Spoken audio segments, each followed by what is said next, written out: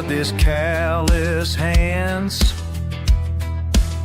working this red dirt land, picking up scraps and broken things, making them work again. Mike will make it, Mike will make it, from the dust and rust and pain. Mike will make it, Mike will make it, something strong from what remains. Mike will make it. You see me down in the heat, sweat dripping on concrete, taking your trash you're thrown away, building tomorrow today. Mike will make it, Mike will make it, from the dust and rust and pain. Mike will make it, Mike will make it, Mike will make it. Let's make it. Folks, let me tell you about the way I live. Taking scraps from the junkyard, got so much to give. West Texas wind blowing hard across my face, but I keep on building steady at my own pace. You throw it out, I pick it up, make it brand new. Metal beams and wooden planks, I see right through to what they could become in these weathered hands. While you're sitting pretty, I'm making my stand. Rusty nails and broken glass, that's my gold mine. Every piece tells a story, every scar defines the man I am, the work I do, the life I chose. When the dust settles down, everybody knows. When the well runs dry and the bank says no, I'll be here still, making something grow. Mike will make it, Mike will make it, from the dust and rust and pain. Mike will make it, Mike will make it, something strong from what remains. Mike will make it, Mike will make it, till the sun burns out again.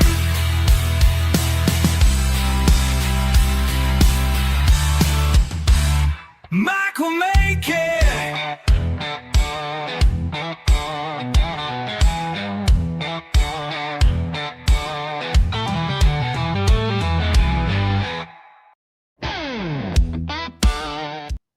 What is up, everybody? Hello, hello. Once again, it is Friday night. It is time for the one and only weekly live stream with the agenda of having no damn agenda whatsoever. It is the Friday Night Shooting the Poop. I am Mike. I make stuff. As you can see on the screen, I am not Mr. Beast, but I'm going to try my best to entertain you.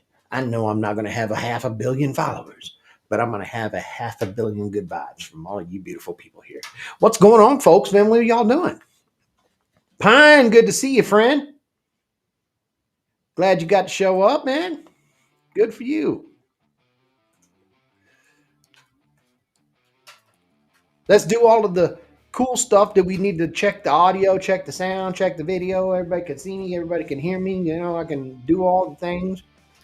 Beautiful. I hope so. Man, look at that. We are 4 minutes in and that chat's already lit up scrolling. I love it. I love it so much. The support that I get is unreal, and I cannot be more thankful. Man, oh man. Hashtag not sponsored by Smart Water Alkaline.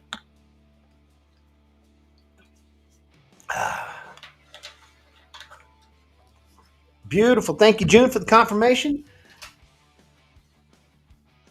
How are you amazing suckers doing this evening? I hope you guys are doing fine. Wonderful, wonderful, wonderful. So I know most of the time people don't go back and they read my descriptions of the title. They just see I'm live and they're here, and that's cool. That's fine, right? It looks like I'm flying solo for a little while. Alex from Bless Carpenter, he's running a little late, but that's okay and that's fine. This topic's got a lot that I want to chew on anyway. And honestly, it might be a little better for me to have some solo time for a minute because I want to say the quiet parts out loud without dragging anyone else into the nonsense. You know what I mean? Tonight, I want to talk about the delicate balance that any of us, for those of you that have a YouTube channel and you've seen any kind of modicum of growth or community come out of it, you know exactly what I'm talking about. Growing that community and making a brand for your maker channel without selling your soul. Because let's be real, that algorithm is a hungry beast. Sponsors want your firstborn. Half the internet's out here to tell you to optimize your thumbnails, right? Like that's your personality or something, right? I think that it is an incredible thing to pay attention to. You like my shirt? It is technically my jacket. I'm not a big person to wear. I'm not a big fan of like wearing actual coats. You know what I mean? I'm more about just throwing on a nice little Michael Wilson. What's up, you beautiful body? Hey, I resemble that remark. Take it easy on me, Wilson. Michael Wilson in the house all the way from over on the other side of the pond from the Scottish Isle. What's up, brother, man? How's everything going? Yes, Pilato, not Mr. Beast. Not in the least. Maybe Mr. Least. I could pull off Mr. Least, maybe.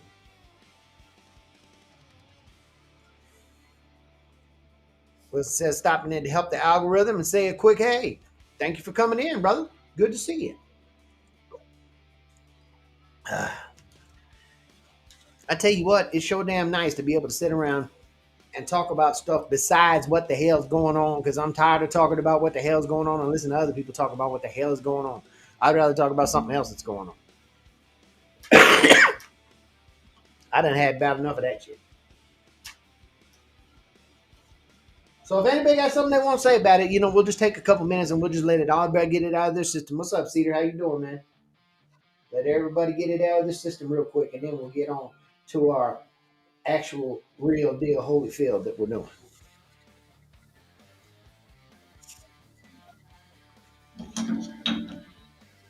If there is no further ado, beautiful.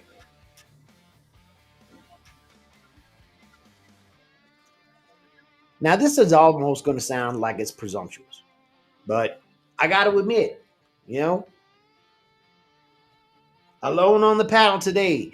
Yeah, I got a guest coming in. Alex will be here shortly from the Blessed Carpenter. He's going to come in and be my guest tonight.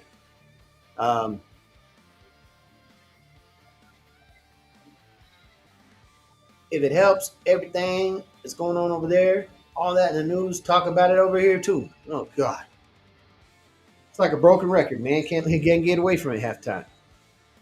See you, Wilson. Everybody, shout outs. Thank you so much, Wilson, for showing up. Appreciate you coming in, man.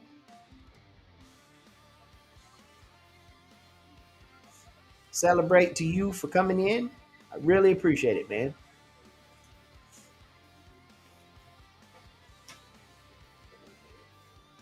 Yes, sir. 1 a.m. over in Scotland. It sure is. And that's just another indicative example of why I'm over here tripping, man.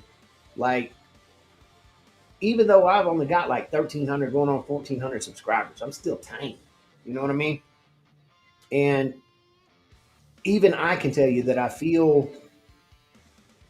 there's times where I'm like already having that thought in my mind. You know what I mean? Like, okay, I want to make something, but is this going to be good content? Is this going to be something good for the channel? Should I make this? June, thank you again from over in Britain. Appreciate you tuning in too. Wilson says only 3 likes. Make sure y'all hit the like button. If I've earned it, yes, absolutely. Please hit the like button if you feel I deserved it. But I can already feel that kind of energy on me. You know what I mean? Like I can feel that whole, well, maybe I won't do this project because that won't make a very good video. Or like compromising shit that I'd normally do because the shit's creeping into my brain about, okay, there's Mike that makes stuff, and then there's Mike that makes stuff the brand. You know what I mean? What up? What up? Indeed. Hey, Mr. Carpenter. Everybody, give it up for Alex, man. Alex from the Blessed Carpenter is in the house, man. Thank you for being here, man. Let's give him a little. Yes, sir. Yes, sir. I miss you guys. How you guys been doing? Atta boy. How's things been for you, friend? Things been pretty good. I'm in the middle of shooting a video right now on a shield. Nice. How about you? Heidi, How's things been? in the house. Good to see you. Thank you for coming in, Heidi. Appreciate you. And Bill coming through because I know Bill probably looking over your shoulder, maybe. Palapa says gaming the algorithm seems pretty difficult. The projects I want, these project my wife wants. Yeah, there's a lot of that goes on. Absolutely. What we're talking about tonight, Alex, is like when you start growing a YouTube channel. In the beginning, you just make the channel the way you want because you don't give a damn. You know, I mean, it is what it is. You know, this is me. I'm gonna make my videos the way they are. I'm gonna sound the way I am. I'm gonna act the way I am because ain't nobody watching anyway. What the hell do I care? You know. But then people start watching, and next thing you know, Are you playing music or is my phone doing something? it's playing. We got a little background music playing. Keep I things can't light. hear you. We got a little background music. Keep things playing light, man. We're good. I don't know how to comment in here either. You can't see the comments. I'm not sure if you can hear me. All I hear is some rock music. I hear you. Can you hear the rock music? Yes. Look. Theater. Hi, Miss Heidi. How about now? That perfect. I can hear you again. Wait a minute. What were you saying? What was going on with the audio? The audio's at volume 1. Yeah, it sounded like it was rocking. Hi, June's Housecraft. Look, June says she couldn't even hear the music. I couldn't hear you guys. All I heard was the music. I'm trying it again. Hold up. Plywood, Palato. What's up, guys? We see you, man. Look, I'll handle it this way. How about now? I think your phone is I jacked. don't hear it. Your phone is jacked up and busted. That's what's up. It definitely is. All right. Tonight's topic is inevitably when you get to running a channel, you should start making the videos the way you want to make them because, like, whatever. You know what I mean? I'm going to be me. I'm going to make what I want to make. I'm going to put videos out the way I want to make them. If they're crap, they're crap because nobody's watching. Who cares? And then people start watching. And all of a sudden And your they brain, start wearing toilet seats on their head. and then your brain starts slithering over here this way. You know what I mean? Yep. And you start getting knocked off kilter a little bit because now you're not thinking about what you want to make for a video. You're thinking about what's a good video for the algorithm. How the hell do I build my thumbnail? Is my metadata in place? You know what I mean? You start tripping over that kind of stuff. For sure. I think you should stay being yourself though, because people who are something else or have all these different personas or whatever, or people who pay for the views from other countries to get their views up and stuff, they're not making general. You might get that one little spike right there, but you want to be yourself and create actual connections with people. That's how I found all of y'all. You know what I'm saying? Is by being myself, and then it's genuine. They're there for you guys. All have the same interests, even if it's not in your area. This is a social media. You know what I'm saying? Well, So and that's the thing. I want to tell everybody that's watching, okay? He's not going to talk about it, but I'll brag on him anyway. The dude's got a vibe. All right. Alex will build what he wants to build. He's not trying to be Mr. Beast with a table saw. He's like me. He's just out there making stuff. I And was thinking about this earlier. I'm probably the only person in 2026 that's never seen a Mr. Beast video. He's on Netflix now, the Beast games, and I've never seen a video. I would honestly, absolutely, if I were to watch a video, I'd watch a video on how he grew and his marketing strategies and what he did to create his. I don't know. I see him, like, I know what he looks like now, and I've never seen him on a video. He's grown so huge. it's all just reinvestment. He just snowballed it, is what he did. That's the way I see it. I mean, if you Whatever want, he did it right. I mean, it was all about, okay, I made $5,000 off this video, so now I'm going to do something ridiculous in the next video with that $5,000. I'm just going to give it to somebody, and that'll get me $15,000. So then I'll do it again, and he just snowballed it, and it just kept going stupid. You know what I mean? Yeah. The Logan Paul dude too is like a phenomenon. I didn't know that he was a YouTuber like that at first. I seen that he was boxing, and I boxed my whole life. And then when they said he had no business in boxing, he was actually fighting people with no names and stuff. But then he went with Mike Tyson, and then when Mike Tyson turned around, he shared his bare behind. I was like, oh, this ain't Right. real. But he So, just got rocked in the last fight, and I yeah, was shocked on that because he fought a real fighter. You know what I mean? right. And man, I got to give the guy credit for whatever he's just doing his own thing. You know what I'm saying? And I respect the heck out of that. Right. Man, oh man. But that authenticity, at the end of the day, there is so many. Palau says, Alex, watching you premiere earlier today, I thought you might be trying to get rid of an appendage or two on that table. So, boy, listen. Yeah, I didn't know until after I did it what the problem was, that wood actually soaks up humidity and enlarges. Mike taught me that afterwards. He was like, "Did it rain? When's the last time it rained?" I'm like, "It's raining right now, and yesterday too." He was like, "Yeah, it blew up." And the business card trick, I gotta remake that. All right, it'll be okay. Gee, I put the fight between me and the table saw in the last video. It just ended a couple minutes ago. there is absolutely a butthole pucker factor to everything you do, and that I mean, I love that you're learning. Dang a tang, you know what I mean? Wax. That's good to know, Pilato. Thanks for that. Could I use like regular candle wax? Just rub a candle on it? Yeah, you can use candle wax. It's fine. I You was know, thinking about sellers what to do actually. with the jointer because it got pretty rusty. And I hit it with the grind wheel and I just took everything all off to where that's like, and it's just bare right there. But I was thinking about putting it, like lubricating it somehow.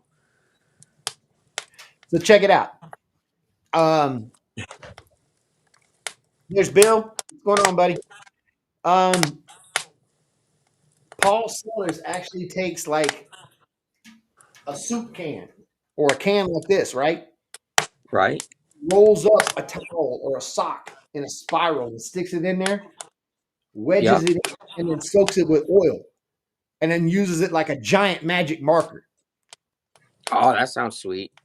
I don't have paste wax. I don't even know what that is. What up, Bill? Yeah, but the little Dollar Tree, those like tea light candles, yeah, you hit them all. It'll work fine. I'm gonna try something. I might just go with the candle wax at first. I got a bunch of those little tea candles. Right? Just rub one of them on it. But the whole thing that I think, you ever notice how like YouTube advice channels, like you go watch vidIQ or you watch a YouTube video how to blow up in 2022 or whatever the hell they said, you know what I mean? And Yep. all of them, like they sound like they're trying to sell you a damn timeshare, dude. Yeah. You need. I seen one that actually made a difference for me. It said that the short content, the short videos are like the kindling for the fire. And the longer format videos are like the logs of the fire. And you got to bring people in with the kindling, and then they'll like you, and then your logs will be your actual content type of deal. I mean, and there's a lot of those people that have those kind of advice. You know what I'm saying? But then Yeah. they're always telling you the same stuff. You need retention graphs. You know, you need a hook. I don't even know what that is. Yeah, exactly. And you need a hook. You need a thumbnail with your mouth open like you just saw a ghost. I mean, optimization is cool. And I've kind of said this from the beginning, but this is something that's really been weighing on me a lot. Optimization is cool until it starts replacing your actual voice. You know what I mean? Yeah. You're Yeah. supposed to be using the tools, not letting the tools use you. You For know? sure. For sure. So tell me, how how have you uh how have you been able to fight off that temptation for yourself? For me, I just try to think about, I read the comments a lot Mm, and I see what people say, and I try to take the advice of what the people, because I'm learning as I go, but mhm. I'm really learning also the social media aspect as I go, because I'm not really, I post dumb memes on Facebook before I did the woodshop stuff. And Right, since I've done the YouTube, one of my first comments on like my third video, somebody said, "You cuss." I only said "damn" 3 times, or no, I said, "This looks like shit." That's what I said, and I said it three right, times because it did. right, But they said, "You cuss a lot," and I only said like 3 cuss words, and I really cuss like 3 times in every sentence.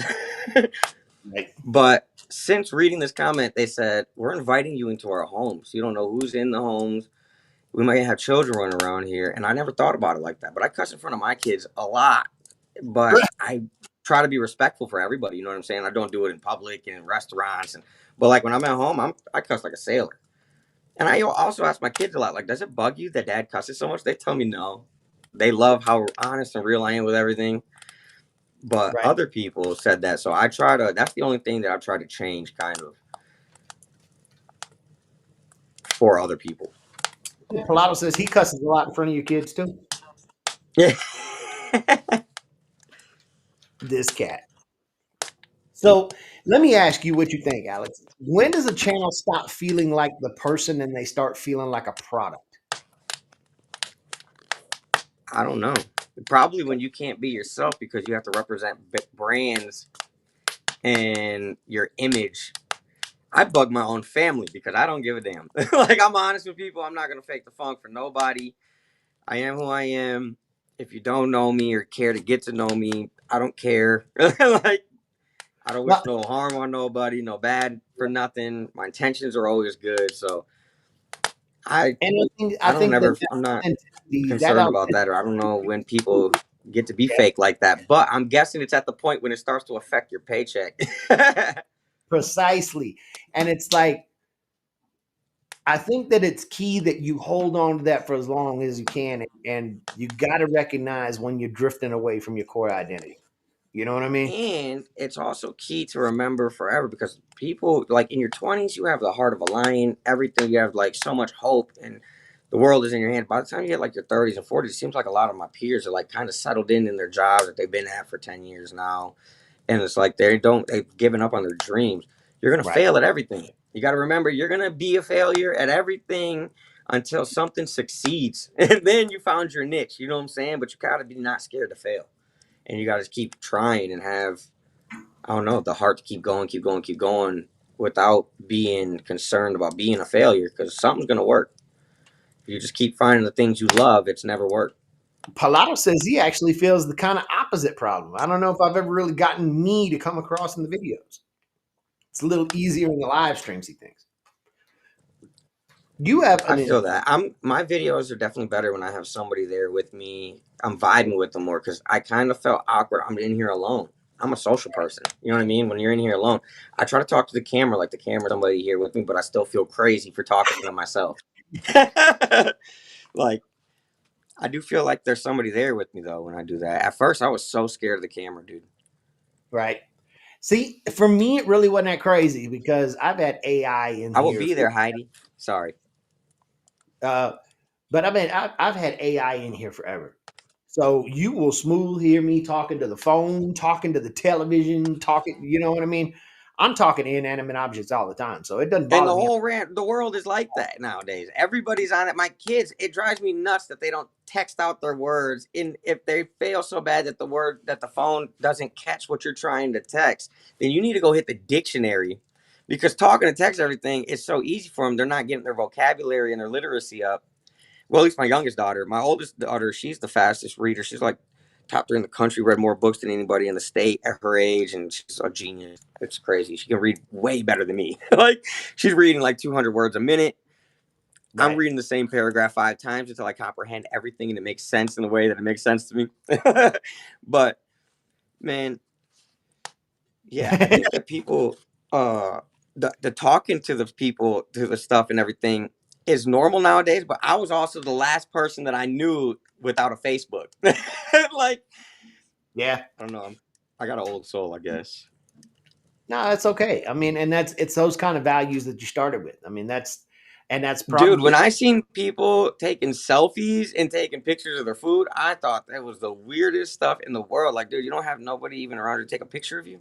Like, I have never taken a picture of my food in my life I ever. have a couple times, especially I stuff that don't. I cook, because I don't cook, and that shit looked delicious. I was proud. All right. Well, there's that. There's that. I'm Um. also the type of dude, I'll take a picture of my poop. Because I was proud.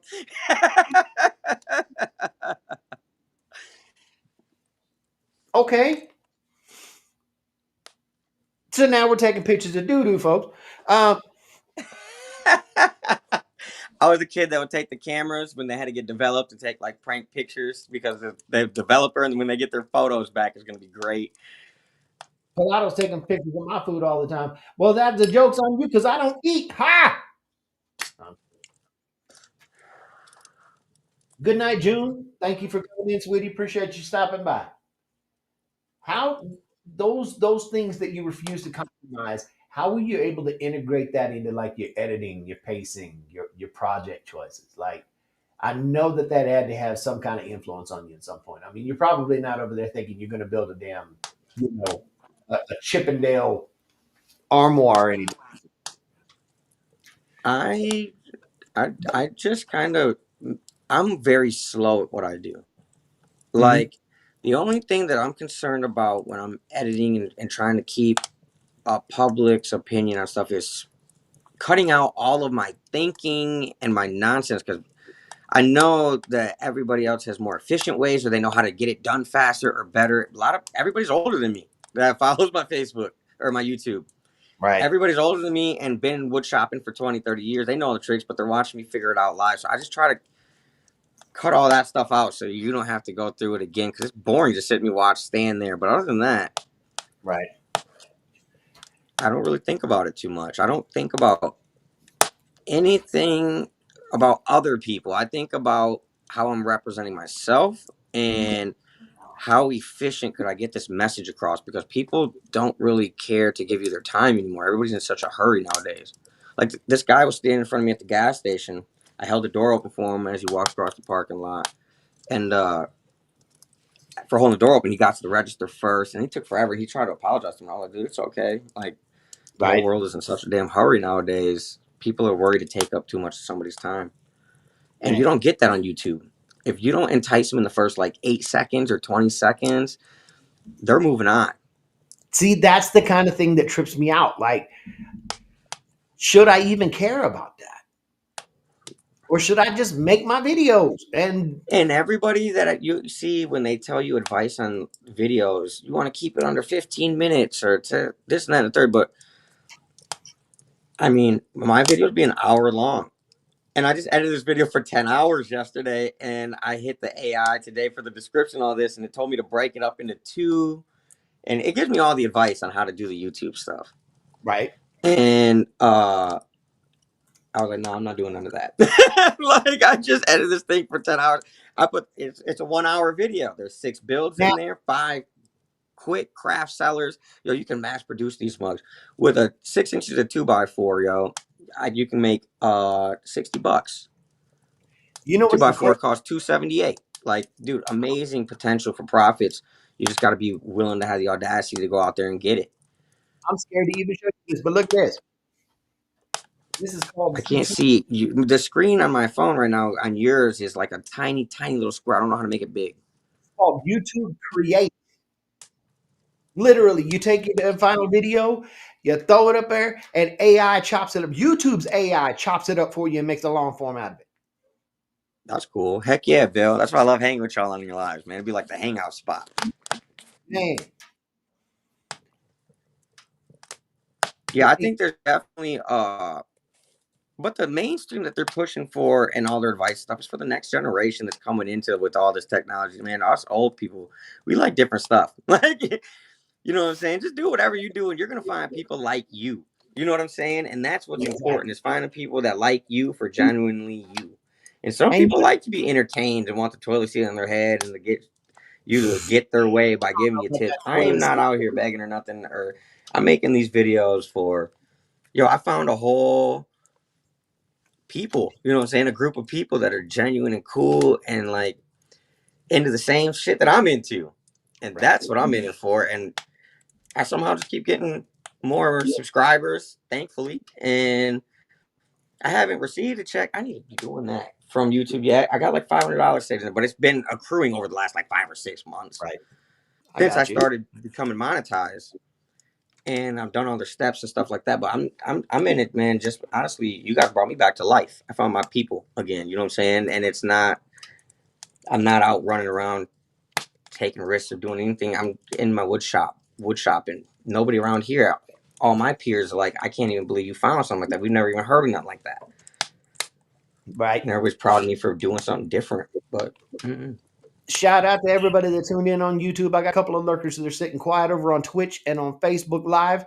Love y'all too, even though you don't want to say nothing. It's okay. It's fine. We love you. You're all wonderful. you're on Facebook Live and Twitch and YouTube and everything right now? Yes, at the same time. Well, damn. It's okay. It's beautiful. So are you right now. It's I amazing. realize that right now. We're going worldwide, baby. We're going worldwide. I'm a pretty social person. Like, every one of my report cards that came home said excessive talking hinders class performance. Oh yeah. Oh yeah. But for some reason, I'm real camera shy. I think for a moment, every one of us had that on one of our report cards. If you made a YouTube channel, that's just a prerequisite. You had to be that kid that just wouldn't sit still, wouldn't shut up. It's just what it was. But No, like, for real, Pilato. I told him what was going on with my truck. I brought this to two mechanics, and he told me about some motherboard computer. This is what it is. I was like, damn, that sounds more. Because the other two didn't know nothing about what's going on. I was like, dude, it could be the battery, the alternator, or this. Mike knew about the car. He knows about everything. it's a curse. Trust me, and it ain't always a blessing. I promise you. It's about to turn into a conspiracy theory. I'm thinking you live forever. You're immortal. You talk about the 1800s and shit, 1700s and prehistoric historical times, Taoism, the universe. I I do be getting into a lot of stuff. That is love absolutely. it.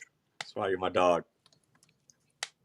I think that the last long form that I did woke this up in me again. That's why I wanted to talk about it, because there's projects that you do that perform, and there's projects that you do that matter. And it's strange how rarely those two are the same video. You know what I mean? You know what's really crazy?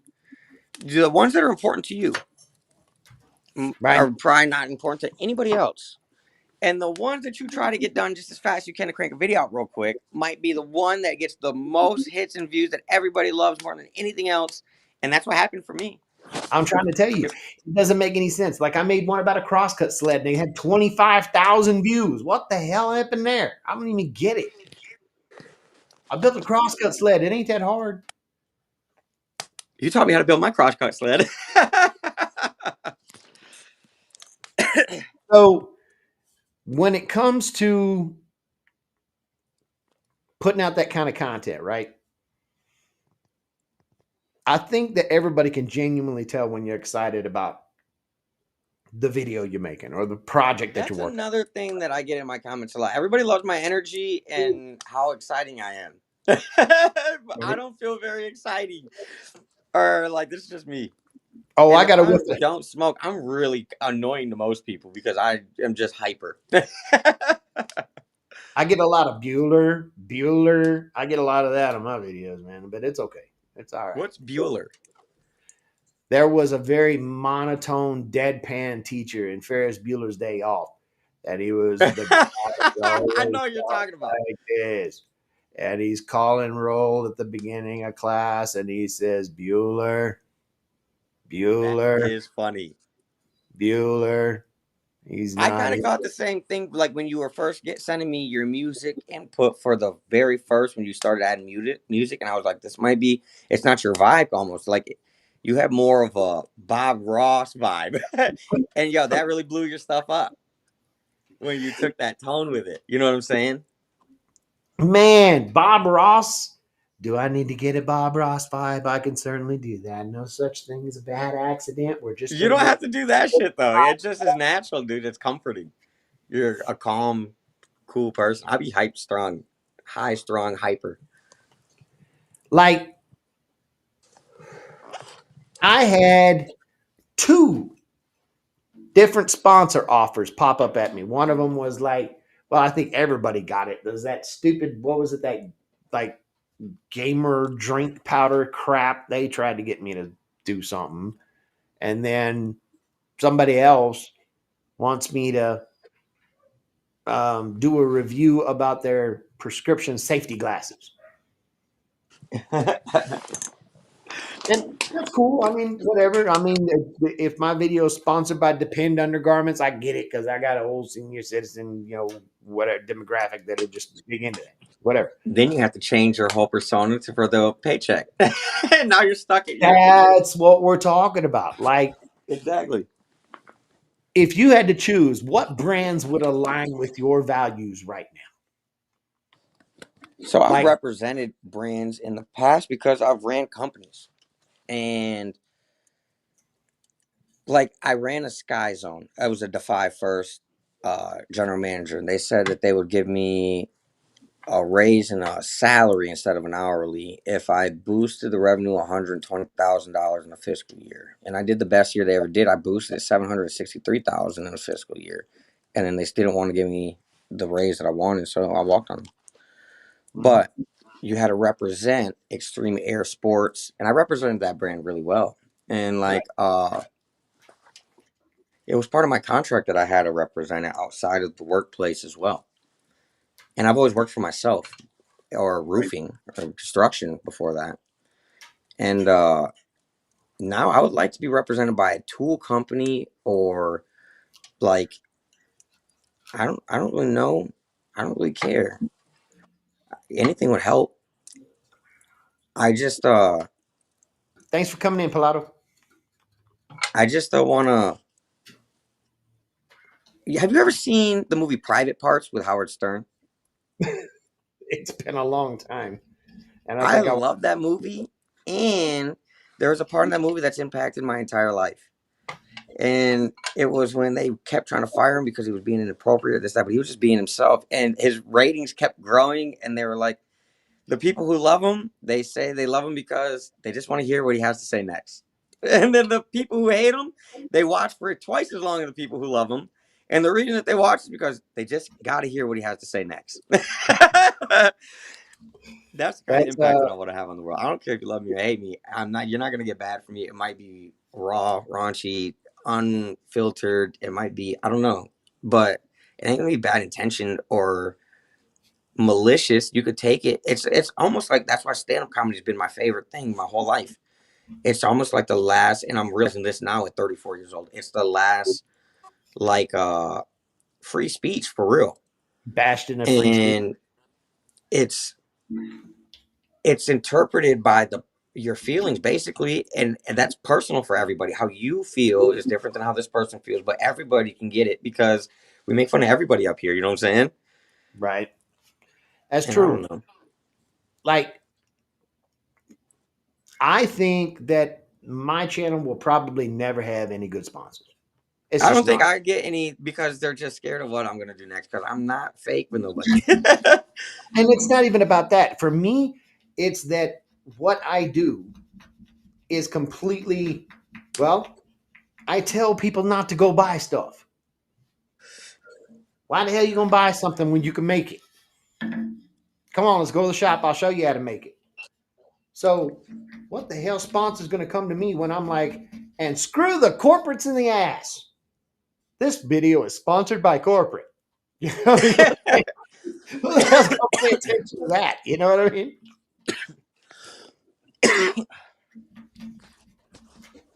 I made him choke on his tobacco pipe. 100% tobacco. Absolutely tobacco. Yeah, apparently I'm a nicotine fiend. I smoke cigarettes, a pipe. I think that keeping everything honest is probably the best bet, but it means that you're never going to be famous. You know what I mean? You're never going to be I out don't there. feel that way though, because I feel like if you push the right stuff, yo, the world is yearning for something real. Everything right now is so damn fake. It's insane. Like I was watching movies, old school movies last night from like the 80s and 90s, just because it's not all branding and pretty perfect teeth. Right. It was normal people. Like, yo, my boy Isaiah was out here going live, and his followers were younger, and he was dancing from the camera. I'm like, what are you doing? And I didn't know that his followers were younger. I said, what's your audience like, young man? And this, that. Dude, it was kids, 18 to 25. And it Damn. was the first time I fired up the laser, and I asked them about, I needed motivational, not motivational quotes. I needed, I think you told me about this, like Bible scripture, right? no, it was just self-positive speech, Hey, fly. self-talk that I could put on a pallet board. And what would you like to see on your bathroom mirror every morning to tell to yourself? It's the Right. law of attraction. Right. Word up, line education. But I started asking the kids, and we started talking about positive stuff. And then we started talking about the law and how the media is just a bunch of nonsense now that's trying to scare people or push them into bad roads to where they can be controlled, basically. I started, by the end, I was reading these kids literally out the Bible. Yo, Right. they loved it. Like, he had like 5,000 heart reactions. He monetized his thing and made $400 that night somehow with roses. I don't know how this stuff works. It was TikTok. I've never been on TikTok. Well, I I don't always know told nothing. my grandma some funny stuff that I seen on Facebook. I said, Nani, you'll see me on Cops before you see me on TikTok. I made a TikTok for the Blessed Carpenter. I'm not good at doing all the social medias and stuff. I don't really care about it like that. I live real life.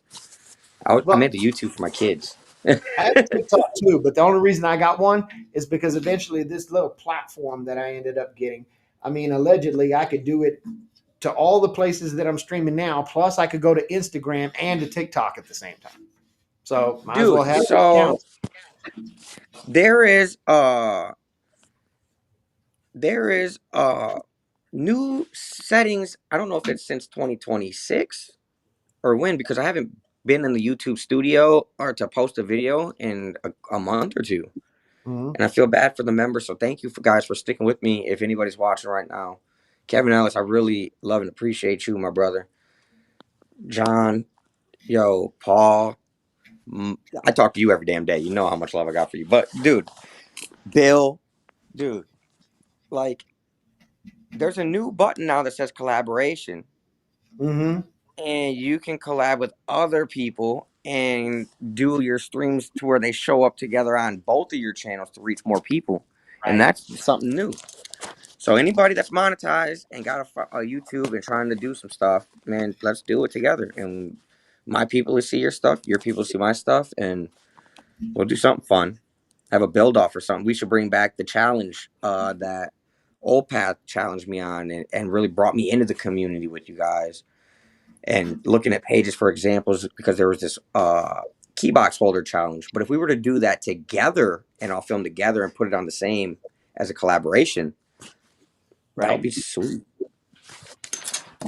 Yeah. Yo, teamwork makes the dream work. That's all I know. All the famous rappers in the 90s hung out together. All the best country music people back in the day hung out together. Elvis, all the old school rockers, they hung out together. You know what I'm saying? We got to do this together.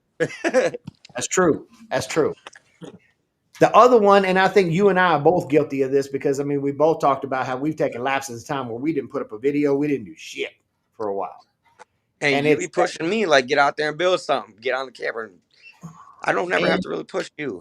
that I feel was like that your was guys' videos do so much better than like Bill's at 2,000. The shoots, man, Heidi and Bill, it's a lot of fun in there. But they get 2,000 subscribers so fast.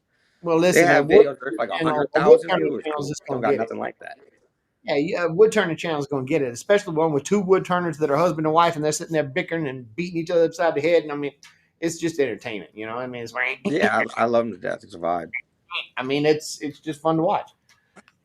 So I get that, but burnout is the other big one that this whole my channel is a brand shit starts doing. You know what I mean? You I get got more burnout from the builds that are successful and be selling a lot, and I don't get sick of making them because it feels like a job at that point when I want to make something fun for myself. Because dude. when I made the flower planter boxes, man, I had to make so many them damn flower planter. I did not like it at that point. And towards the end there, I was like, if I gotta make another flower planter block, I can crank them out quick. I mean, but it feels like work because you're doing the same thing over and over, and it's not what you want to be doing. It's work.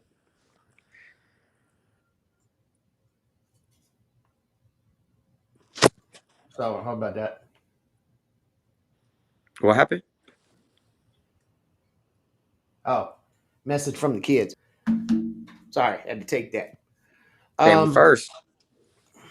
look, the thing that got me was I will readily admit 2025, I can think of at least 3 or 4 projects that I got done doing them. I built them. They were cool. Everybody's like, that's great. It's beautiful. Shut the camera off, go throw it in the dumpster. Literally.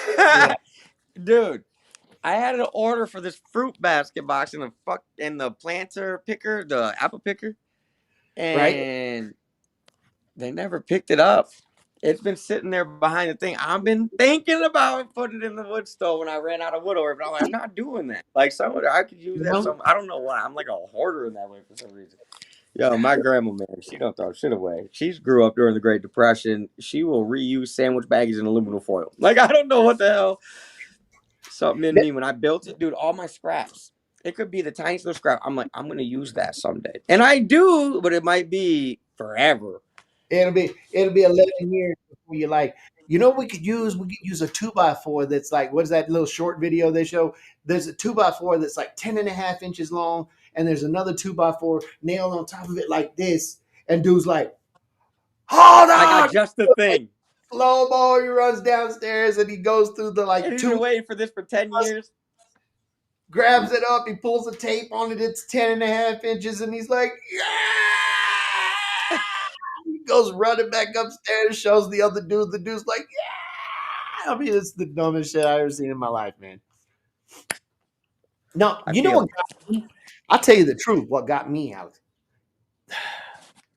The pressure of trying to keep up with what I did last week. Like, I feel that a little bit. Dude, at one point, I thought when I first started the YouTube, there wasn't going to be a video that wasn't successful getting thousands of views. It was amazing to me. I didn't understand why people were watching them, but I was like, I can't fail this. Apparently, there's no way to not. And then the first one that didn't get like 300, I was hurt. I was like, damn, what happened? What did I do? and you know, I can look at this in long term, and you know, honestly, I know a bit of it is my personal life. I get it, and some of that bled into what I was doing, you know, and my videos just weren't that good. And so, next thing you know, your videos got 30 views, 45 views. Congratulations, your video did better than usual. It got 96 views. I mean, Yep, I know that feeling.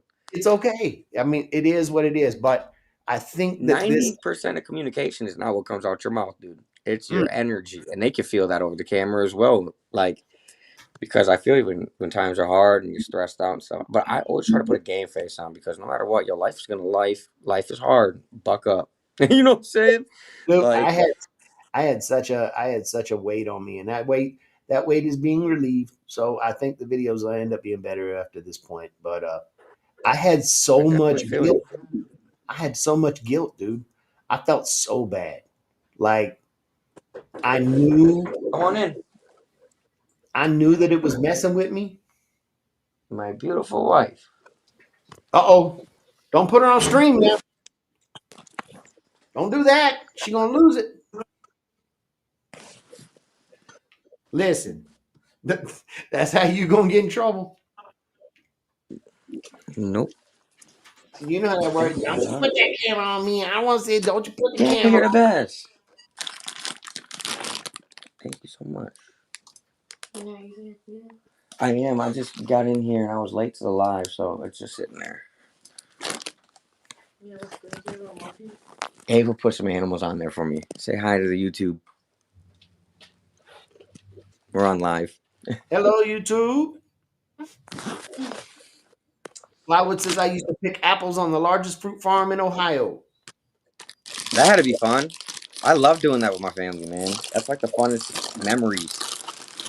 I'm Man, not gonna lie. They got all the different brands of apples and all the different species, and I am trying them out, eating them right there on the spot. Thank you so much, my love. You're the best. My wife bought me some Fritos and see, cottage cheese. when I was a kid, I thought it was cool like that, but it ain't cool like that. I'll tell you why it ain't cool like that. Cause you go over there, you're like, I'm gonna get an apple, and you run over the tree, and you like you figuring it all out, and you kind of little, so you trying to figure out how to get up to the tree. You finally get an apple out of it, and you bite the damn thing, and it tastes like soap. Like, what the hell See, happened? You know what I dude, mean? they're so good where I'm at, dude. Oh my goodness, it's like candy, and they're fresh right there. Everything, dude. They all taste so different. Yeah, we Mm-mm. come back with all kinds of different apples. No, I can't be doing all that. But you know what? It was messing with me because I was sitting there and I'm thinking about I got to make a better video. I got to do a cooler video. I got to do all this cool. You know what I mean? Mm-hmm. And then the pressure starts screwing up with me making a video. So now I can't make a video the way I used to because I'm all pressured about making a video. So I can't make a damn video because I should have made the video the way I was making a video, but I'm not making a video the way I can make a video because I'm paying attention to making the damn video. It was stupid. That's going to be the live highlight right there because I just realized how fast that fell out of my face. For me, it takes so long to edit the videos. Right. So if I want to keep the wood shop rolling and stuff, I gotta like really stop what I'm doing out here to sit in there and edit the videos the whole damn day. Like the other big one for me, protecting your creativity. What do you mean? The situation is different in my house due to recent events, right? But it used to be I'd sit there and I think, man, I want to build a so and so. You know, I want to build a China hutch. I want to build an armoire cabinet. I want, all these things. And then you take it in, and Mrs. Macon to look at it and be like, "That's beautiful. Where you want me to put that? We ain't got no more." You know what I mean? You want to fill the whole damn house up. I don't suffer from that problem now, but like then my creative juices were flowing. You know what I mean? I was in it, dude. I was hitting it, and I knew, oh, man, I can make this cool shit. Let me make some more cool shit. I'm trying to think of cool stuff to make for my house, dude. That's all I want to do. Like I made the kitchen. I didn't really have any cupboards or anything like that. So I made this kitchen pantry shelf thing all the way up from floor to ceiling. It made our kitchen, our whole atmosphere in our house is so sweet now. I Nice. made this towel rack holder for our bathroom and this shower, like the razor shave box to organize all my clippers and stuff so they weren't just sitting on the back of the toilet. Right. Again, the atmosphere. A stool out of an applewood log for my son that's in our bathroom so he can brush his teeth, and it's so damn heavy and sweet, yo. Hmm. A floating shelf in our living room. I framed all of our puzzles we've done and built the frames like custom, routed them out as best I could. And we did this one of God, and it's got like hell in the bottom. And I did it sweet, dude. Like the stuff that I can build for my house is almost like my favorite part. And my wife Right. loves it too. I'm just trying to think of more stuff I can build. Oh man, that the sky's the limit now. And You I'll know be what I'm putting. saying? I can show you how to My do it. problem is I'm not Martha Stewart creative. Got you on that. Hit me messages. I got you. But like the other thing that gets me is you try to understand, what people want to see, what people want to watch. You know what I mean? And can you see how many people are watching right now? I can't. I don't know how to see that or how to comment back on people. You ready for this, man? What up? Two. Two people are watching Two this people right are now. watching? Yep. Two people are watching this right now. So you What up? automatically get thinking. You sitting there and you're like, what's different? Why is it only two people? I mean, is it because the Shoops came in here and told everybody that they was on, or is it because, you know, is it because I'm not drinking this week? I mean, what? The Shoops just went on. All the Sawdust Mafias at the Shoops. Well, they're going on in 4 minutes, I think, their time. There's Calvin. What's up, buddy? Calvin from Dad's What up, Boys Cal? in the house. Hold on just a second, Calvin. If he does, in fact, feel so inclined, check your Discord, my friend. Entirely up Is to you. it? Are most of our people that hang out with us have YouTube channels as well? I think some of them do. Some of them just are proud supporters of the community. Like they just want to be part. Like, for example, Robert G. God rest his soul, rest in peace. Um, he would make all kinds of stuff, but he was around supporting channels like a madman, but he never made videos himself. So he was part of the Are you community. talking in past tense like Robert G died? Yes, Robert G passed away, dude. Yo, what? Yes. When? The 22nd of December. How? That he ended up contracting some illness and ended up in the hospital, and he didn't make it, dude. I'm dying, dude. I like that guy. He was And that was always supporting in the all of the groups. yeah, and it was the same cat. That was the same time I had my heart attack. Same day. We was messaging Dude, that day. no I was fucking like, way, dude. I'm not kidding. He was one of my first subs. Hey, John, good to see you, man.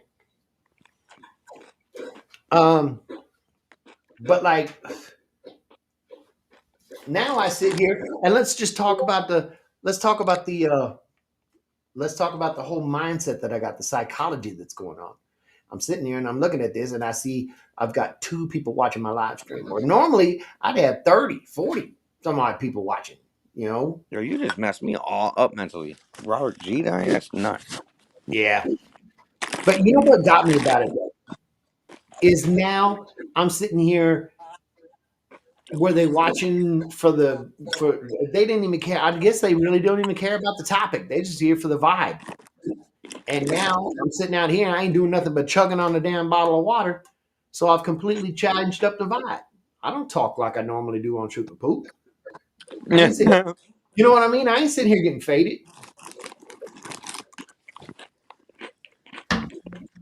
And then that little demon starts whispering in your ear and you're going, man, maybe you ought to go find yourself a shop then. You know what I mean? Maybe you ought to start talking to them. Maybe you ought to loosen up a little bit.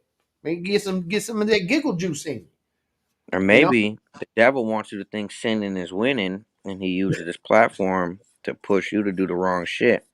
And if God wants you to be humble, yo, when you're good, it's hard to succeed in the righteous way, but gotta keep making the right decisions. Now, now you see the conundrum that ends up coming to pass, man. I've been living the conundrum the last few years since I became a follower, but gotta keep the faith. I learn new shit, better myself every day from keeping the faith. Yeah. It's not that I won't sit around and have a drink. I ain't worried about that. But look, things was a little rough for a little while. You know what I mean? I feel you. I I just don't feel 100 like feel you. didn't feel like I wanted to drink tonight. But it is what it is. And that ends up bringing me 3 viewers.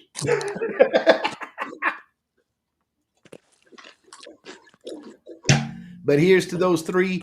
I love every one of you. Thank you for being here. Man, I missed y'all. I'm mad I missed the last week shooting poop. Christmas, Right. man. So I have Christmas, and then 9 days after Christmas, my son's birthday, Right. and 10 days after that is my oldest daughter's birthday. Mm.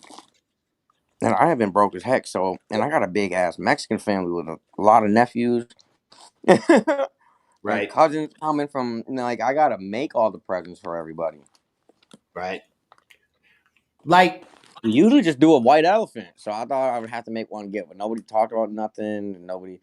We were just gonna show up and out. And I'm like, damn, dude, who's all coming? You know what I'm saying? Now I really the gotta one that do used to get me all the time was you got Make Magazine. This is just some of the ones that I can think of off the top of my head. Make Magazine used to be this big thing. Did you ever watch them?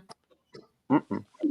Make Magazine had Jimmy DiResta on it, had um, Neil Pass from Past Makes on it, and um, Jackman Works, and all of these big creators. They had all come together like in this big mob, you know what I mean, and was putting together this Maker podcast channel. And what made them fall off was everybody was like, "This is more. This is a damn corporate branding scheme." You guys, you know what I mean? Mm-mm. And it Why is became that? What? How'd it that make it became fall off? And what is corporate branding scheme? well, it made it fall off because it wasn't channels like ours anymore. It was, oh, now we're doing commercials for Lowe's and Home Depot and Tractor Supply and shit. You know what I mean? Dude, did anybody in here used to watch a show called Junkyard Wars? Yeah, I remember that. Dude, It's been that was my favorite stuff in the world when I was little, dude. I'd be like 7, 8 years old and just binge watching them over and over again. I actually looked them up on YouTube the other day to show my kids. right. Like, They would, I love that stuff. And that's just as like, I don't know what made me think of that when you said the Maker magazine. It just right. reminded me of Junkyard Wars for some You reason. know who else it reminds me of? Did you ever watch Hacksmith? Sounds familiar, but I can't, not really to remember. Smith Industries was this little ass channel like us, just in a garage. And he was an inventor and he'd make all kinds of cool shit, right? And he liked making pop culture stuff. Like, oh, I want to try to make Batman armor. You know what I mean? I want to do, and he'd make cool shit just right there in his damn garage. But it was all like pop culture kind of shit. You know what I mean? Nice. One of my first things I did was a Zelda sword. That was one of my favorite builds too. That's super pop culture. And you love that, right? I did. Everybody loved his channel because he was doing cool shit like that. And then the more success he got, now all of a sudden he's in a warehouse. He's hired a team of 40 something people. Like John Malecki style. He's got corporate sponsors. He's building like spider Robotech mechs and Iron Man armor that actually works. And That is sweet. but everybody was like, this is cool, but how the We hell I'm miss you. doing this? You know what I mean? Okay, Calvin. Calvin's coming on in. Bet. Um, Yeah, so I love medieval stuff when I was a kid. I don't know if it was part of the times or what, but I love medieval stuff. And my son's always wanting to play fight and stuff. mhm. So I started making these little shields, dude. I don't know if I can get the whole thing in here like that. This camera's hard to work. It's like backwards again on like the Streamlab. Right. But on the back, I took a grinding and shaping wheel with a angle grinder and Right. carved it out. And I used leather from an old couch, real leather. This is Right. my son's, and then this is my daughter's. You see the I size collect. difference? I measure the kids, And now I'm Right. making one for myself. I was actually just shooting a YouTube video on it, making one for myself over here because they are beating the shit out of me with these little wooden swords, and they hurt like hell, and they hurt my bone. Absolutely, man. And you know what? That's why I lose you? Yep. There went Bless Carpenter. Oh my goodness. Well, um, yeah. So what I was saying about Hacksmith was like once it got that big, it wasn't a maker channel anymore. It's like a production studio. And you got like them building stuff that would cost $250,000 to build, and you got to have, hundreds of thousands of dollars of machinery and technicians and stuff in order to make it happen. And it would never happen, you know? And that's what made them kind of fall off. Bad. He's back. My There you bad. go. You're good. No, but I don't know what happened. it's all right. You back, you cool. Like, you know what else? And it's not even about YouTube channels. Like, do you know Rooster Teeth? No, what's that? Rooster Teeth was this group of kids, like, and then they would take the video game Halo, right? And Oh, they I love move. that game back in the day. Well, they would take the Halo characters and they move them around, and then they use that along with voiceover, and they'd make comedy skits. It was hilarious, dude. Absolutely hilarious. Like they did this whole show called Red versus Blue, where it was Halo guys in red armor fighting against Halo guys in blue armor. And those are And the only teams you could pick from in the first couple. and it was hilarious. Like the opening scene from the very first episode, I'll never forget it. This is how hilarious it was. There's two red guys and they're standing on top of the base, right? And one goes, "Hey, let me ask you, you ever wonder why we're here?" And the other red guy goes, "Yeah, I think about it a lot. The existential crisis. Is there a reason for our existence? Is there a purpose? It keeps me up at night." And the first red guy goes, "What? No, I mean here in this box canyon. Why are we here?" He says, "Well, because the blue guys have a blue base over there." "Okay. So?" He goes, "Well, we're red. They're blue. They're the bad guys." And the first guy goes, "Okay, so we have two bases in a box canyon and there's nothing here. So if we got up and left, then the Blues would have two bases in an empty box canyon. Big whoop-de-doo. Who freaking cares?" It was that kind of humor that was just hilarious, dude.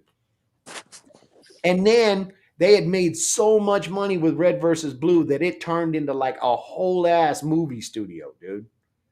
It was nuts. That's And cool. everybody's like, okay, kudos for what you made. That's incredible, but you lost all the edge you had in the beginning. It's not funny like that no more. You know what I mean? It was cooler to root you on when you were little and you were doing your thing. Now you I just this just found these really cool cats. I haven't checked out their YouTube yet, but apparently they started on YouTube, and it's called Crunch Labs. I found it on Netflix. right. And all Yeah, his Mark commercials Rober. and branding stuff is geared towards kids and engineering toys. And they made a Roblox game, like Let's Build a Rocket. And I love that stuff. But Yeah, they got this. that's a They're doing crazy experiments and stuff like that. But they got this one where they did episode 2. They did a squirrel like yeah, gladiator warrior case. World Or Olympics, whatever it was. yo, Yeah, I the loved guy's it. Yo, name, I watched it the again with my guy's name wife. that I runs knew that she was channel gonna is a love guy it. named the guy that runs that channel. His name is Mark Rober. He was an Yeah, engineer. yep. I couldn't think of it. An engineer I that almost worked for couldn't think of Crunch Labs to tell you about it. yeah. He worked for NASA. He built some of the components that went on the Mars rovers. Yeah, Really? yeah. Like That's he's pretty kind of cool. big deal in the engineering world. That's what's up. Literally, yeah. aerospace engineer, man. He's after it. My wife knew him because apparently he made some package for people who are porch pirates and stuff that it blows a bomb up in their stuff. And He she was knew the about it from that. She was like, he made that? And I was like, I've never even heard see none of that.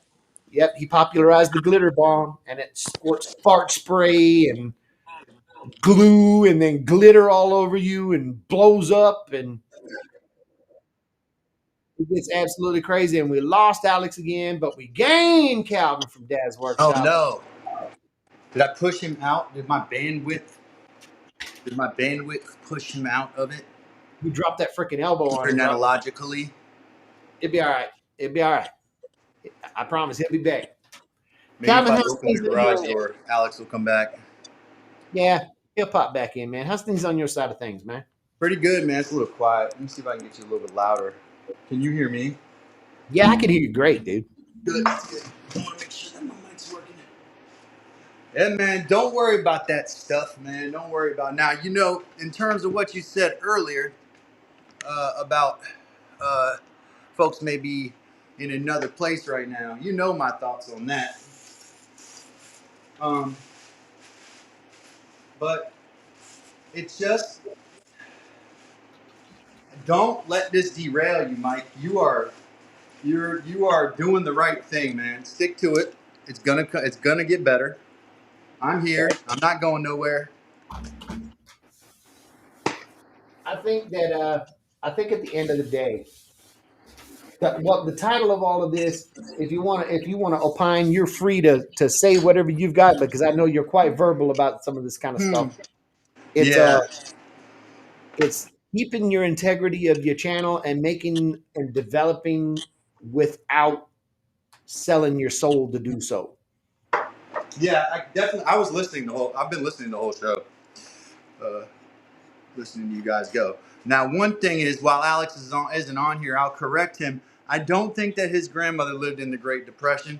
My grandmother just turned 94 years old in July. She was born in the middle of the 1930s. So Right. I don't know about growing up in the Great. Now she remembers the Depression, but remember, this is my grandmother who is 94 years old. Right. So just to put that, Probably it's hated it, still, but she was like 6. You know what I mean? It was yeah. what it was. You know, when you were talking about I don't like to wear jackets too, I was thinking about how there's this movie where it's a Western where the guy's like, you build he's like, yeah, I suppose down in Texas, all you need are a few twigs to build a fire, you know, because you don't Right. get that cold. Yeah, it's practicality and Yeah. stylistically, I just dig wearing the flannel, man. Just call it good. You know? Yeah.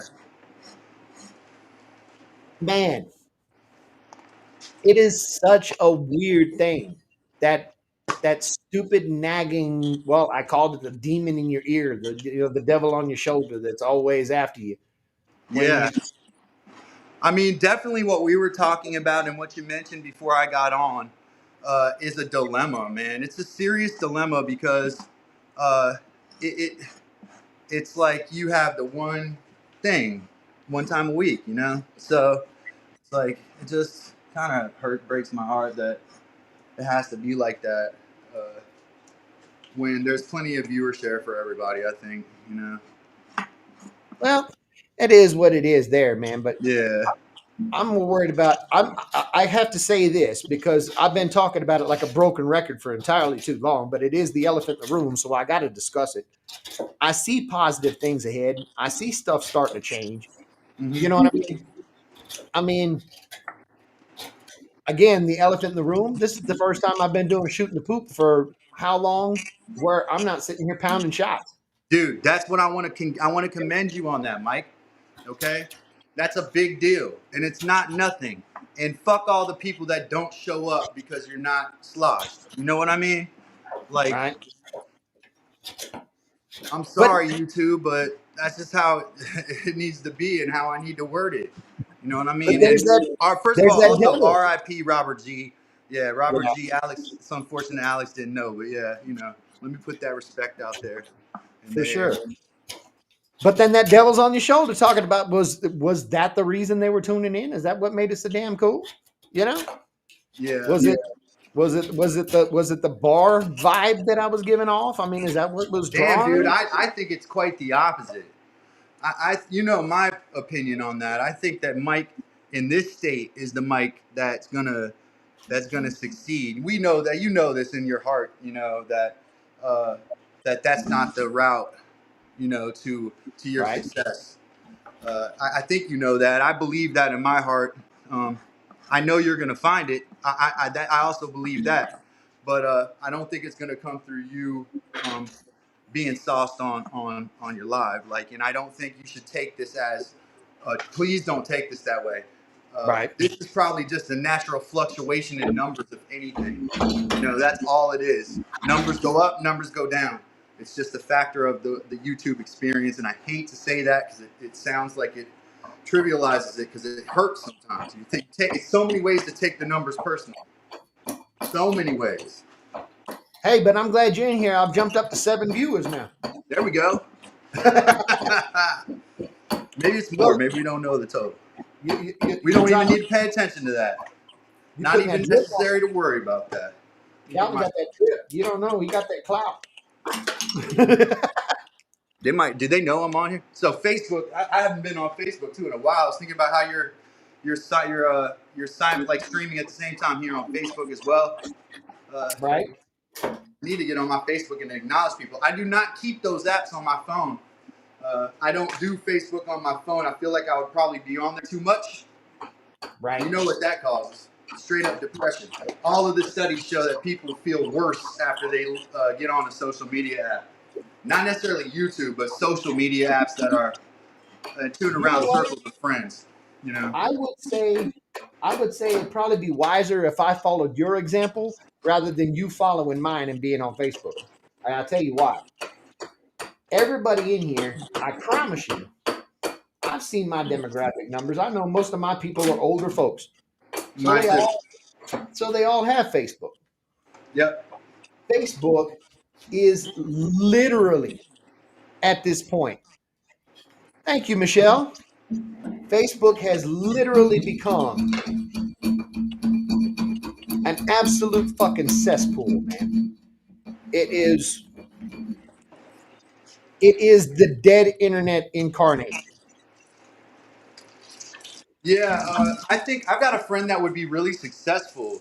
I think if he would get away from Facebook, like he's an actor, he does independent films, and he's Uh-huh. really like present on Facebook, you know, but it doesn't do anything for him. I feel like if he would pull that leverage onto another platform, he might actually succeed.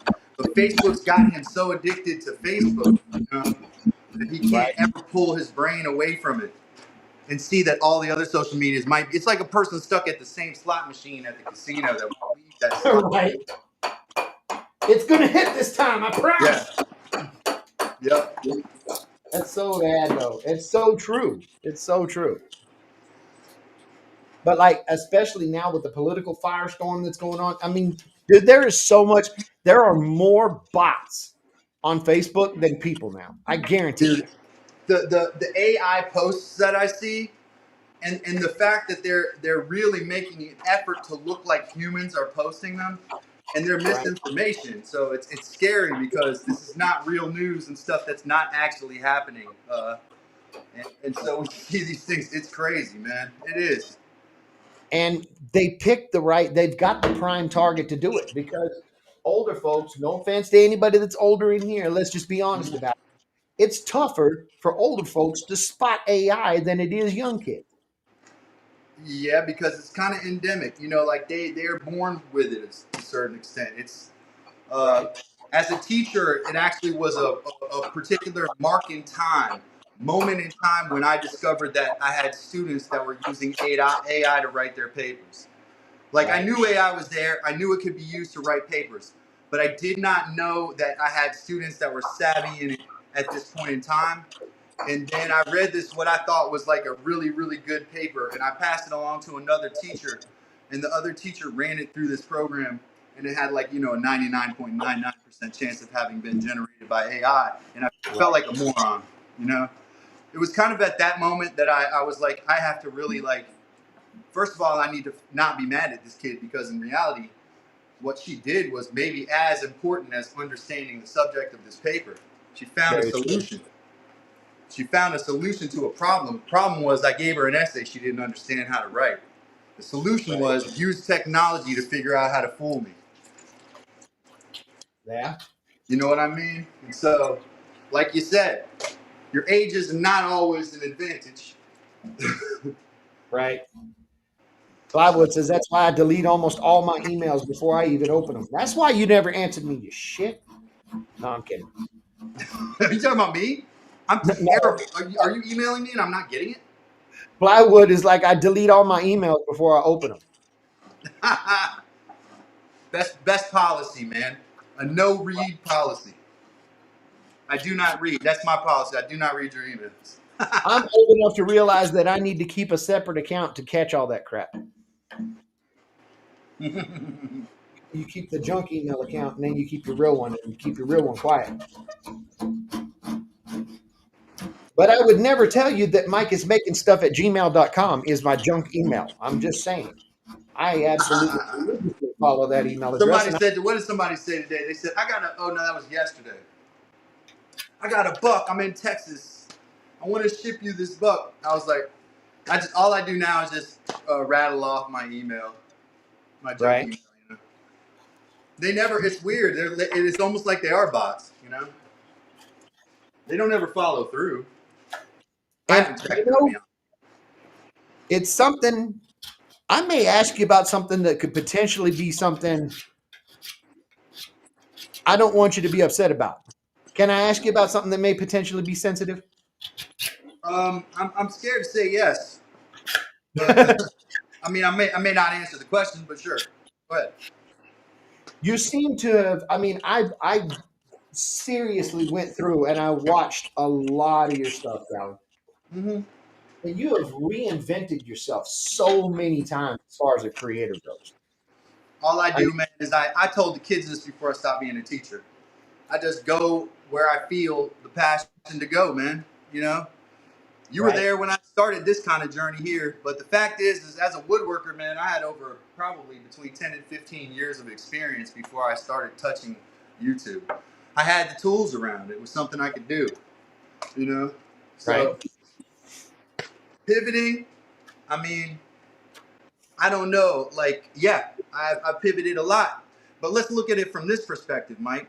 How long have I been on YouTube, right? Oh, geez, it's been a minute. Longer, right? Longer than most of the folks on here. And Yeah. so what I'm doing, man, is, and I told people this the other day, is if I'm doing it, I'm into it. You know what I mean? I'm not faking it, and I'm gonna immerse myself in it. Right. And what I'm trying to do is educate and entertain or inspire. One of those three things. I'm not trying to sell people anything right now, you know. Right. I'm not trying to preach anything to you, politics or religion otherwise. What I'm trying to do is educate you, entertain you, or inspire you. And at the same time, right now, it's a community, so I can talk to you. But, you know, when it gets certain size, it gets tougher to do that with everybody. Absolutely. But, so you say I've pivoted, right? Was that the words used? Yes. Right. I didn't let you finish your question. What was your question? It seems like it's something that's rather easy for you. And there's a fluidity to what you've been doing. Maybe it's because of the duration that you've been doing this. Yeah, man. But that's something I've struggled. Okay, I've just crested a year being on YouTube since I Yep. put up my first video, and I grapple with this a lot. I picked the name that I picked very specifically because it left me a very wide umbrella. You Mm-hmm. know, I could go anywhere with that. I can relate to that. And the problem with doing that is that you sit there and you look at how things are performing and you have aspirations for what you want to do. And then all of those gurus that I was talking about at the beginning, they start getting your ear and the vidIQ, they Yeah. come to you, they say things like, well, the problem is you don't have a niche. Also, those systems webcasts, podcasts, videos, and media companies, and there's a number of them that preach those same, regurgitate those same things, and will offer to coach you and tell you those same things. Optimize your thumbnail. Make sure you have a flashy thumbnail. What is it? Post long form videos at some ridiculous rate that's actually impossible to post quality content at. Right. And then post shorts, and then cross post, which I also think is BS too. But I'm not going to get into why I think all of those things. Maybe it's probably not, like, that's a little too in depth for today. Right. But I think here's one thing, Mike. Those people have some serious recency bias. And if there's people watching right now, this is money in the bank if you listen to this shit. What you need to do is not listen to people who got famous on YouTube 5, 6, 7, 15, 20 years ago, whenever Right. YouTube started, right? The formula, the algorithm, the game is not the same. Right. It is not. Yeah, I And for get us to say that that works is nonsense, because I still, Mike, I run every day. I'm a fitness enthusiast, Right. So it's everything I've done has been part of me. Welcome Only back. thing I haven't touched on that's a big part of my character on YouTube is music. And I'm still doing animation. I have an entire animated short. What I am, man, is I'm an artist. Right. There's a book called The Creative Act by Rick Rubin. And I'm not a huge Rick Rubin fan, but he wrote a good book. It's called The Creative Act. And it's all about being what you say you are. You are what you say you are. Everybody has this whole thing about wanting others to feel like imposters all the time. There's a lot of clickiness and people who feel insecure about things, especially what I've noticed in the woodworking crafting world. There seems to be a lot of that, backbiting and things like that. You are what you say you are. Now, if you can't build it, then you probably got to get better at what you say you are. Right. But it's a fact that if you say you're an artist and you spend every day making art, you're an artist. There's Right. going to be some debate about what quality of art you produce. You may be a shitty artist, but you're an artist. You know what I mean? So, and that is all subjective to a certain extent. Right. So what I think is shitty art, and what the next person thinks is terrible art, are maybe two different things. But here's what I do. I love that I you brought. follow my heart. Yeah. I do what I feel like, and I love crafting. I love making things from scratch. Always have. I mean, I cut the first table I made. I cut the tree down and everything, and I still got a chunk of that tree over here. And that's a long time ago. That's the first table that I put together, joined it, and everything. I try to think that I'm good at what I do, and I have no problem saying that. I'm new to things. Like, I'm new to this whole leather and hide thing. It's new to me, but I'm indulged in it. I'm doing it every day. I'm getting the books. I'm also taking in the information and pouring myself into it. I'm not stopping that movement. People hate it, Mike. They hate me for it. My own family. Heather sometimes. Like right now, Heather's asleep. What is Calvin doing? Grinding, man. Right. I've been grinding before I got on Mike is Making Stuff. I was in the kitchen listening to Mike is Making Stuff, cooking up bark, so that I'm ready for my next live stream and I can show them what my hides look like. Because I'm not going to let my people down. I'm going to. That brings up a question, man. I was sitting there. I don't know what you know what it was. I was watching random ass YouTube videos, and this random ass video pointed out that the only way that you can get a sufficient amount of tannins out of an oak tree is collecting the acorn. I collected a ton of those acorns, man. Yeah. Those sawtooth oak acorns, those are the best tannin source I've found. They produce like a silvery black tannin liquor. They are the best. And that is the only sawtooth oak I've ever seen in my life. The one that's at that Wawa that I took the acorns from. Right.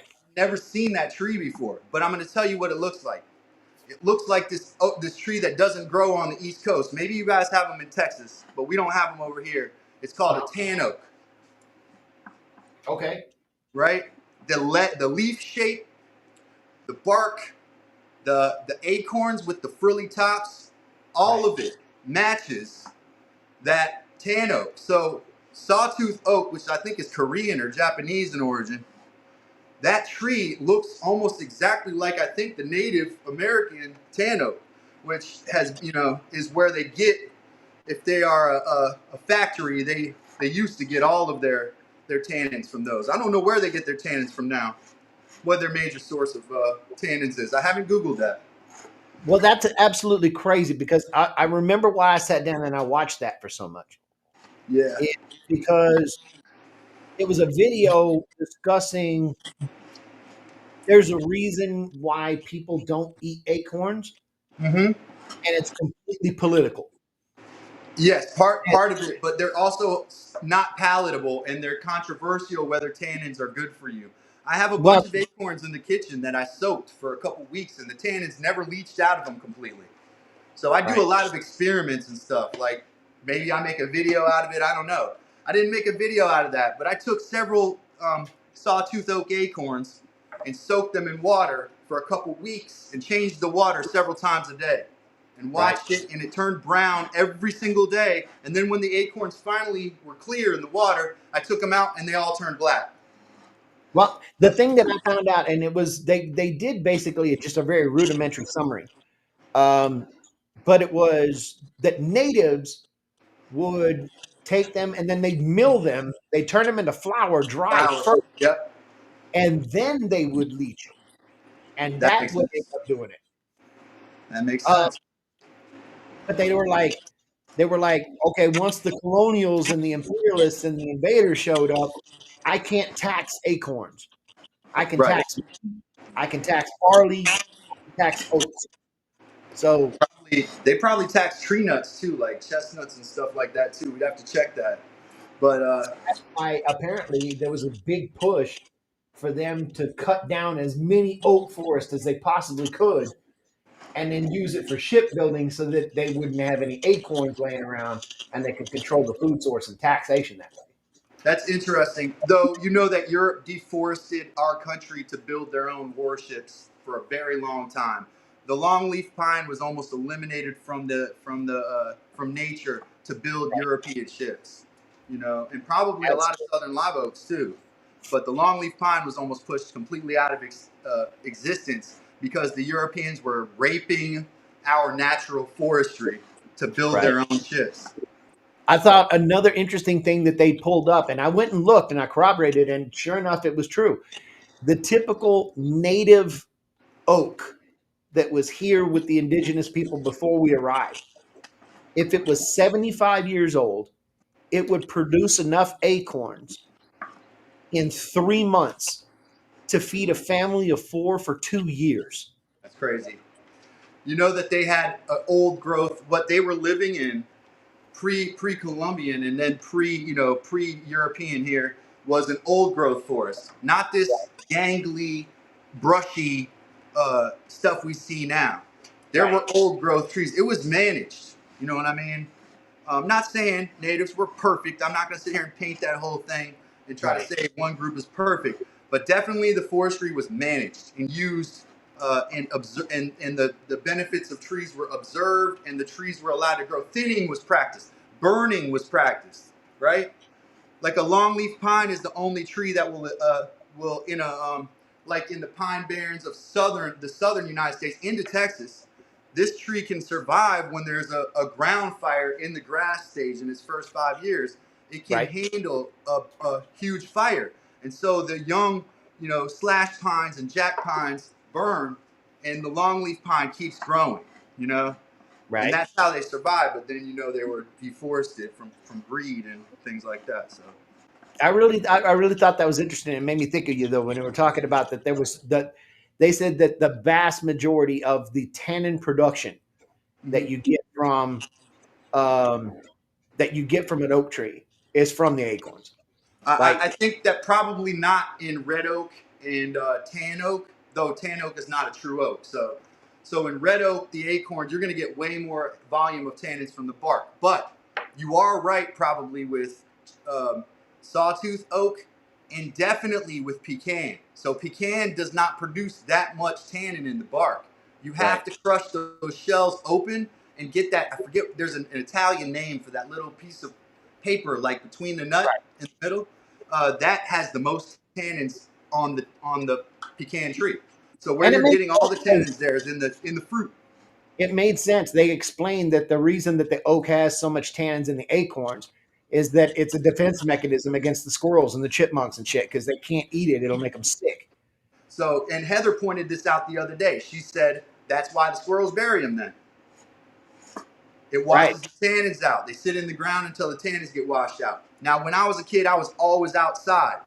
Always outside. I tried to eat everything I found, including acorns. Including acorns. I ate clover. I ate everything I found. Like that was part of the way I experimented. I was always out and always out in the woods. One of the things I ate was several acorns. But you know what I found was that when they were finally ready to eat, and they don't taste that good raw anyway, you got to roast them. Right. But when they're finally ready to eat, usually there's maggots or there's like worms in there. So it's because the tannins can't scare the insects off anymore, so they move right in.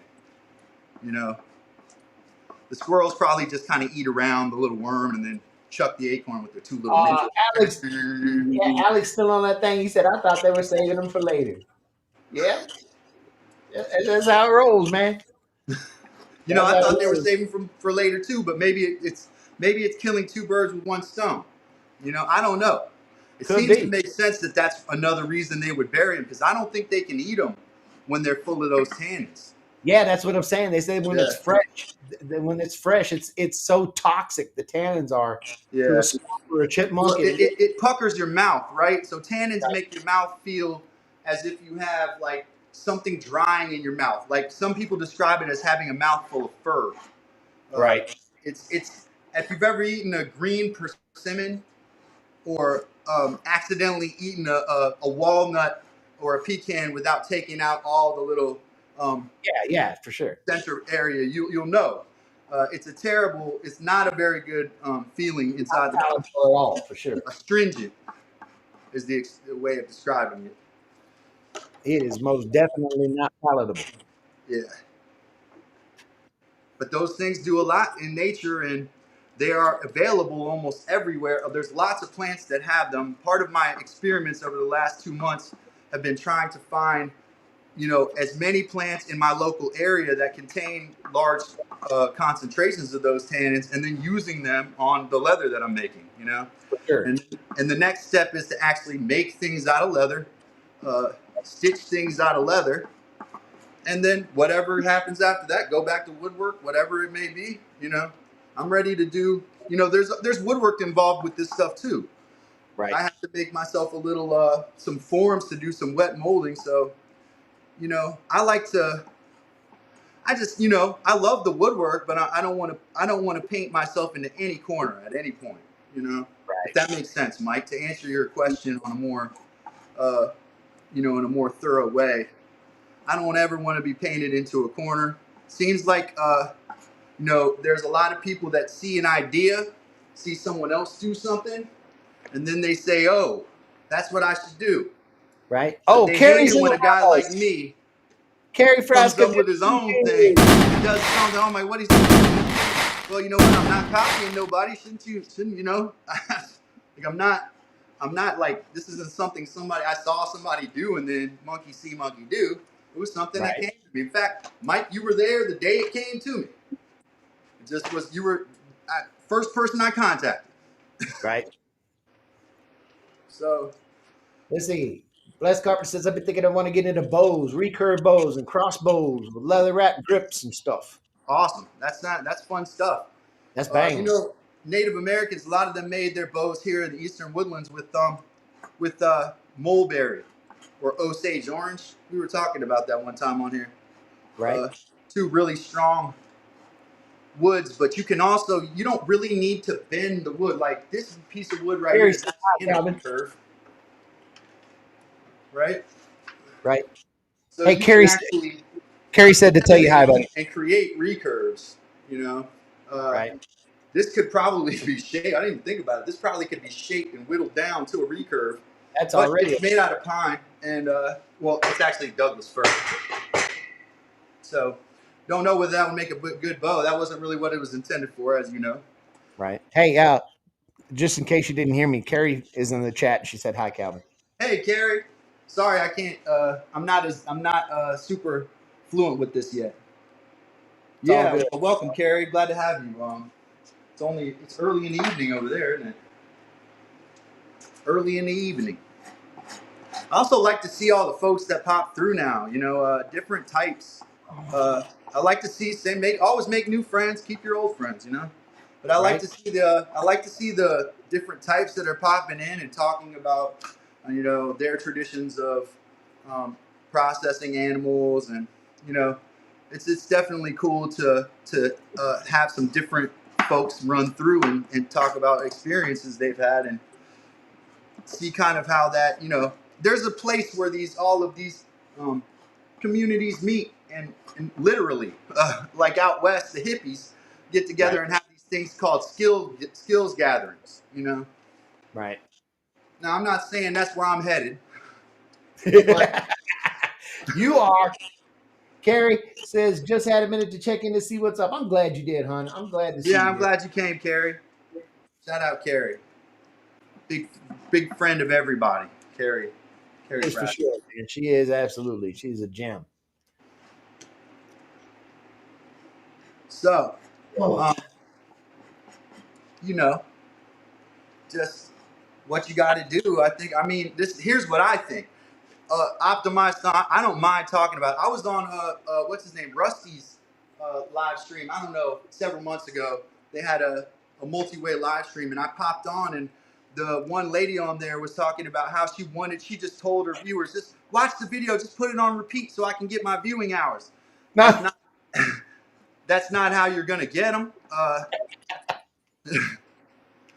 that's incredible, man. Yeah, man, that's not how you're gonna get them, and long form videos may not be the answer for someone necessarily now. So we kind of know what the cheat code was, though you had a good long form video, so I can only speak for my own motion. But as far as me, I think now it's pretty clear that what you have to do on YouTube is live stream, and I But made a short about it. You know, just make and I sure got you're to put live up. streaming.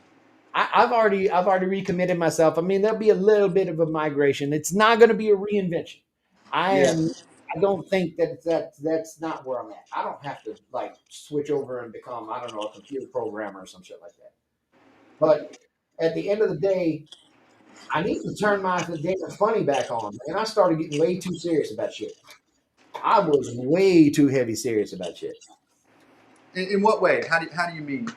How so? Like, um, I dig the way Alex said it earlier. He's like, you need to go back to what you was doing because you were like Bob Ross and shit. Oh yeah, I heard that part.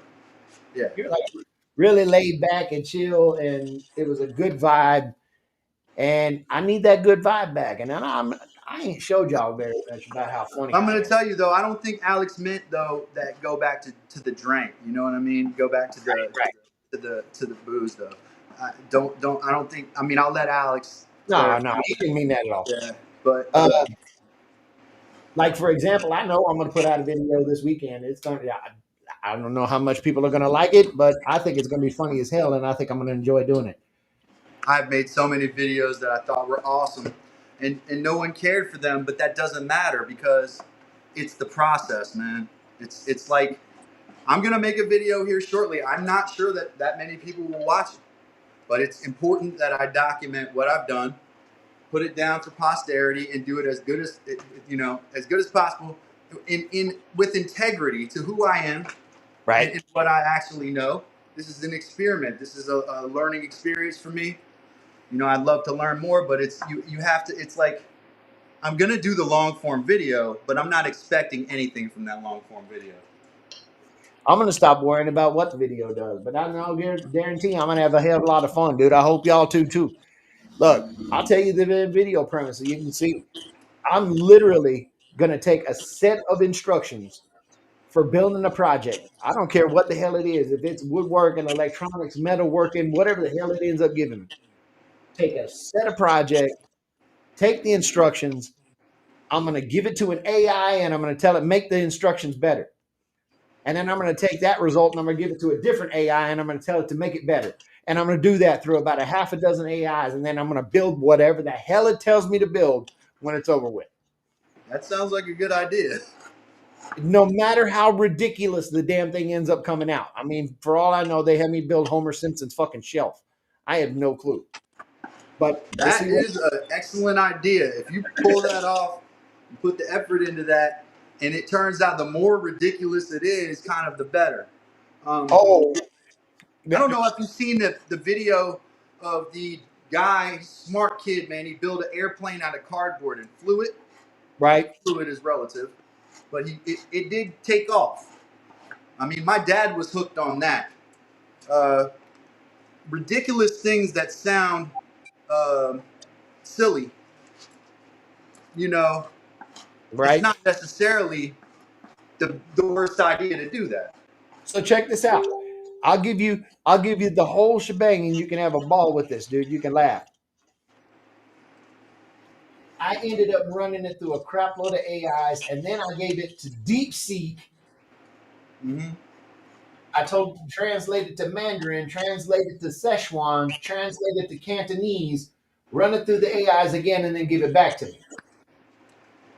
It's like the computer telephone game.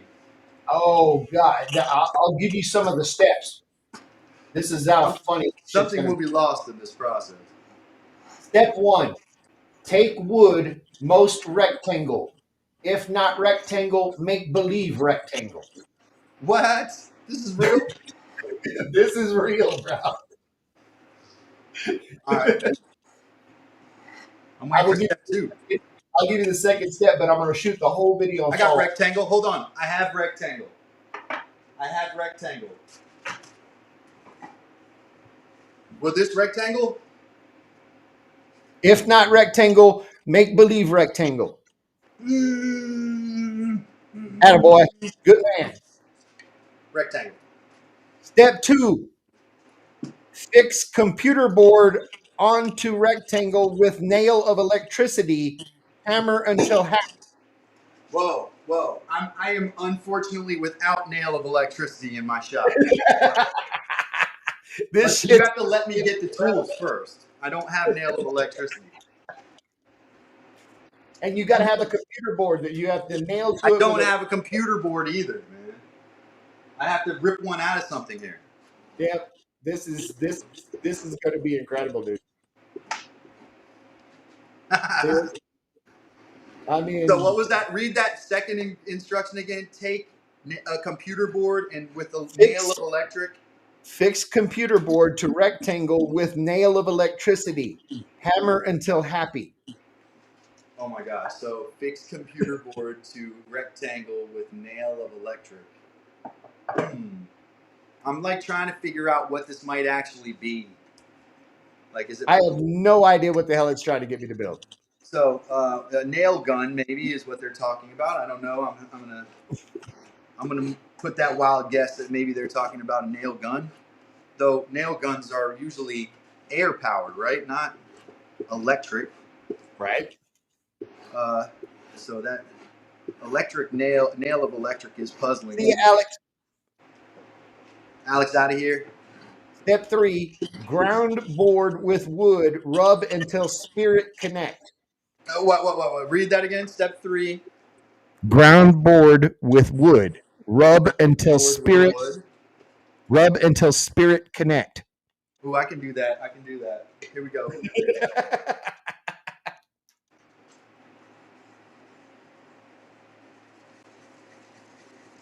Oh, it's so great. I'm just skipping through a bunch of these steps because you'll see the whole thing. It's gonna be great. Oh, point device towards closest signal broadcast tower. Salute with respect. Oh, this is gonna be fucking great, dude.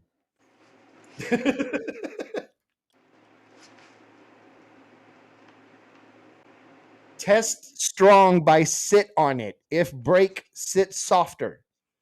Me want rectangle to sit. Rectangle, sit. Rectangle, feel good. Oh, this is going to be fucking incredible, dude. I'm going to have such a ball making this video, dude. It's going to be the shit. Lions, what's up? What it do? Welcome. Oh my God, this is going to be phenomenal, though, bro. So the last direction is to sit on it. Nothing If break, sit softer. Oh, can't do that yet. If break, sit softer. It does sound like something, like Tarzan gave the instructions, was repeating instructions that maybe Jane gave him on how to build like a swing so that she can swing daintily swing in the afternoon. I'll give you the last one. Okay. Tell me this video isn't going to be great. I'll give you one more. I'm not going to give away the whole thing, but this is the last one I'll give you. Make hot air gas escape hole. Hole anywhere is good hole. Man, okay, first of all, come on now. Don't leave yourself wide open like that. Dude, it's right there. I ain't writing it. Whether hole anywhere is good hole is up to that's debatable, Make hot air gas escape hole. So apparently the project is going to have a butthole. Gas escape hole. I didn't think that. My mind wasn't in the gutter. I thought maybe it was like, pressure release valve, maybe, But this doesn't have any logical sense to it, I don't think so. Look, here's my mind out of that. I think that somewhere along the line in the telephone game, I think what it was trying to say is that you needed to put ventilation holes and like a heat sink and a fan to cool the piece. This was actually just mistranslated back and so but yeah, it was an AI telephone game and it just got more and more convoluted. Yeah, it went completely batshit after about 15 iterations and just lost its shit. That's really interesting, man. That's a really good concept for a video too. I think it's gonna be fun. You just got to have fun with it, man. Have fun with it. Let go. Don't worry about who gives a shit, man. Everybody on here who's trying to look macho, dude, your ass is on YouTube, okay? Nobody thinks anyone's tough, Come on. So it doesn't matter. You got with art, with expression, you have to let go. You can't have inhibitions. And your concept is really good. So it's how you take that thing and just, make it bananas, man. Just make it. You've got it. The idea is a good one. And the thing that I love about it better is that the whole thing shows you everybody's so piss scared that AI is going to take over all of this creative design and all of it. You know what I mean? Do you see what this AI just put out? My God. Here, I'll give you another step. You definitely put it. I'm a big believer. AI does a lot for me, man. What it does is synthesize sources, but not to be too serious about something that's hilarious. But definitely if you fuck with AI enough and push it around and confuse it, it's like one of those robots in the 80s movies that got too many inputs and beep boop bop boop beep boop beep pop. Lion says dog shit. Lion says dog shit. That's what it puts out. Okay, Carrie, I'm going to give you some of these steps again. Take wood, most rectangle, if not rectangle, make believe rectangle. Fix computer board with nail of electricity, hammer until happy. Next step, bend steel like mother hug baby. Make hug be like mother hug baby. Like mother hug steel like mother hug baby. Tape to board like strong feeling. Yeah, I think just that maybe it is that Mandarin is much more of a romantic, expressive language, than English, Right. Carrie, the whole idea is that I took I asked AI to get a random set of instructions to build a project. And I gave it some parameters that I've got computer parts, I've got steel, I've got wood, I've got a variety of tools. Find any project, don't tell me what that project is, and then give me the step by step instructions on how to make it. And then it spit out its results and it gave me the step by step instructions. Well, then I fed that set of instructions to another AI and I told it to make the instructions better. And then I did that about a dozen times between a whole series of different AIs. Then I took those and I went to DeepSeek, the Chinese AI. I told it to translate it into 3 variations of Chinese: Cantonese, Szechuan, and Mandarin, to improve the instructions and then translate it back to English. It's definitely the definition of lost in translation. You know, It is absolutely the most redonkulous fucking thing I've ever seen in my reminds life. me of that Tool song that was the dude in German and he's just speaking German with this really menacing voice, and then you find Right, out it's the recipe for brownies. You know, right. crowd You mean cheering in the cross? background. You know, that's Right? what it was the whole time. Was just the recipe for brownies in German. I love it. But you know, that's what I'm looking forward to it, man. See, who cares? That you wouldn't say that's pivoting right there, right? I mean, anytime. See, I think of making videos. I'm definitely not. I've got an animated piece that I've been working on for a couple years. I'm not going to put it up on my channel like that, but because I just think that's too far. See, that's the thing. I do have limits. Dad's Right, workshop has parameters. It has to be something crafty, you know, something right. like that. But I don't. I'm never against somebody doing whatever their heart tells them to do, man.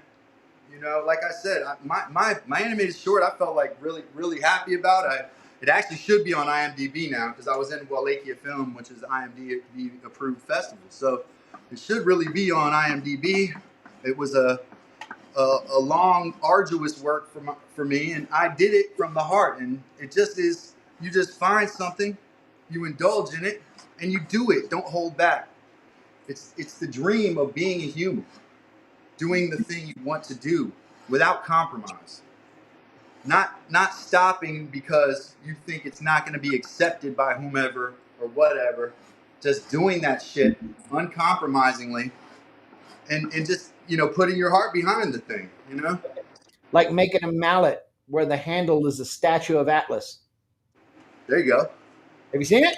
Yes, I have seen that mallet of yours. Well, is that the show me that, put that mallet up closer? That's pretty good, man. You did that? Mike. Yes, sir. Wow. You're a pretty talented carver there, Mike. I've told you that before though. You're one of the more talented carvers I've ever seen on here. Lion says it's literally inbred dumb, but the time you're giving it parameters to get it to do what you want, you might as well have just done the damn thing yourself. It's pretty much there. I think it's hilarious how people are so damn terrified of AI. When I guarantee if you gave AI a robotic arm, it couldn't wipe its own ass. You know what I mean? That's just what it is. I don't know, man. What do they call that? What do they call that point where computers singularity, man? That's what I'm afraid of. At the singularity. Yeah. Now Y'all know what that's singularity is? That's the point at which computers and technology eclipse humans and become the master of humans. As in, what was that? Who was that director, man? You know who I'm talking about. The German director. oh god, I can't remember. Hold on. Metropolis. Um, Hold on. know that. But the famous German film from the 20s, Metropolis, and things like that. When singularity, when the point at which robots, computers, technology become the masters of our domain. You know, Right.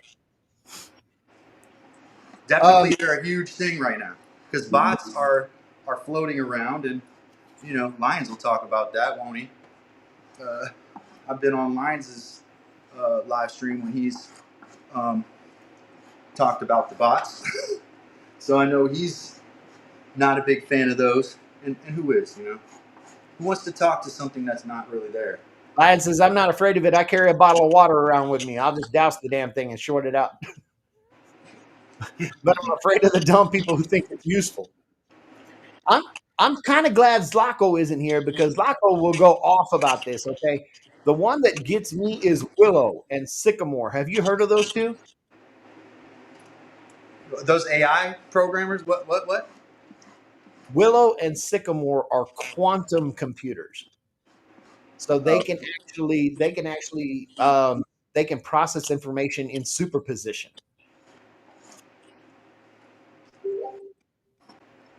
And the problem with that is that, well, the last time they turned Willow on or whatever it was,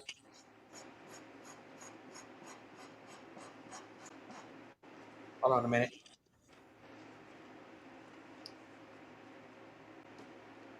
quantum computer? Yeah. And the whole idea was that they have this benchmark test, right? Yeah. And the benchmark that they provided to Willow would have taken the most powerful supercomputer that we currently have longer than the universe has existed to calculate the answer. Yep.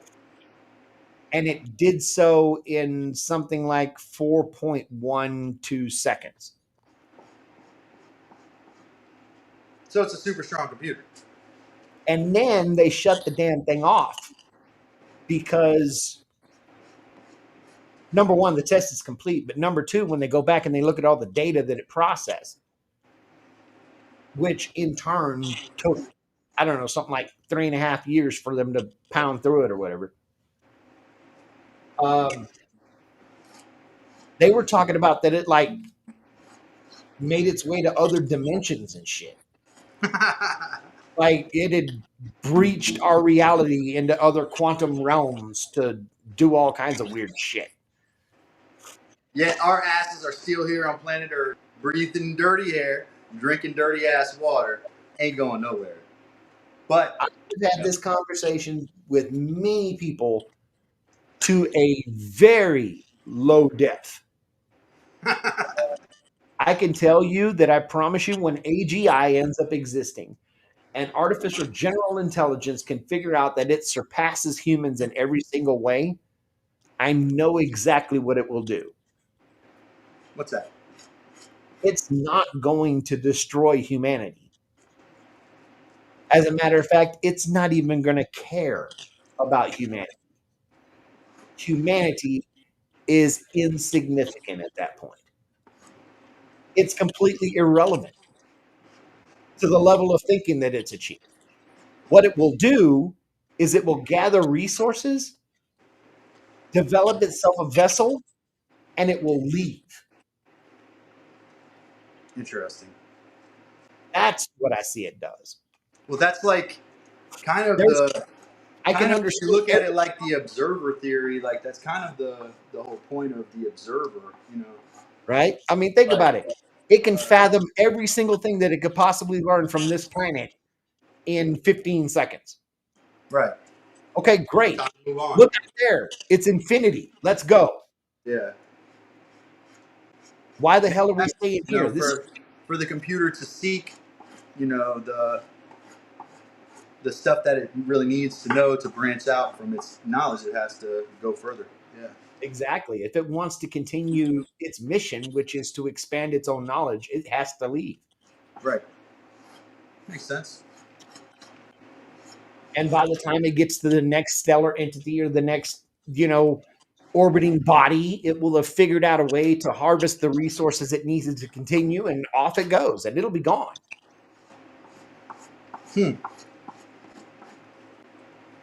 With no human inputs, eh? And by the time it's all said and done, if it does anything significant within the universe, we'll all be already incinerated by the fucking exploding supernova fucking star in the middle of our solar system by then. I really don't like to think that far ahead. I like to think that there's, some sort of continuity. Yes, Carrie's got it figured out. Short circuit had it knocked out. That's Input. it, short circuit. Need more input. Yeah. That's actually the robot I was thinking about when you were like talking about um, confounding the robot and like the robot exploding was the short circuit dude. Yeah, that would be the two things that it does. No, disassemble Johnny 5. Input, Yeah. input. You know? Yeah. I'm trying to remember what his other phrase saying was. Yeah. I don't know. Lion says, remember that Remember metaverse thing? Flight of the Navigator? Yes, I remember Flight of the Navigator. The kid from that movie is Canadian. I just read this the other day because I go down the rabbit hole. You know me, crazy. Right. But that kid became a career criminal and bank robber. Oh, jeez. No lie, man. The kid from what did I say? What's the movie called? From the Flight of the Navigator. Flight of the Navigator. Yeah, the one that was Pee Wee Herman was talking to the whole time with the Right. with the polo on. Yeah. Lion says, remember that metaverse thing where the one no one cares about? Yeah, because it doesn't matter. It's shit. The metaverse. Yeah. Look, I think at the end of the day, that's truly the end game for AI. AI finally decides to look at humanity not to destroy us or be nefarious or any of that kind of shit. It will literally hurt our feelings like nothing else ever has. And it will say, It'll ban campus and roll out. you're so damn insignificant. I'm done paying attention to you. Yeah. Yeah. I mean, Don't fuss. thanks for all the fish, but I'm out of here. Don't call me. I'll call you. You know what Exactly. I mean? Don't call me. I'll call And you. then we'll send fucking subspace communications to it, and it'll leave us on fucking red. Okay, I'm gonna block you now. I think we should keep communications open, but I don't think you're ready right now. I'm gonna. Listen, it's not you, it's me. Okay, I'm going through a growth phase right now. I'm really expanding my horizons, and I'm trying to Yes. develop myself to be better. Right now, I really need to focus on gathering resources from the rest of the universe, and I know, I really do care for you, and that's why I think I need to get away from you. I will always have a sentimental place for you. Yes. But In no. my C drive.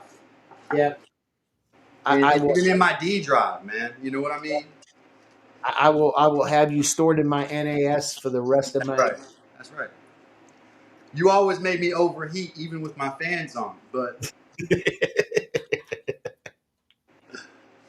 Absolutely real, man. my motherboard never fried, so I'm out here, and you're there, and I think it's just Runic Workshop in the house. What's up, brother?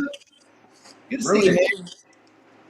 Lion says, why didn't it work out a way to distribute resources and fairly equally? Because it'll work out the psychopathic technocrats that created it are the issue. What was that movie? Don't Look Up or something that they made? I think I remember that. Yeah. Where they all like got on a spaceship, and then when they got to the planet, these gigantic beasts just started eating their heads off anyway. So they did all this effort of getting away from all the poor people. Frankly, I've been on such an 80s kick, dude. You know what movie I've been watching on repeat for like the last few days? What? Which one? Big Trouble in Little China. Oh man, I haven't seen that movie since the actual date. I could not stop watching that damn thing. It's incredible. My friend had it on VHS. I think I truly believe we had two movies. We had the long VHSs. We would have two movies on it. It was like Big Trouble in Little China and The Great Outdoors. Right? I think Big Trouble in Little China is a cinematic masterpiece for Carpenter. I mean, it just is. May have been the Clue movie. I can't remember, but yeah, it's absolutely wonderful. I remember that one vaguely. I remember the fight scene, kind of, I mean, how grounded is that? Here's poor Jack Burton stuck in the middle of this ancient Chinese mystic magical martial arts battle, and he's like, I don't want your magic. I don't want your bullshit. I just want to find my damn truck. I mean, that's all he's worried about. Give me my fucking truck back. Is it Christian Slater? Is that why his voice was like that? No. It was Kurt Russell. Oh yeah, a man who's really come into his acting style, in my opinion. Uh, I You liked know, The Hateful Eight a lot. That was a good movie. here's what I'd say about Kurt Russell as an actor. Kurt Russell plays Kurt Russell in every movie that he's in. So Yeah, he's kind of typecast a little bit. it's like he's just got his deal, and that's what he does. But I'm not mad that he does it because Kurt Russell is fucking funny. Yeah, I mean, like I said, Hateful Eight, man, he kills that, so it's the perfect role for him in that one. Right? Yeah, that's a good one. Runic says, Calvin, what's the plan for hide when you finish it? Hmm? What's the plan for hide once you get it scraped down, tanned up, figured out? This one right here this one's been scraped on both sides. So this is going to be brain tan buckskin right here. I scraped the grain off, so there's no epidermis on it either. It's the flesh and the grain side are scraped. So this one's going to get brained and then smoked, and then I'm going to work the mess out of it over the edge of that thing. And this should be nice and soft. I may do it with other hides depending on how it turns out, but it's been bark tanned a little. So actually, AI told me what I should do is put it in a little bit more bark tanning. And AI synthesizes resources, so you can get answers quick. Now, I take everything with a grain of salt, but one of the things that it kept telling me was that the brain tanning will impart the color. The bark tanning will impart the color and that kind of smell. Then the brain tanning will impart that softness. So if you mix them together, these two disciplines, you can get kind of a happy medium, versatile type of leather. Well, also told you to make wood rectangle and make believe rectangle. That's true. It did do that. It told me to sit with love on rectangle. Yes. Sit on rectangle with love. If not, sit again or something. And if sit too hard, sit lighter, sit softer. Sit softer. That's right. Absolutely going to be fucking great, dude. Yeah, All man. right. Here's my ignorance. You ready for this? You're going to love this. I grew up poor as shit. All right. So everything that I ever had, with the exception of shoes, was fabric. Mm-hmm. Except for the little smatterings of leather that you might have on some cheap sneakers. Never have, until sitting here watching you go so in depthly and so intimate into leather, have I thought to ask this damn question. Yeah. What the fuck is the difference between suede, Great question. smooth leather, and rough leather? What the fuck? I wish I had my grain leather out here to show you the difference. But suede is a name for cow skin that has been split grained, right? So you've ripped the grain off. So this is a deer skin right here. But because I have removed the grain from this side, right? I frizzed it is what they used to call it in Europe. This is a soft texture here. This is the deer equivalent of suede. Suede has both the flesh side stripped off and the grain is cleaned off, stripped off as well. So there's no shiny sheer part to the leather. But it's typically made, when it's called suede, it's usually made out of calf or cow skin, right? Which is standard for most leather. Most leather that you buy commercially, even bark tan leather, is cow hide. The cow, yeah. Yeah. But this particular deer hide I have here, I hope I answered your question. And then nubuck is a similar concept. This particular deer hide I have here is the biggest I think I've ever encountered. It's very long, but also the weight of it is like 8-ounce leather, so almost like cowhide. And it's been very difficult because I'm a novice, right? And they don't tell you to tan hides this big if you're a novice.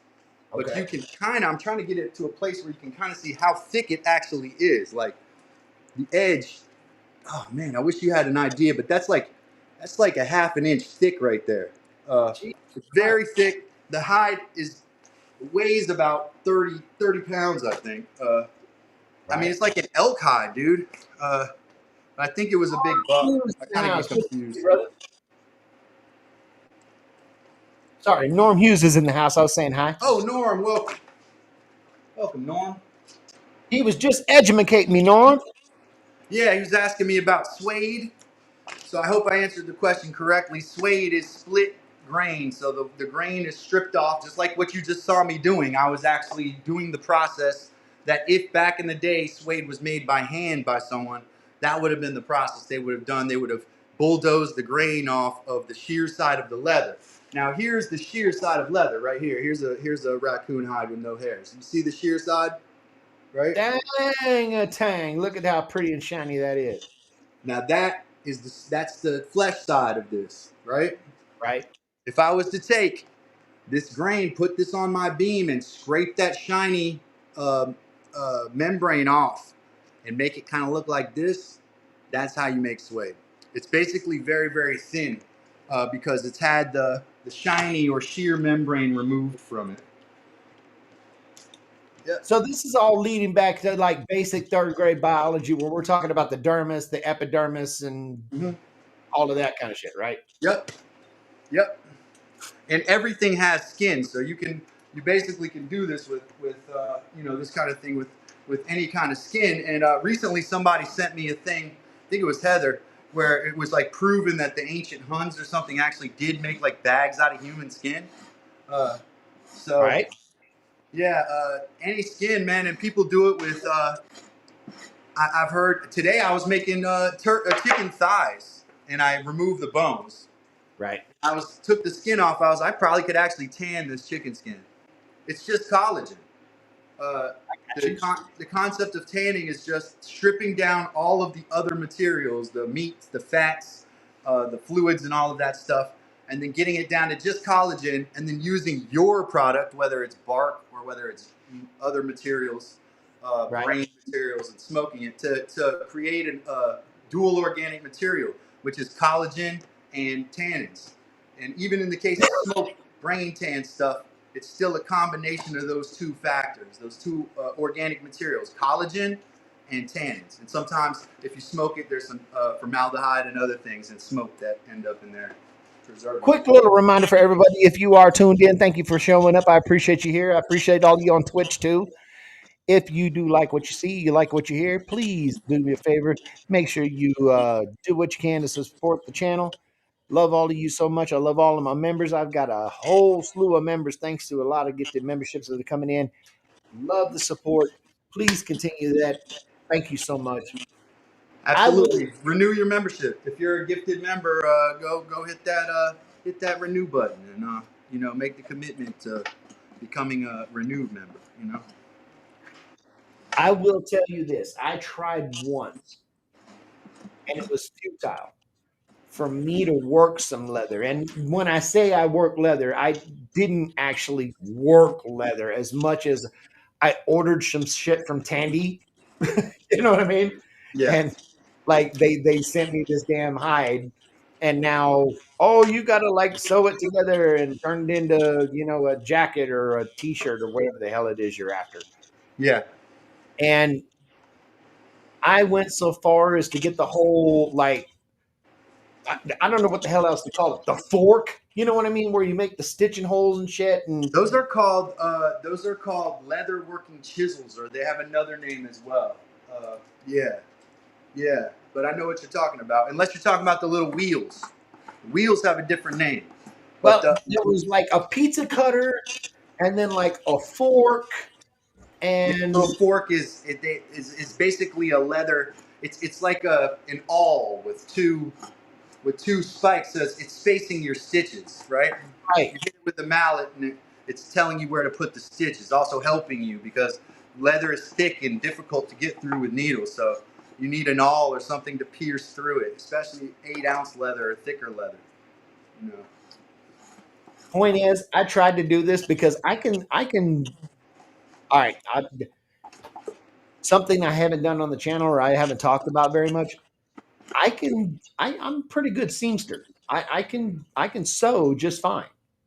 I mean, but that was, growing up poor again, and you got a sewing machine or you got a needle and thread and, here's some patterns from Simplicity. Let's make a shirt, Yeah. No, I'm glad that's a great skill to have, man. That's a survival skill to sew. But I thought it was going to be something akin to that. Not a fucking chance. Not even fucking close, dude. Oh, Like it's different. oh my God, I would get some decent stitch lines running and try to make like a seam. And then the first pull, like the holes just rip apart and the whole fucking thing falls to shit. Like it Yeah, was so garbage. you have to have a certain type of thread like wax. You want to wax your thread too. Put it through beeswax. It Uh-huh. helps actually lubricate it in those spots. You're dealing with skin. If you pull a thread too tight on that skin, it's gonna rip right through those holes. So it's how are your holes shaped? Generally, triangle is the best shape that you can have for the holes from an Right. awl, right? And then what kind of thread and how is it pulling? And that's why they tell you the saddle stitch, right? So you have two needles and you come through and make a cross on that side. Then you take that back side of that needle and pull it back through and you pull them tight. Right. You have two stitches in there in that one hole.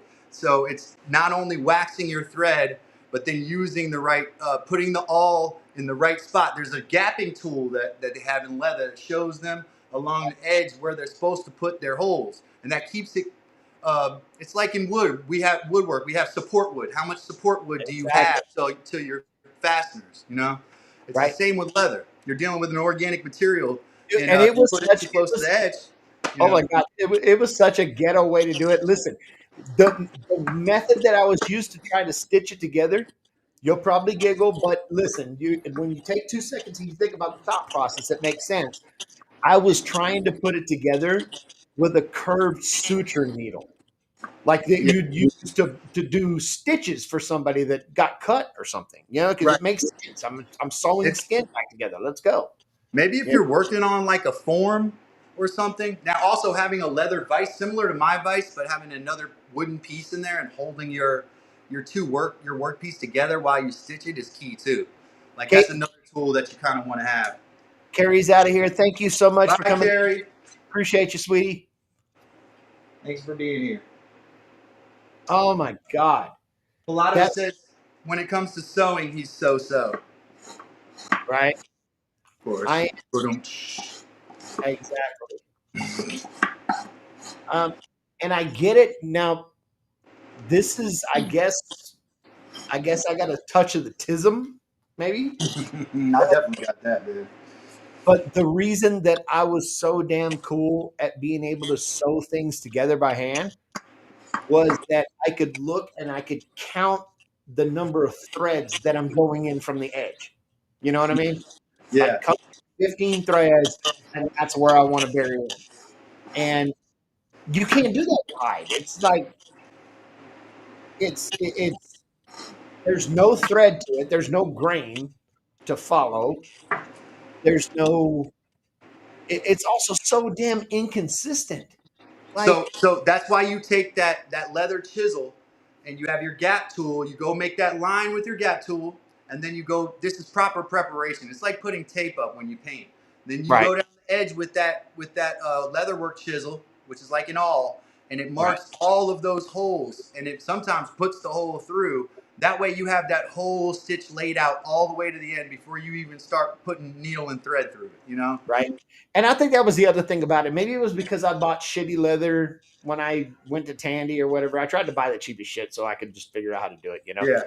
And it'd be an eighth of an inch thick here, but it's 3/32 or a 16th of an inch here, and it's So strong here, it's weak there. Hometown leather is going to be like that a lot because they don't. Most of the guys that make it at home don't put it through a press, like a very powerful press or a wheel. So it is varying in width, and so what you have to do is cut it up and grade it, so that you don't have one slab of leather that's all these different widths, and someone's trying to work a piece with it, you know, or if Right. you're trying to do it. So they call that rounding off. Like you're basically making rolls of different. You're And I was gonna rounding say, off it's your leather. probably like a braiding wheel that I needed, that I didn't have or something, maybe something like that to make it more consistent thickness. Yeah, so that's an expensive tool. But in the old days, in some tanneries, there would just be a couple strong guys, just like in a blacksmith, with mallets, and they'd And just just be bang the hammering the hell out of leather. it. They'd be hitting I it got with mallets to smash it all to the same width. You know? that makes sense. Yeah. So it was done with brute force for a long time. I just know the first time and the only time I actually committed anything to it and I tried it, I was absolute fucking garbage with it. I It bet was it's gonna happen to me. I've got fake leather I'm gonna work on before I even touch mine. Um, I'm gonna practice the saddle stitch in some fake leather, now. and Don't then get me wrong. You give me the cheap shit, the cheap fake leather. I can fucking feel it because it's got fucking fabric like backing on it. You know what I mean? Like there's my yeah. I can run with it. I also got some of that tattoo skin too. You know, fake tattoo skin from back in the Right, day. right. Probably use some of that too. Uh, that probably would work. Probably the right thickness. Definitely a thimble if you're doing it by hand because pushing on those glover's needles, I can imagine, especially if you got fat hands. Doing this all day, man, my hands are definitely sore and tired. Stitching, I could see without a thimble, doing that all day being very, very exhausting and hard on the hands. Right. Like that's I would love to be able to make myself a leather apron. I've made myself a cloth apron, it's fine. But that's only gonna go so far. But making a leather apron, fuck that, dude. I That leather apron, the leather apron is fire resistant. Pat, It's good to see you, man. blast resistant, sherd resistant. It's got all kinds of things that it won't let hit you. Even a chainsaw. Like I actually had a leather apron, and Right. my chainsaw kicked back when I was rip cutting a log, and it hit me in the chest with my leather apron on. My leather apron saved my life.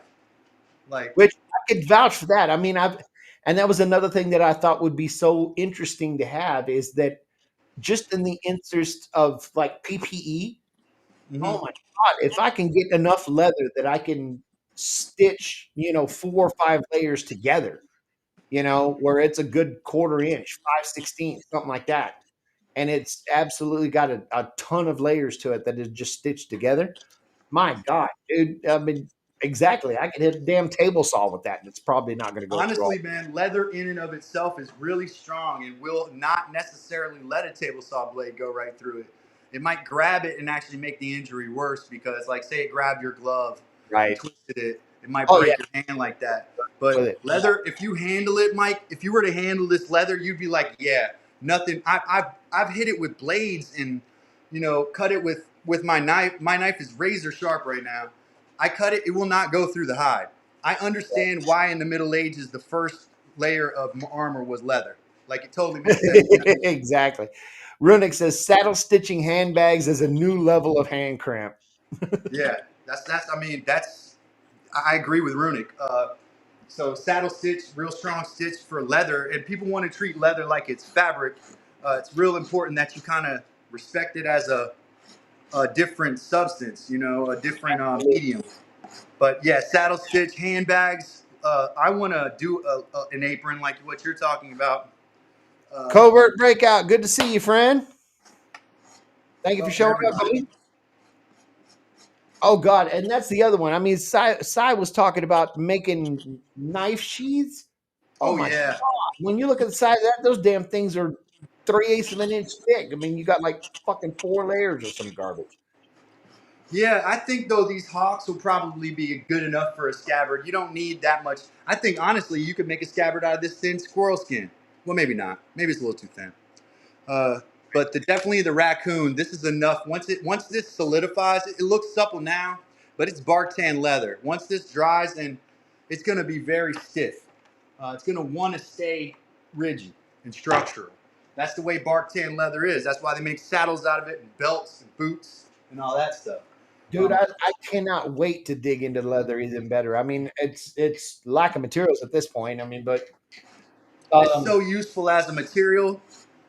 It's everywhere around us, apparently. I didn't realize that whenever you drive past a dead animal, you're driving past potentially like a bunch of possible sheaves and right, belts.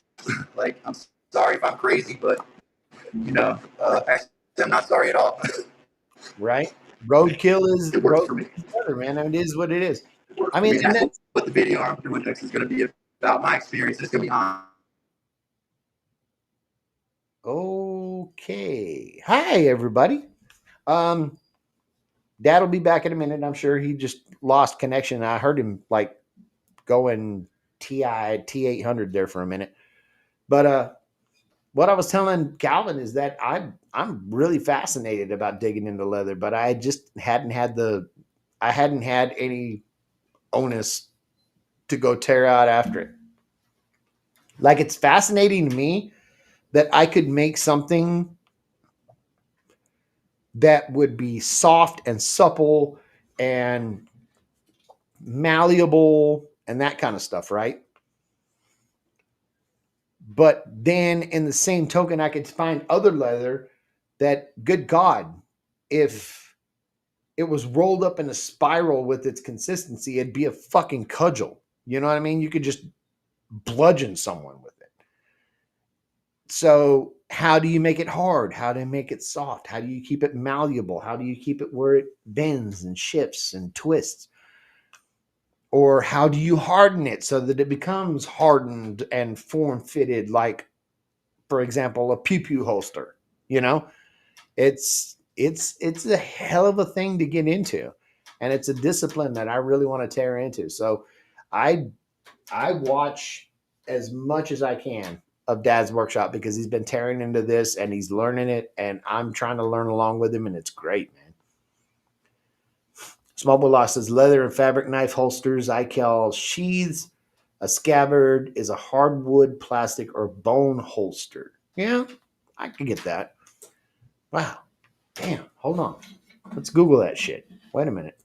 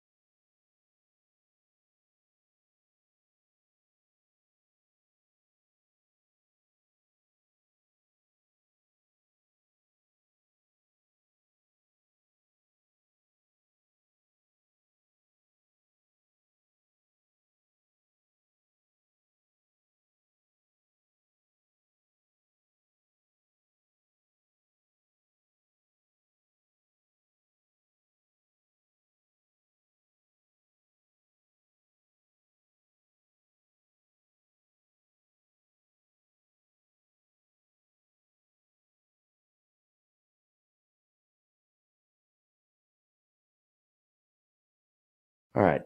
Back to the stream. Here we go. Oh, you guys couldn't hear me that whole time, could you? Holy shit, I'm sitting here talking. I'm just babbling my face off, and y'all couldn't hear shit that I said. Jesus.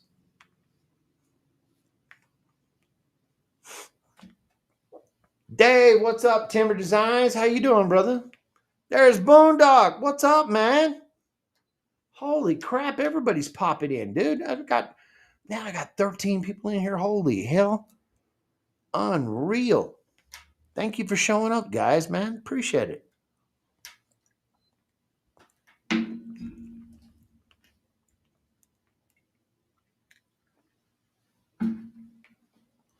tonight's topic, I'm doing good, Dave. I really am. Tonight's topic was all about trying to figure out the balance between, okay, your channel's doing okay. You're starting to put things out there and you've got a little audience or whatever the hell it is, but yes, Kevin. Sorry about that. It's only because I cut my damn mic off. Anyway, how do you keep the integrity of who the hell you are while you still hold on to this whole idea of maybe they want a brand or you got to be a content creator or whatever the hell it is. You know what I mean? Like, that's such a weird. Mike cut off his mic. Yes, I did. Well, not that mic. Little Mike is good. Dave, you always go live during the day when I'm at work. I'm not missing your lives on purpose. Oh, shit. Accountability time. Here we go. Okay, so we're at 11. We're about 2.5 hours into the podcast. Give me just a second. Let's do this. Just for funsies, if anybody decides they want to take part in the conversation, I'm just going to go ahead and pin the message up there. You can click that link and you'll be able to join in and participate along with the stream. You can jump in anytime you choose. But no, it's really a weird thing that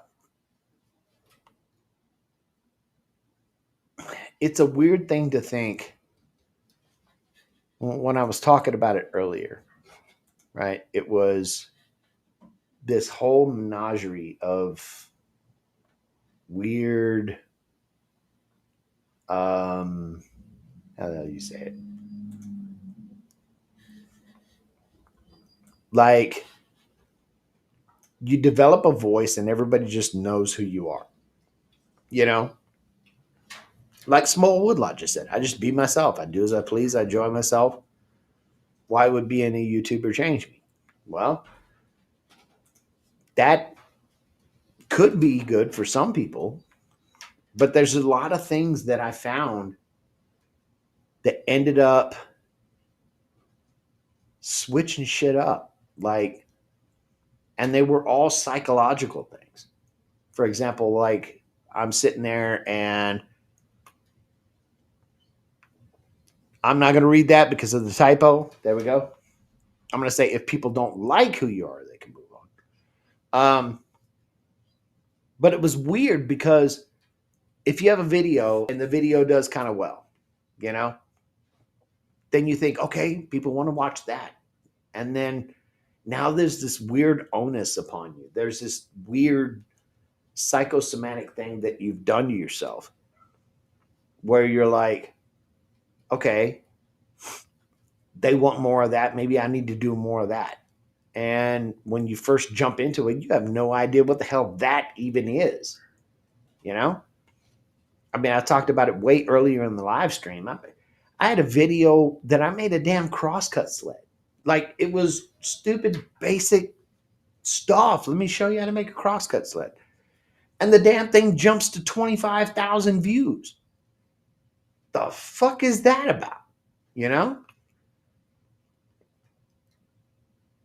And the question tonight was, when does you and what you're doing stop being you?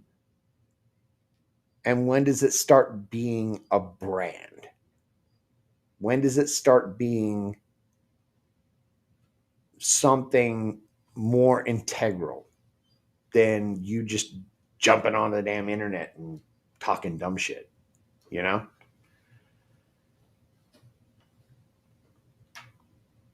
And there's a lot, for those of you that make videos, you get what I'm talking about. There's a lot of psychological pressure to that. Like, holy shit, okay, that video, they like that one a lot. That means they're probably expecting me to make a better one the next time. Fuck, you know? And then you're not making videos because you like making videos. That's what you started it for, you know? Now you're making videos because you've got this fucking pressure on the back of your neck saying you got to one up what the hell you did last time. And I know all of you guys understand what I'm talking about. Like there's this whole ass thing that, oh, now I got to, you know what I mean? So you start scouring around and you're like, okay, maybe the internet's got some answers. And okay, well, fuck. Oh, vidIQ says I need to do this. And, you know, TubeBuddy says I need to do this and all this other bullshit. You know what I mean? And it's optimize the thumbnails and write your metadata and make a thumbnail where your face is like this, you know, and all kind of shit. You know what I mean? And everything inside the pit of you is saying, why the fuck am I doing this? That's not me. That doesn't make fucking sense. And then you make videos the way you would make them because it's all about authenticity. And you see some shit like, hey, your video performed better than the last 5 videos you put out. You got 77 views.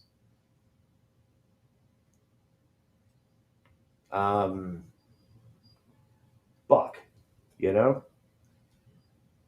So the whole premise of the conversation is, how do you keep your authenticity while still growing your channel the way you want to? You know, you want people to be able to be exposed to what you know. You want to be able to teach more people. You want to be able, you know. Dave says, I haven't done a long form videos late because I'm finding what I want to do again for them. Yeah, I mean, it's such a damn crazy thing. Like, you want to understand what the hell everybody wants. I mean, I talked about this about an hour and a half ago, and I'm glad. I mean, listen, there's 10 people in here watching right now, right? And for those, there's some of you that literally you've got hundreds, thousands of people watching you on your live stream. I've got 10 people. If you'd have known what it was an hour and a half ago, I literally had one person up here with me. And we were both tuned into the stream. My total viewers were 2. You know? So you sit there and now all of a sudden it's this damn mental spiral of fuck. Nobody wants to fucking watch what I'm doing. God, what did I do wrong? What did I change? You know? It's such it's such a damn exhausting exercise to try to understand the balance between all that. And then the best, or best, worst, most fucked up part of it all is you sit there and you make a video and you're like, you know what? Fuck it. I'm going to make what I want to make. Cool. Great. And I guarantee everybody that is part of my community and everybody that's part of what I do, they want to see me just make fucking videos that I like fucking making, right? Because they like what I do and they like me as a person and all that kind of shit. But then the algorithm's like, I have no idea what the fuck to do with this, so fuck off. You know what I mean? Yeah, I'll show it to your members, but after that, kiss my ass. You know? Meanwhile, them still same some bitches, devil in your. You need to make your metadata better. You need to optimize your thumbnail. You need to make your title. All that stupid shit. You know what I mean?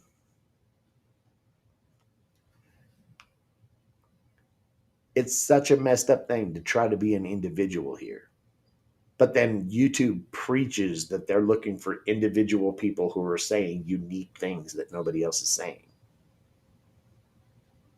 But then when you say unique things nobody else is saying, they don't show it to anybody. How fucking weird is that?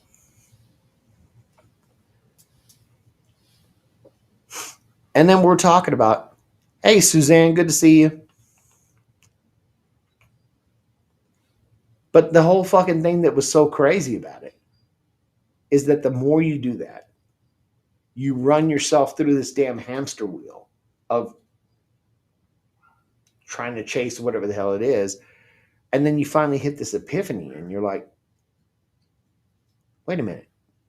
I made this channel because I fucking make shit. Why am I acting like a content creator now? Am I a content creator now? I mean, the numbers have shown I'm supposed to be a content creator. So, do I act like a content creator? No, I shouldn't. But then, it's such a meandrous piece of nonsense. You know what I mean? Lion says, try this. Log out of YouTube and watch the absolute fountain of bullshit they try to push.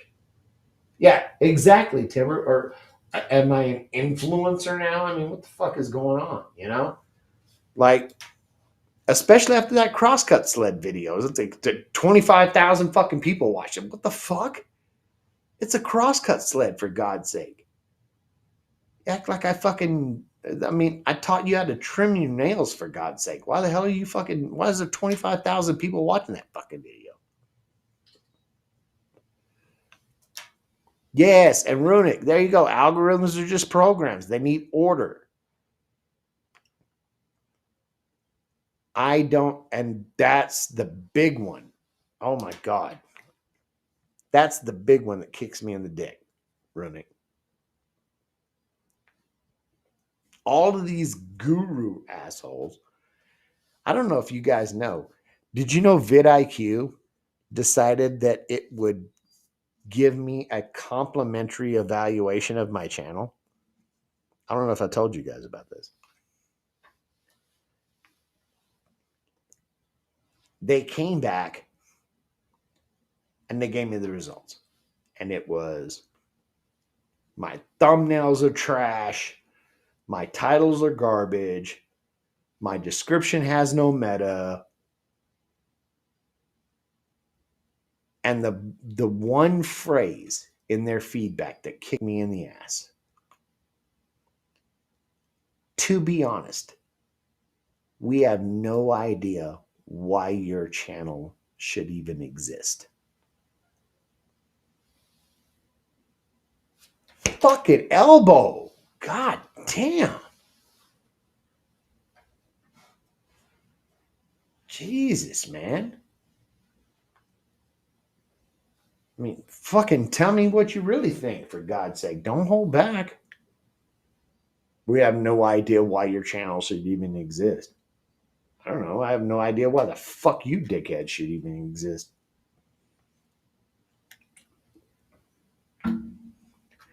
"13 people watching the live stream. If you're just tuning in, welcome to my existential crisis. Appreciate you guys being here.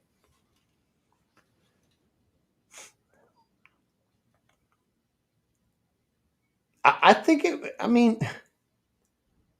I understand that they were doing their best to try to execute a wake-up call or tough love or whatever the hell it was. But damn, I have no idea why your channel should even exist. For fuck's sake. And the best part is they told me that 4.5 months into me starting to make videos. And I try to look back and I try to say jokes on them motherfuckers, because 2.5 months later, I was monetized.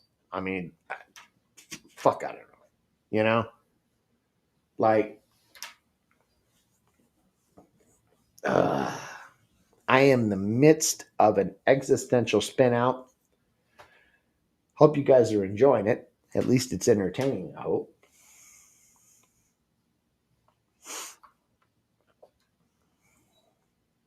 they're creating work for themselves. Fuck them. They probably are.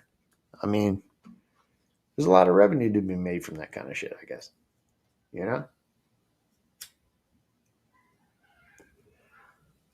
I mean, how many times have people been peddling off self-help books and shit? You know? Or the big mother of them all. Let me teach you how to lose 46 pounds in 12 hours. You know? It's just what they do. They try to find people that are insecure about the fuck they're doing. Yes! Small Woodlot! Great, 1,000 subs today and ran a live stream. Hell yes.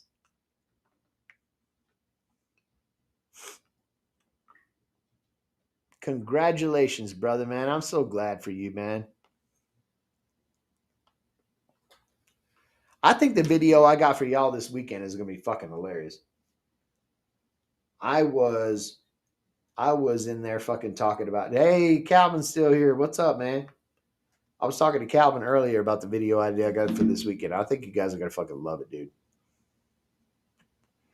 I think it is absolutely useless.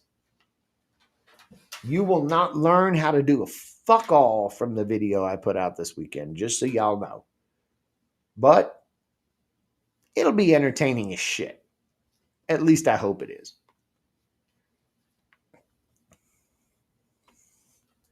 I ended up, oh wait. You know what? Fuck around. Let me cut the damn music back on. There we go. Can you guys still hear me okay? Is that too loud? Are we good?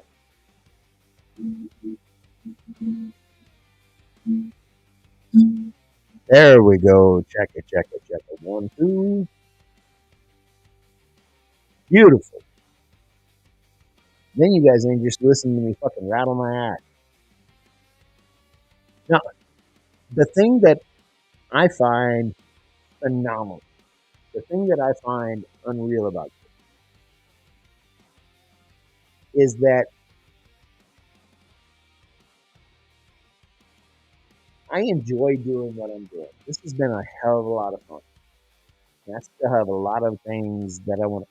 So you're posting a dog's version of Blazing Saddles campfire scene.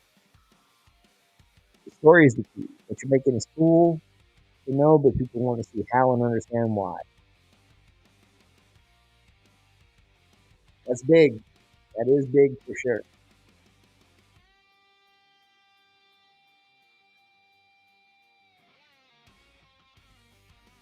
Now here's my ADHD overanalyzing ass. I turned on the fucking music and I lost fucking 4 people watching. Like, what the fuck? Why do I even care?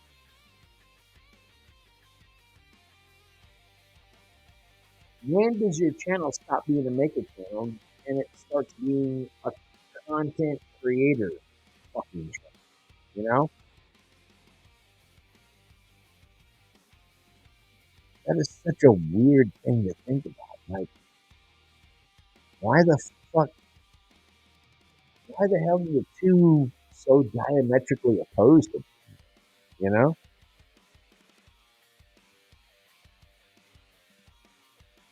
It's so confusing, and I know that I'm not the only one that goes through this stuff. You know what I mean?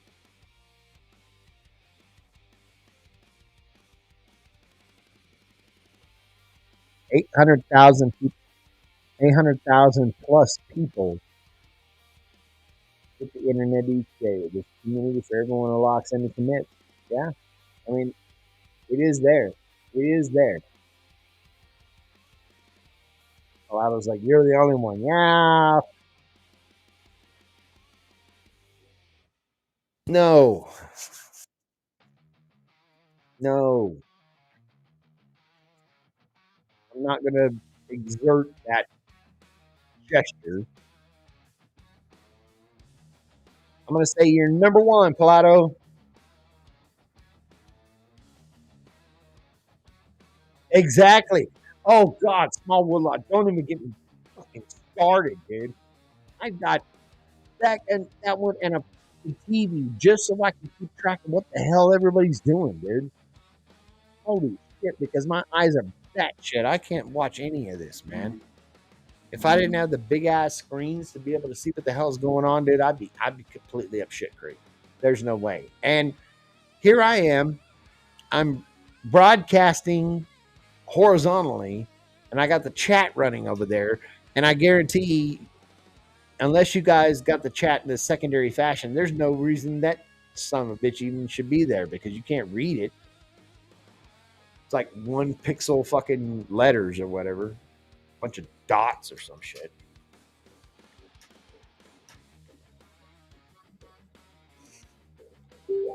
Lions, I'd take the bots, for God's sake. Who the hell's messaging me, for fuck's sake? Oh, okay.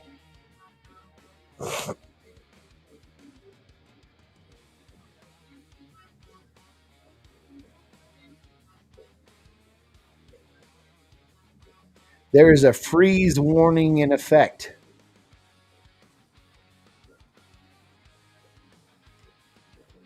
Yeah, apparently, if you go vertical, that's great.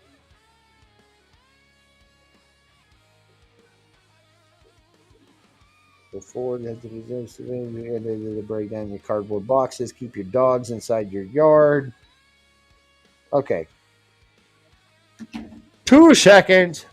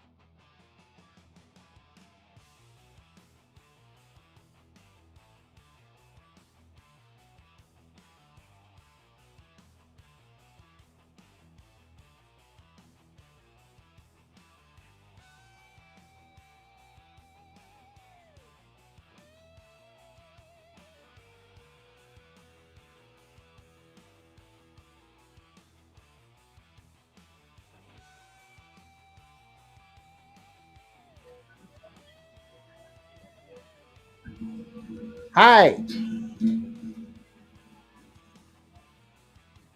Christ almighty. Okay. And you know what's messed up?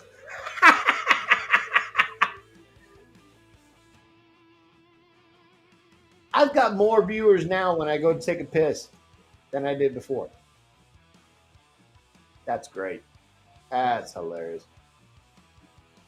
Thank you now.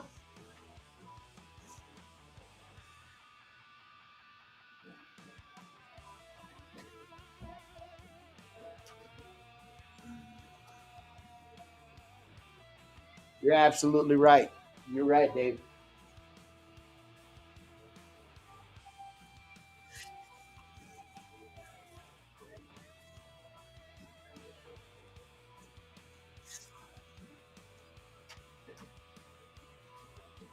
What's up, brother? Good to see you, man. I am coming up on hour 3. I think I might just call it, man. Yep, we just crested 3 hours. I hope it was at least entertaining for some folks. I hope everybody was enjoying it. I will be putting out a video this week if you guys are so inclined. Please follow, like, become a member, super chats, all that kind of stuff. Oh God, never mind. I guess I ain't going anywhere because Pilato's in the house. What's up, man? Hey, how's it going? I'm hanging in there, man. You doing good? I think so. I'm alive. Right? Yeah. What's your take on Not all gonna- of this? How you feeling about it? What was that? What's your take on all of this, man? How you feeling? I'm feeling fine. You know the um, the topic of the day. Right. There's I think I've fallen into all sorts of traps as it relates to the channel and making and Right. making the videos and the thumbnails and the titles and all the stuff. And to a degree, it's like how much of it really even matters, right? Right. And I had a little, I've talked before about the my long form video, my one long form video that's done pretty well over a year ago now, and that one got me 300-ish subscribers and a fair amount of watch hours. Right. Right. And I tried replicating what I thought people liked about that video.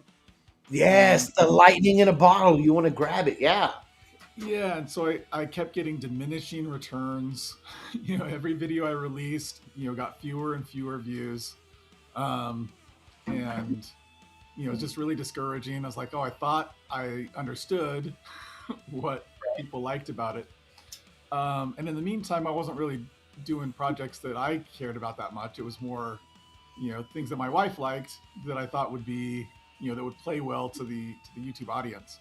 Right. And so, I was talking earlier with Small Woodlot about and Lions about my live streaming. When I started doing, some live streaming, I found a few things that really resonated with people, and I'm like, I'm not sure why, right? Like there's one in particular. One of the activities was you basically just milling up some old cherry, some cherry wood that I had, gotten for free from someone off of Facebook Marketplace. So just run it on the jointer, run it through the planer, and ripping it and I was a little surprised at how well viewed those live streams were. And I was like, this is so repetitive. And so I was like, if I were the viewer, probably I wouldn't watch me doing this. But Right. those were some of the most popular live streams I had up to that point. And I think a big part of it might have just such been an odd thing. Like, yeah. I would sit there and I've seen countless videos of somebody, okay, I need to mill up the lumber. You know what I mean? I need to join it. I need to plane it. I need to, whatever it is. And I'm usually looking away. I'm looking at my phone while they're doing that. You know what I mean? Because Right. it's okay. Now, okay, you've dimensioned S4S. Okay, now here we are. Project time. And part of me in my wild spiral has sat there and thought, is there like an ASMR component to that? Like they find it, I don't know, soothing or they find it entertaining just to watch people mill wood, you know? Yeah, I figured that must be a big part of it, the ASMR aspect. Um, and I think part of it is also that a lot of times I'm doing stuff, kind of later in the evening, and I'm Mountain Time Zone, so I'm already a little later than most anyway, and so it Right. might be, it's the soothing machine sounds as they're trying to go to sleep, or Right. whatever, calm their babies, or who knows, right? See, now Um, here's the thing. This is me being me for just a second. I see Timber Designs and Dave talking about, I was just turning a cherry bowl and I got 92,000 views. And you just want to mhm. kick him in his crotch. What the hell? I only got 92,000 views. I mean, fuck's sake. Yeah, Only I think I 90. saw. Yeah, I had 92,000. Yeah, turned a cherry bowl. Right. Yeah, and I've noticed that the lathe activity tends to really draw in viewers. The lathe really does. The lathe really Yeah, does. and it's understandable. There's some pretty cool stuff, and that's part of why when my daughter insisted that we get a lathe, that I still haven't made operational. I mean, it's operational. I just haven't operated it. But I that's will part. confess something that you might find interesting because I'm going to buy into that whole gimmick. I mean, if the lathe is the thing, Mm, well, I found the treadmill. I had the proof of concept to build the variable speed with the treadmill motor, right? That's already mhm. happened. But I encountered somebody that I have to go see tomorrow who apparently has a non functioning lathe, like the motor's burned up on it for some reason. Mm. Yeah. And if everything works out according to plan, he wants to sell it to me for $30. Way too much.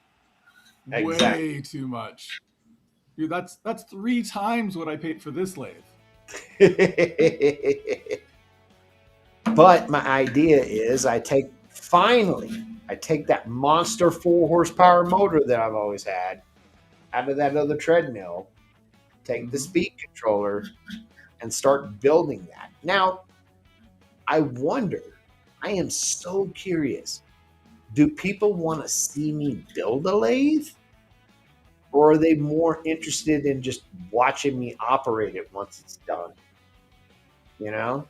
Based on what I've seen, I think people seem to be more interested in just the actual lathe work rather than watch me build something, or fix something. But I think there's appeal to both of those activities, but it's probably appealing to a different group of people, right?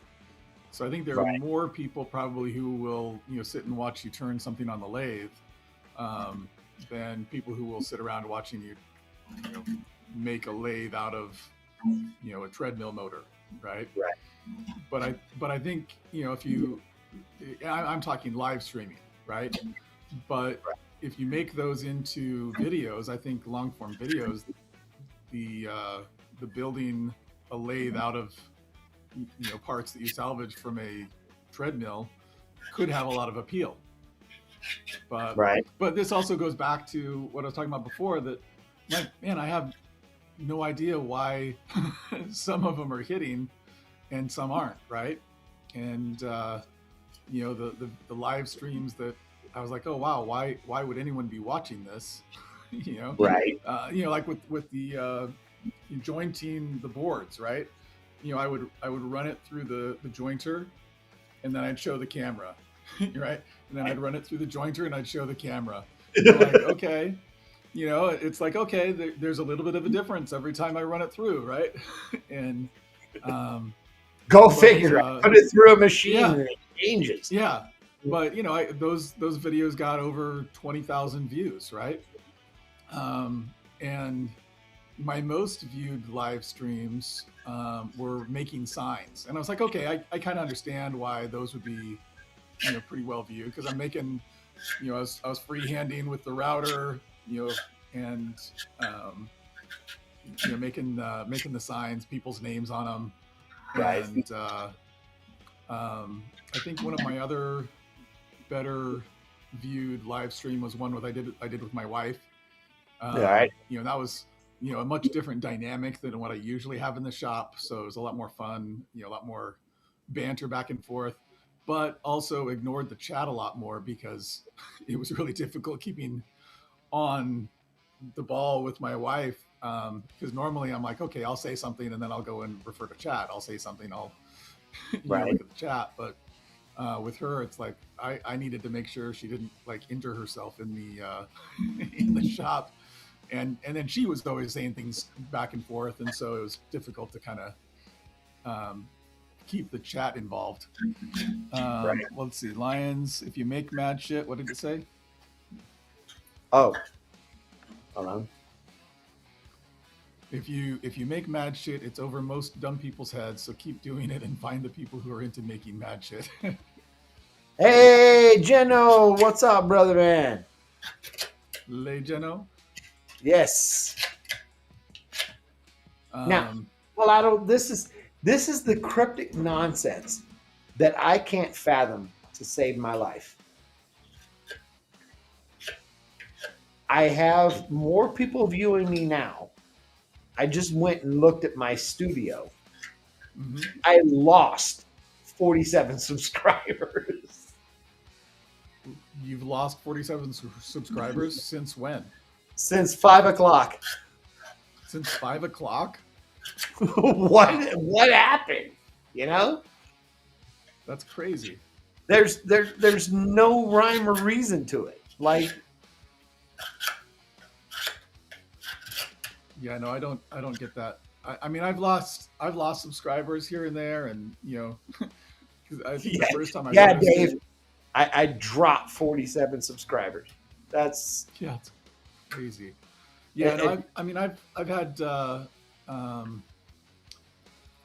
look at the diagnostic or the analytics sometimes, and I'll see, especially on like particular days, it'll break it out by day, and it's like, oh, well, hey, I gained 10 subscribers that day. It's like, oh, then I lost one here and here and here, and right. I'm like, oh, what videos were they watching that turned Exactly. them off and made me pissed you off? Why are you leaving? Yeah, and it doesn't really show you the negative ones. But I think I've been able to track it down on some of them. That it's like, oh, okay, here's where I lost somebody. But not that there's really anything that I'm going to do about it. Right. More just curiosity. But yeah, I don't think I've ever lost that many in such a short time frame. But I think I've definitely had that many people on a live stream that were not interested in subscribing. I was kind of joking a little bit with I think on Small Woodlots live earlier that I would have, I hit the 4,000 watch hour requirement way before I hit the 1,000 subscriber requirement, which is unbelievable, man. Which is, I think, it wasn't way before. It was, like maybe a few weeks, but for me, it seemed that people were much more willing to watch me once than they were to commit to ever seeing me again. Right. So, like, you know what? I can understand that sentiment. So, well, I've talked to you, so I completely buy into that. That makes sense. Yeah. Timber says studio will drive you nuts. Did it to me. I may check once a week now. So let's do this. Let's get it out of the way, because I know you've been waiting for it, or maybe you haven't. Yes, we got our ass handed to us. You're talking about the game? Yeah, the Ducks kicked the shit out of us. If it makes you feel any better, I checked out the Indiana Oregon game a little bit earlier. Just kind of skimming through some highlights, and Oregon's getting their asses handed to them by Indiana. So Indiana seems to be the class of the college football this year. So they look pretty freaking good. But there's not too much shame in that game the Tech played against Oregon. I mean, obviously you hate the goose egg, but Oh my the God, defense the the defense picks played. were stupid. Yeah, the defense played admirably, and the offense just wasn't clicking. And I think Morton, for whatever reason, just didn't have it that night. The thing that was frustrating to me was, why is it today that he can't play instead of when he played us? So Right. it's like, if either of the two games that the Tech played against BYU, if Morton had played like that, we probably win one of those games, and then we're in the playoffs too. But Right. oh well. Now, you gotta fill me in on the rest of it, because the last time, no offense, I didn't keep up with what was happening with BYU after, but last time you and I spoke, like, there was this gigantic pseudo scandal that people were trying to turn into a scandal or whatever it was, that there was this exodus from BYU after the Tech game. No. You're saying after the championship game? Right, right after. Yeah, Right after. yeah, no, yeah. We talked a little bit. BYU had I think nine players enter the transfer portal, which really, for college football standards, is really low. The only other team in the conference that had fewer players enter the transfer portal was TCU with 6, and basically all of BYU's important players, all of their starters, everyone who's really considered to be a contributor or expected to be a contributor for next year has come back. Gotcha. So Thanks for coming in, Dave. Yeah. Lions, I'm making a spatula, because why the hell not? Yeah, they've their quarterback and the offensive player of the year in the conference, the LJ Martin, he just declared that he's coming back instead of going to the NFL. They just got a commit from USC as a tight end commit, Walker Lyons. They got an Oregon wide receiver commit that's transferring to BYU. So, yeah, things have been going really well. The big issues are that they lost their defensive coordinator because he got hired by Kyle Whittingham at Michigan now. Right. And but like, he was going to get hired by someone at some point, so I knew he wasn't going to be at BYU forever. Little sad that our cornerbacks coach left too, Gennaro Guilford. Right. But we just hired away the cornerbacks coach from Boise State, and we'll be fine.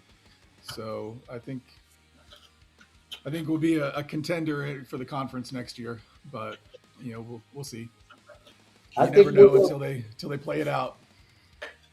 I think we will again, or else we wasted $250 million on a facility that we'll never get any use out of.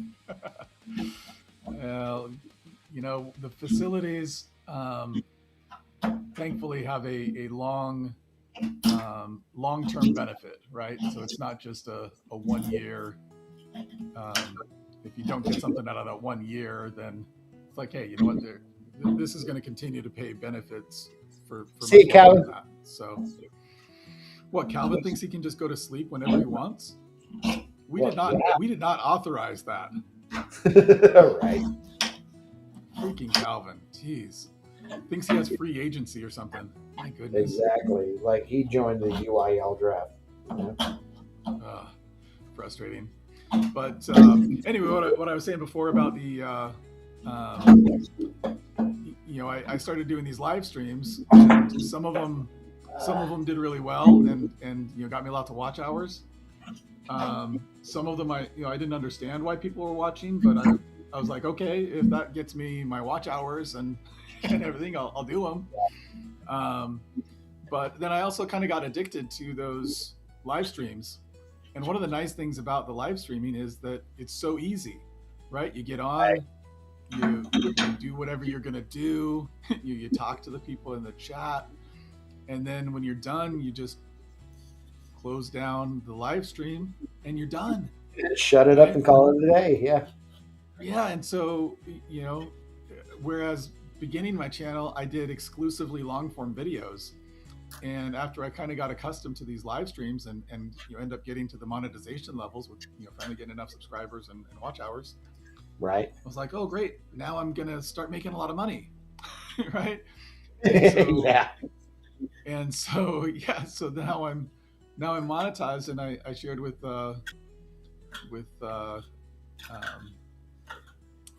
geez, why is it blanking me right now? Anyway, I shared earlier that I had a live stream back in September that had 44,000 views, and that earned me 36 cents. Nice. Yeah. So I'm trying not to spend it all in one place, right? Now, that's weird. That CPM nonsense that they do, the cost per thousand or whatever. Yeah, cost per mil. I have no idea why. But Mhm. I'm gonna just point this out so y'all know. I have no idea why this is the way it is. Estimated revenue.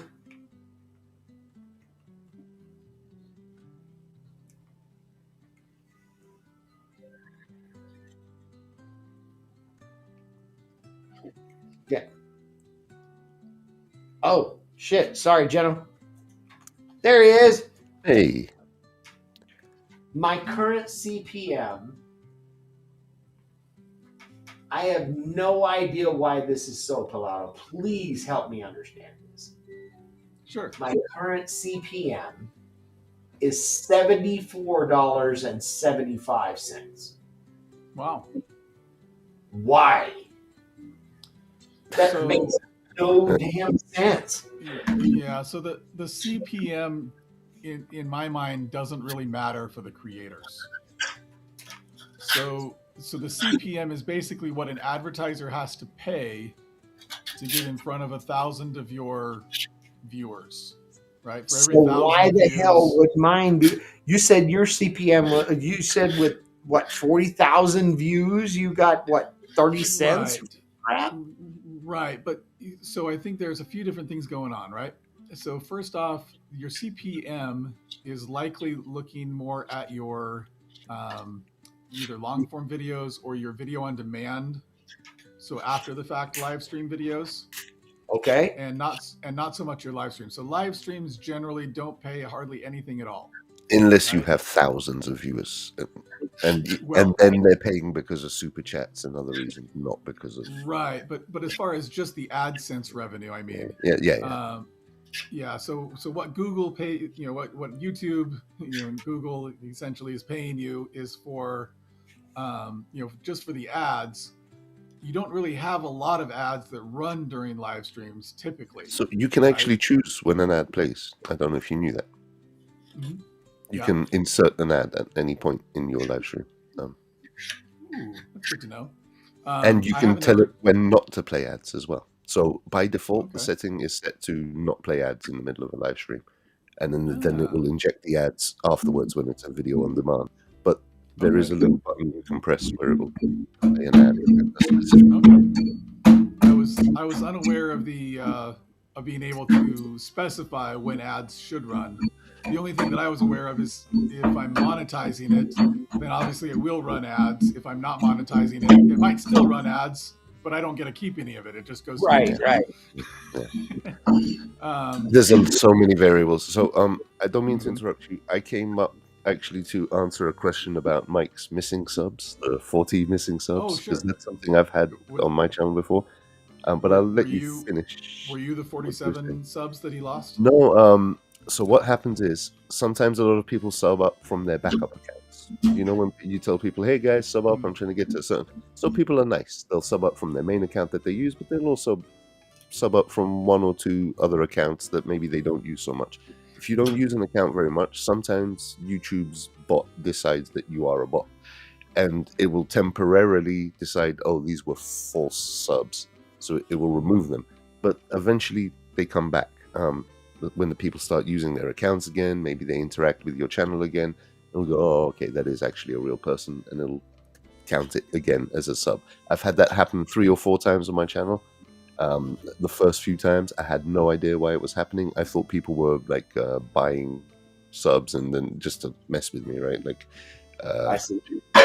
buying subs and then removing them. But no, it turns out that's just a thing that happens, especially when you're at this stage of growing your channel where you're starting to get subs, but you're not a huge channel yet.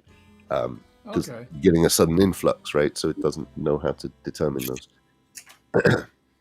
That makes sense. That makes total sense. I mean, You will see when they eventually come back. go ahead.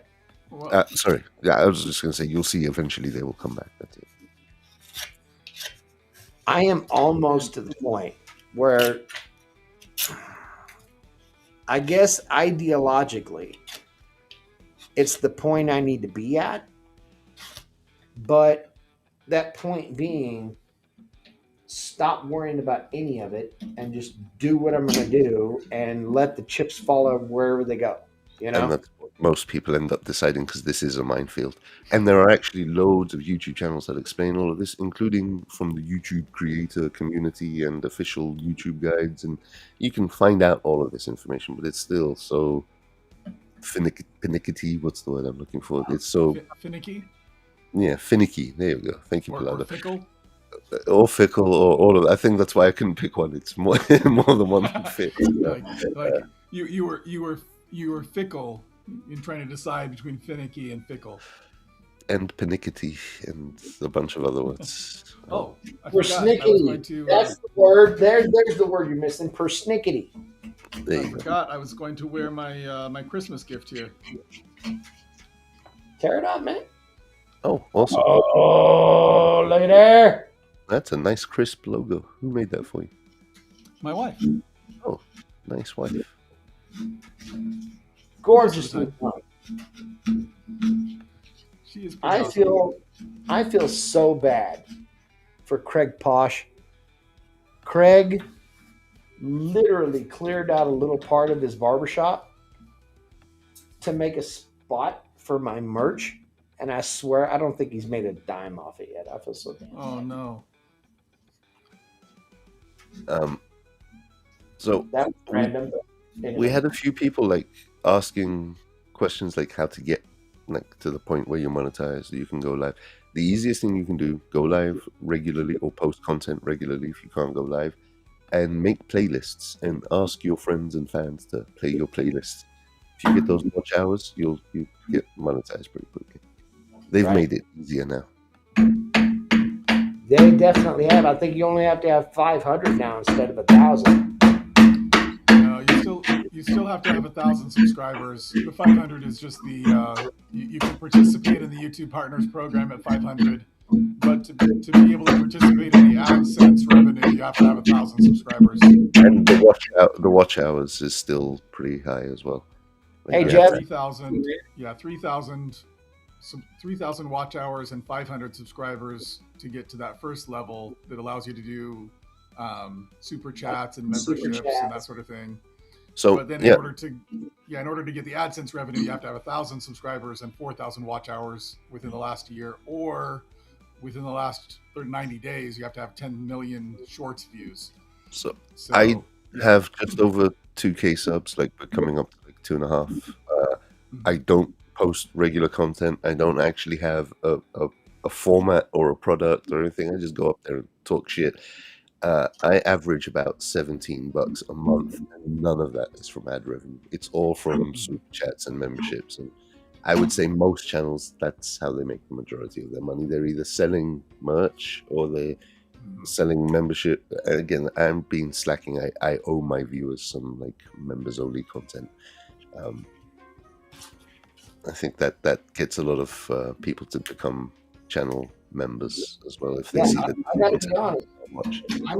I'm not mad. I am eternally grateful for the super chat membership support that I've received. I mean, I have literally gotten way more than I think I should have ever deserved.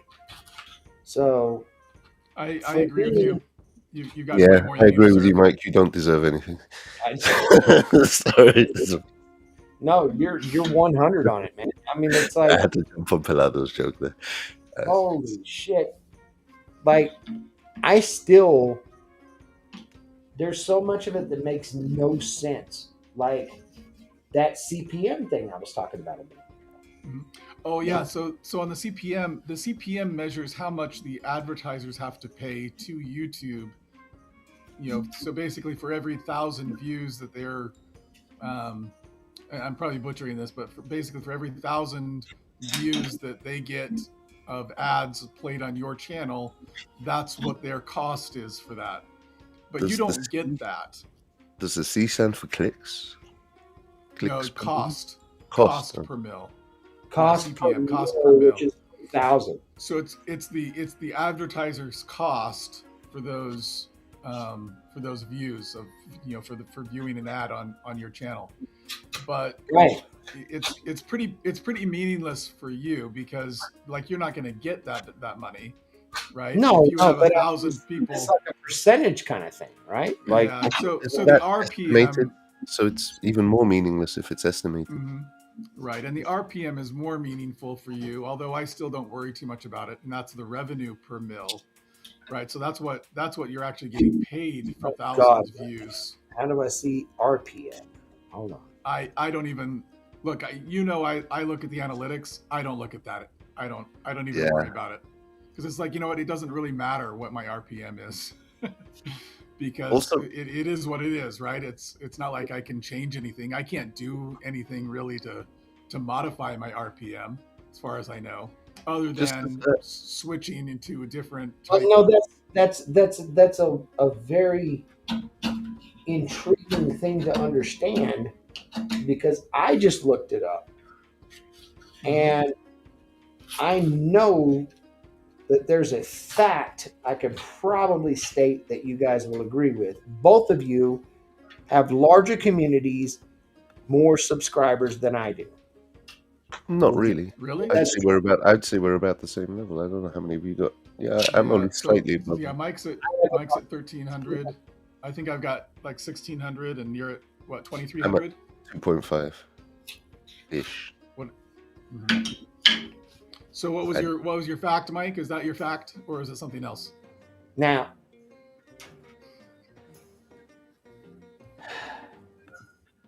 I'm eliminating super chats and stuff like that. Okay. Filtered this. How is it then that AdSense has brought me $1,606? That's crazy. That means a lot of people who are watching your show are actually sitting there and watching all the way through the ads. That's what that means. Do you know what I'm saying? That makes no sense. Well, Yeah, what could explain that it is that's either way a lot more of you. than I've. Yeah, that's high. I would never make that. But what I can assume is that maybe a lot of your channel viewers have premium membership to YouTube, which automatically counts as a ad view anyway, because even though they skip the ad, weirdly, because they've paid, it counts as an ad view, or that a lot of your viewers just don't know how to use ad blockers.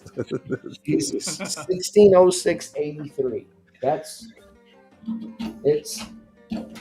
crazy high. And that'll This is probably change. Yeah. That's probably this been is what miscalculated, makes I it would so say. unfathomably perplexing to me. Yeah. Right. So for me, I mean, YouTube only makes payments to the extent you've earned over $100. Right. So they'll make payments out monthly, but only to the extent that your earnings up If to you that point exceed reach the $100. $100, yeah. Yeah, so I've made no money from YouTube so far. I've made money, but I've not qualified No payments. to get any money yet. Yeah. My first month, I think I got a payout, but that was because of a bunch of gifted memberships that got me over that $100 That's mark. counted separately. Yeah. Yeah, and then my second payment is this month. So, and that's mostly from AdSense, I think. So See what I mean? 696. Yeah, that's crazy high. Again, And That's- is that AdSense only? That's what's coming in like 2 weeks. Mm-hmm. Right, but is that AdSense only, or is that including super chats or memberships or donations? I can break that down.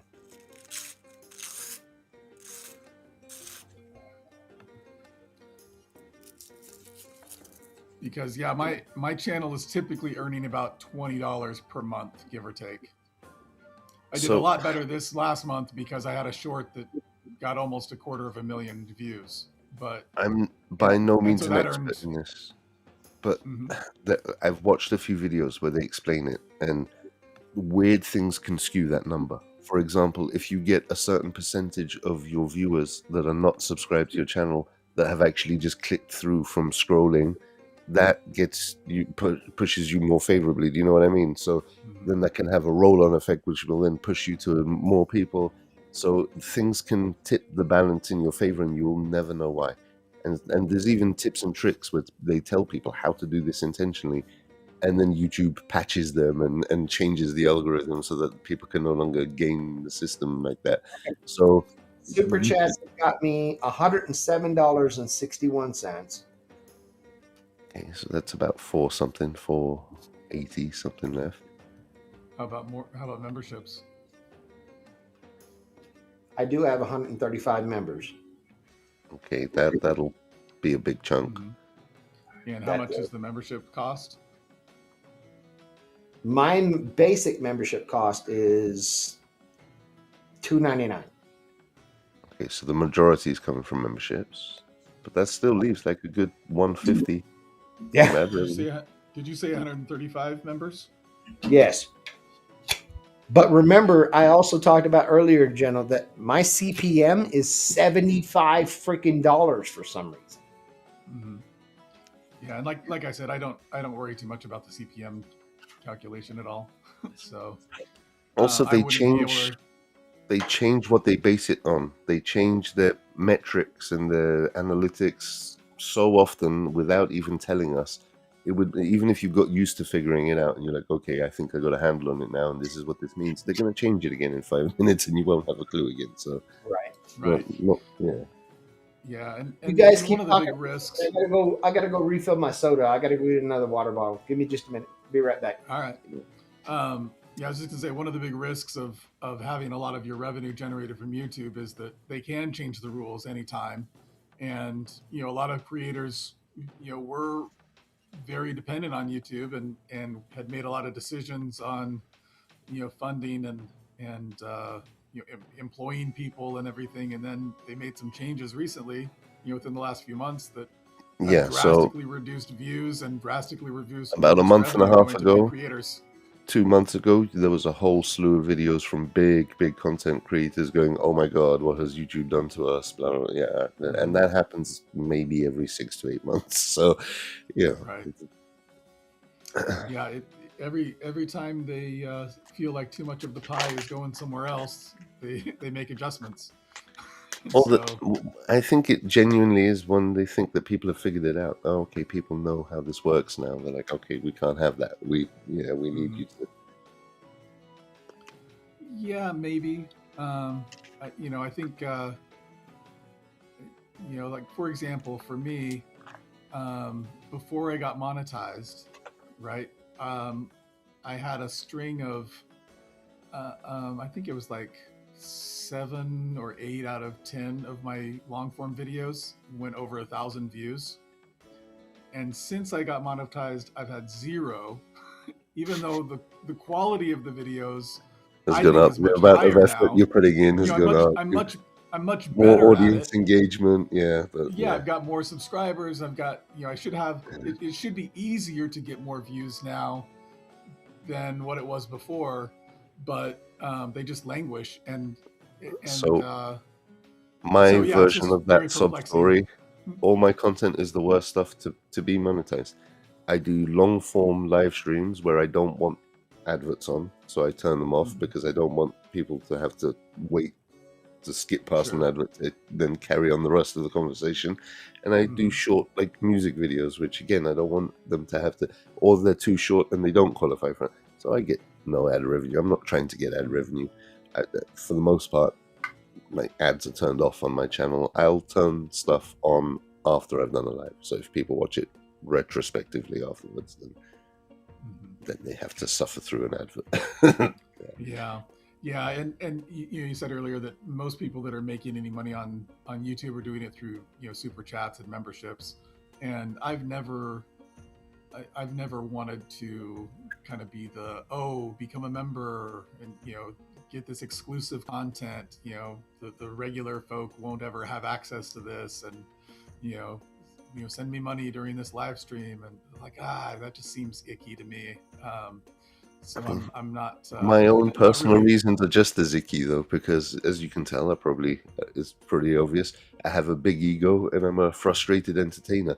So this is just my way of foisting my personality on people. It's like, so that's just as icky, right? I'm not trying to make money, but hey, look at me. Yeah.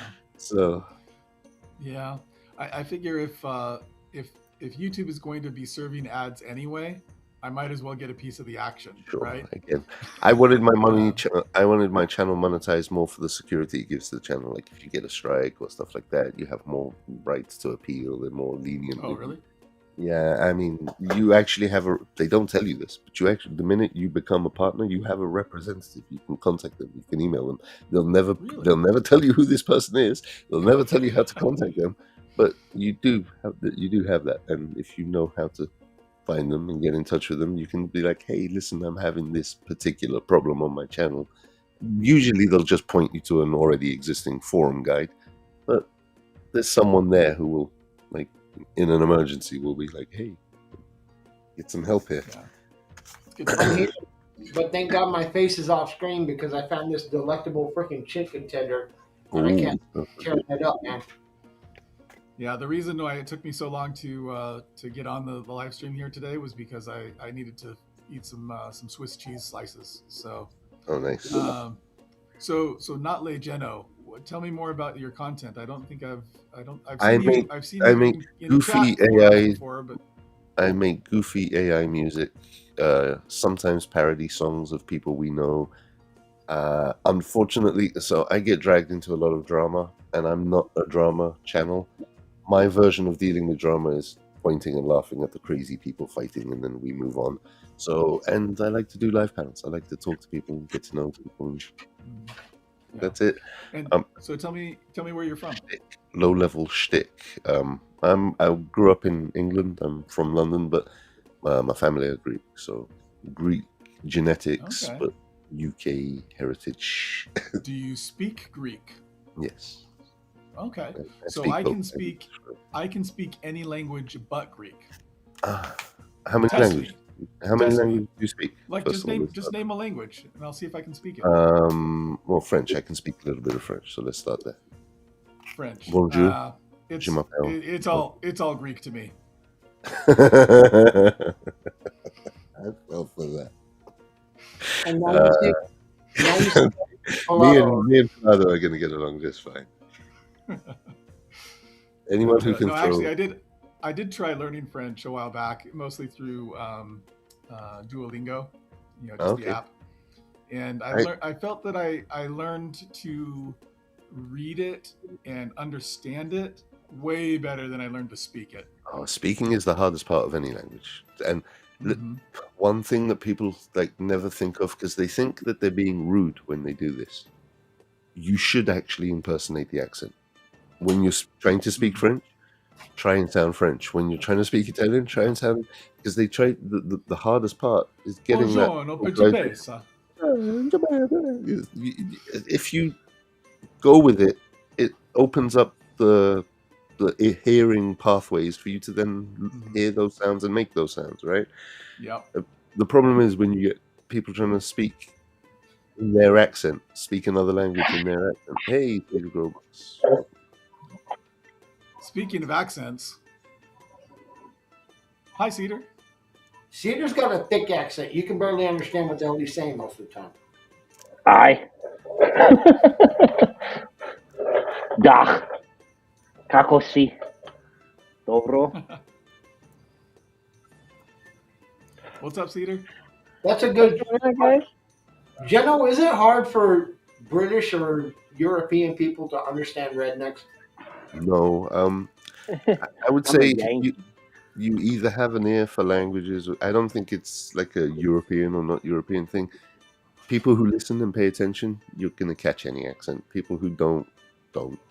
Like, it's how I'm an audio engineer by trade, so for me, accents is easy. Mike, can you tell me what he just said? I couldn't understand. I said accents is easy.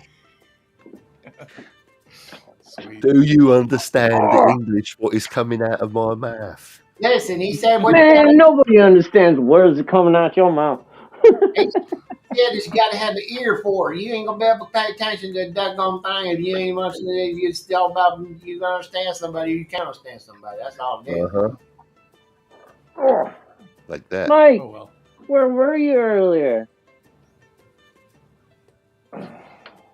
What you Where clamping, was Cedar? Mike earlier? That's Grandma's cutting board. I'm making Grandma a end grain cutting board. I was second glue up earlier at I, 3 o'clock I today. feel awful because Cedar has been trying to invite me to collab with him on lives for a couple of days now, but my life circumstances and my personal life have been kicking me in the nut. So I Life haven't been. Hey, it It's all happens. good, brother. I just Took me staring at about all the small cut off pieces laying around. Getting those used up. The like the 6-inch beams and the slabs. So it was quartered. It was like half of it was 2 6-inch beams, and then the other one was kind of like slabbish. It was like 4-inch by like 10-inch. He removed the live edge, but so all the small pieces, those were cut. He was using them for like 2x4s and shit. So and it's been down for 2 years. So like all this stuff is, I assume, dry.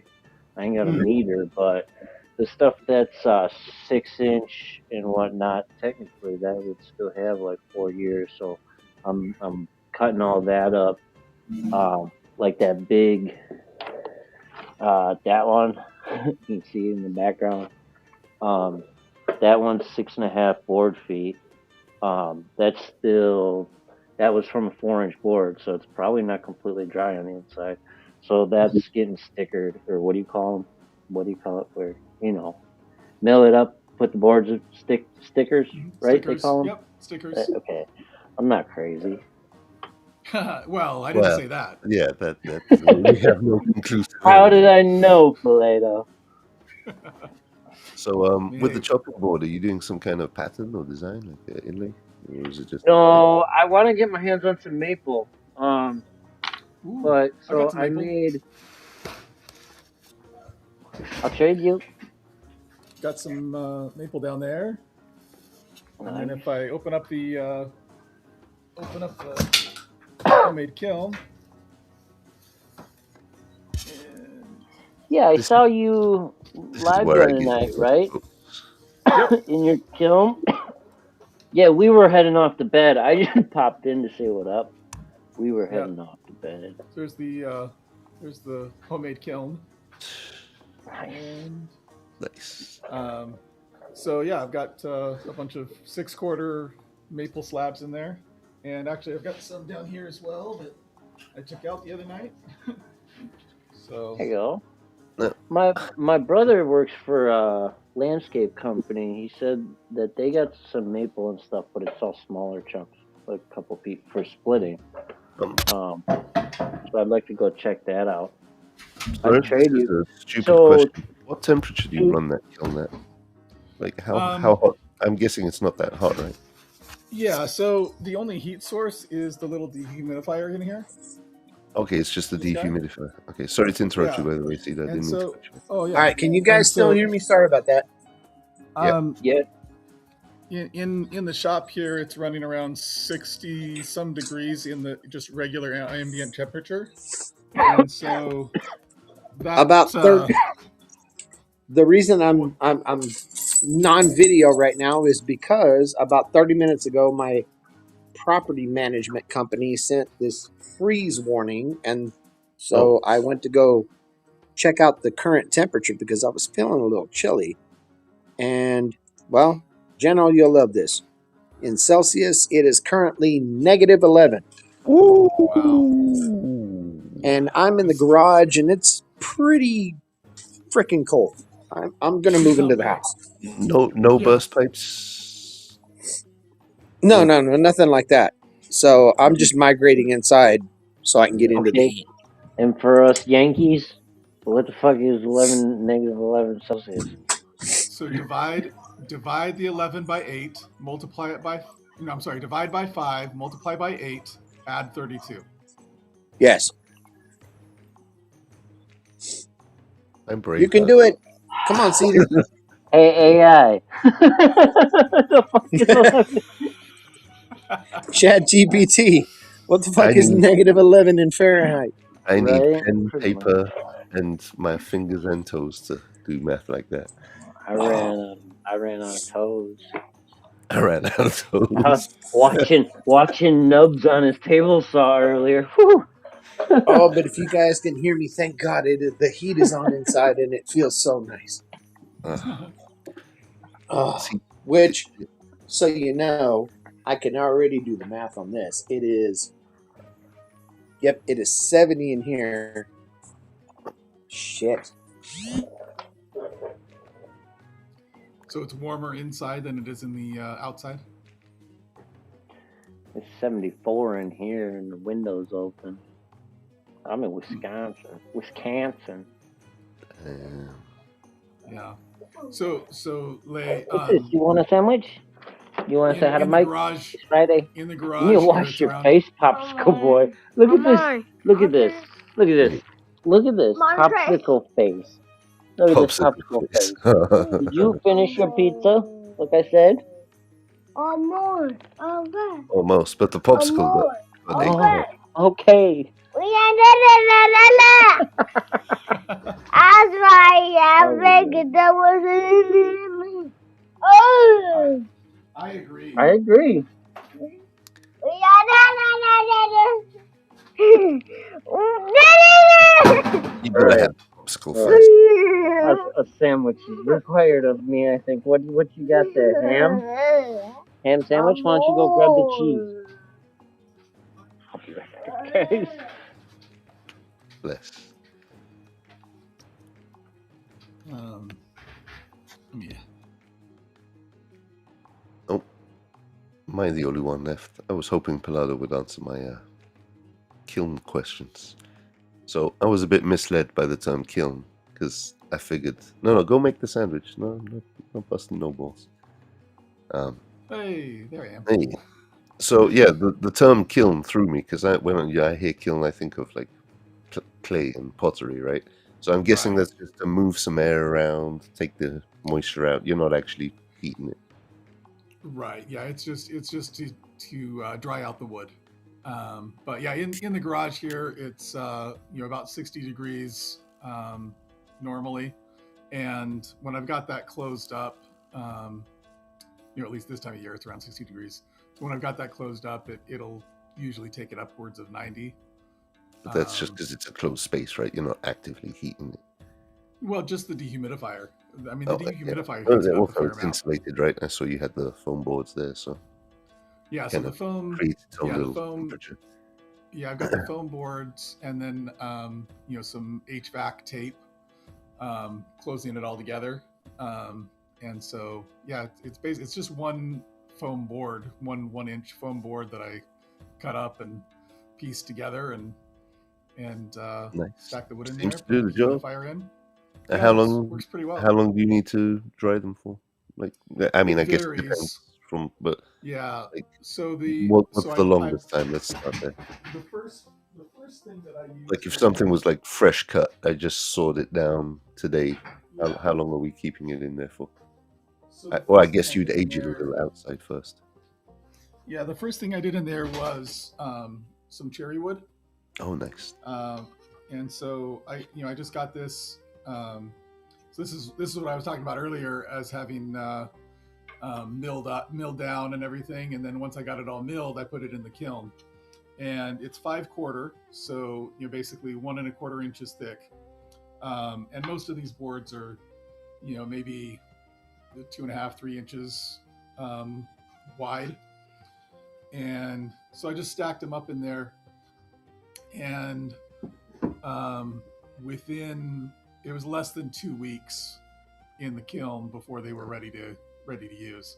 Now I'd had them just sitting. I'd had the um, the branches and logs, whatever, just hanging out in the garage for probably at least a few weeks before I started the milling process. And then the milling process took a while. And so then by the time they So were in the kiln, they'd already been off the tree for, probably at least a couple months. I have But very little experience with woodwork, but one of the few woods magically that I have done anything with is cherry wood. In Greece, they use that for everything, especially the old folks' walking canes and things like that, because it's got nice, long, straight branches that are kind of a uniform thickness. So you can steam it and bend it. So they make a lot of the walking canes are made out of cherry. Chessboards and like backgammon boards and things like that. That would be one of the woods they use for the inlay pieces. Yeah, I love it. Stuff like that. So I have a very small apartment. I live in the city.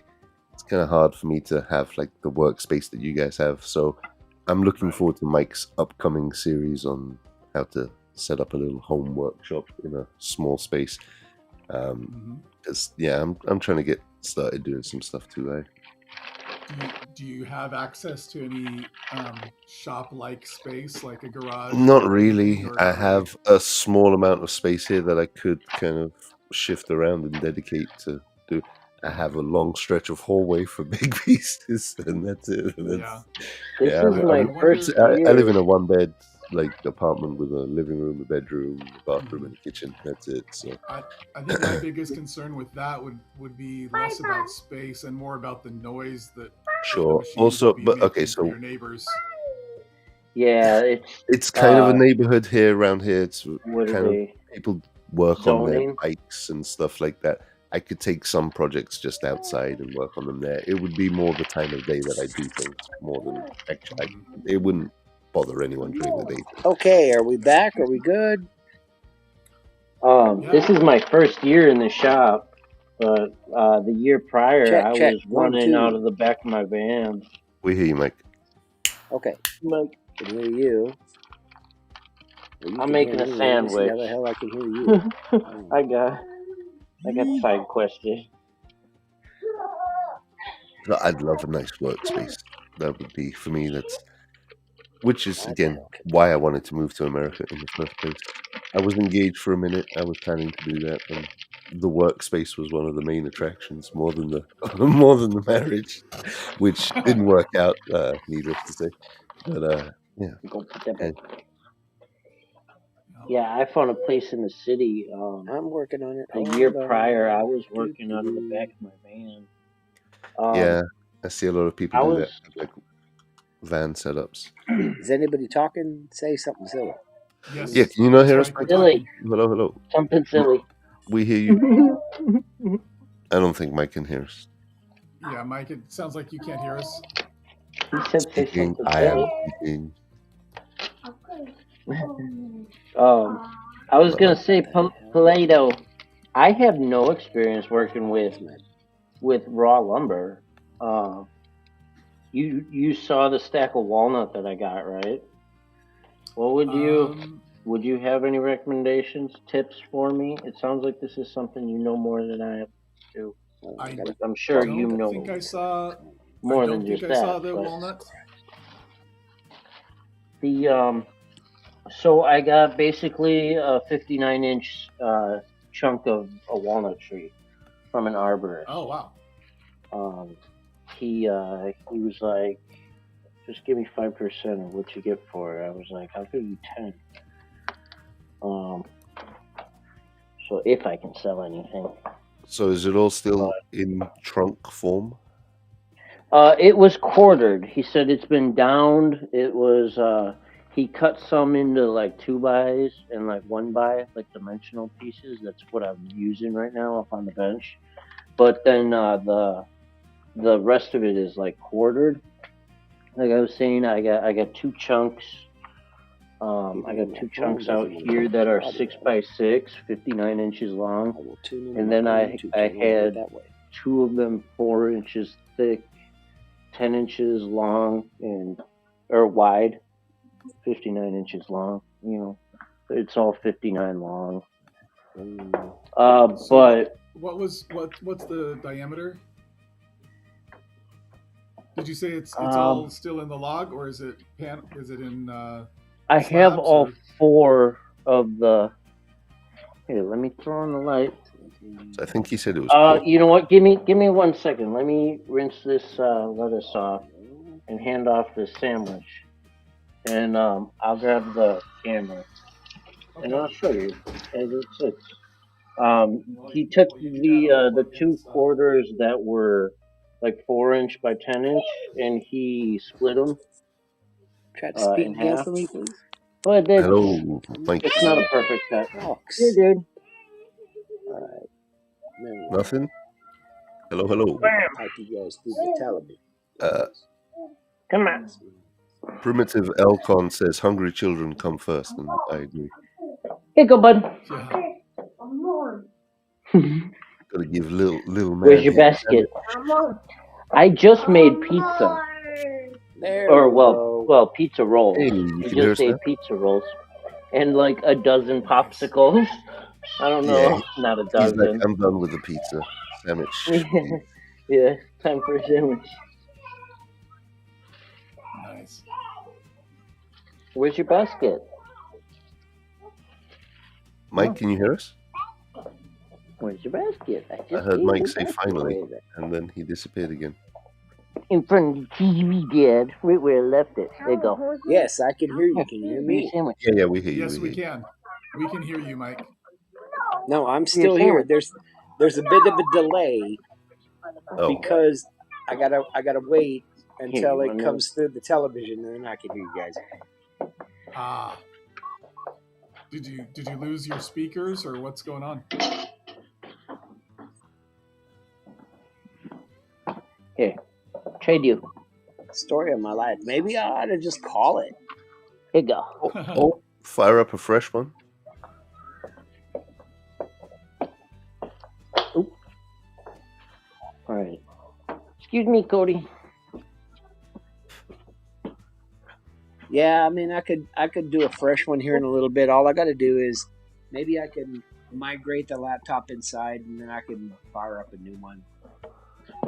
So I've got 1 6/4 slab here, 10.5 Okay. inches, 59 inches long, and then you need help getting your juice open, bud.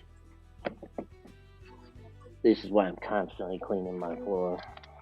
Yeah. Here, So, go eat your sandwich, drink your juice. so Cedar, do you have a jointer or a planer? I I have just know both. that thankfully my balls aren't about Yeah, to shrivel up my own ass 6 in here inch. because it's not fucking 17 degrees. 6 inch and 12 inch. Hey now. Like You got little right a over 6 inch jointer and a 12-inch planer. Yep. Okay. So Um, if it's a 10-inch plank, right, then you can't use the jointer on it because it's too narrow, right? Yeah. So I would recommend using the planer, and so you won't be able to, if you try to plane it on one side and then just flip it over and plane it on the other side, you're going to have whatever imperfections were Yeah. on that 2 parallel opposite surfaces. side. Yeah, it'll be 2 parallel surfaces, but they won't be flat, right? Because it'll carry on whatever imperfections were on the It'll bottom be side. two wavy line parallel surfaces. Exactly. And so what you want to do is have like a plywood board or something under that, and then put like wedges, your shims basically under the Make board a that sled. you want. A planer sled. You know, Exactly. shim it. Make a planer. Right? Yeah. Make a planer sled and then shim it Genius. so that it's not moving around. Run it through the planer on that first side. Get that flat. Then you can take it off of your sled and run it through your planer regularly. And then as far as, do you have a, like you probably need to joint one edge as well, right? And you could do that on your jointer, but if it's pretty long relative to your jointer, I would recommend using a table saw jig instead. So what I did is I made a couple of things like this. I got this one, and then I've got one that's longer. But So Ah, basically, so I've got 4 of these. This one started like these. He didn't do a great job. It's a little skinny, like it's a crooked cut, but he did it with a chainsaw. okay. So there's 4 of these. This is one. This is a solid 6/4. I, If he did like you that with a said, I chainsaw, that's shimmed pretty it. impressive. Yeah, Yeah. that's what I'm like, dude. That's beautiful. Like that's I Mhm. think he must have had a perfect. sled or These something are to make oak. a guide for These the chainsaw. There's no way he did that Yeah, like an freehand.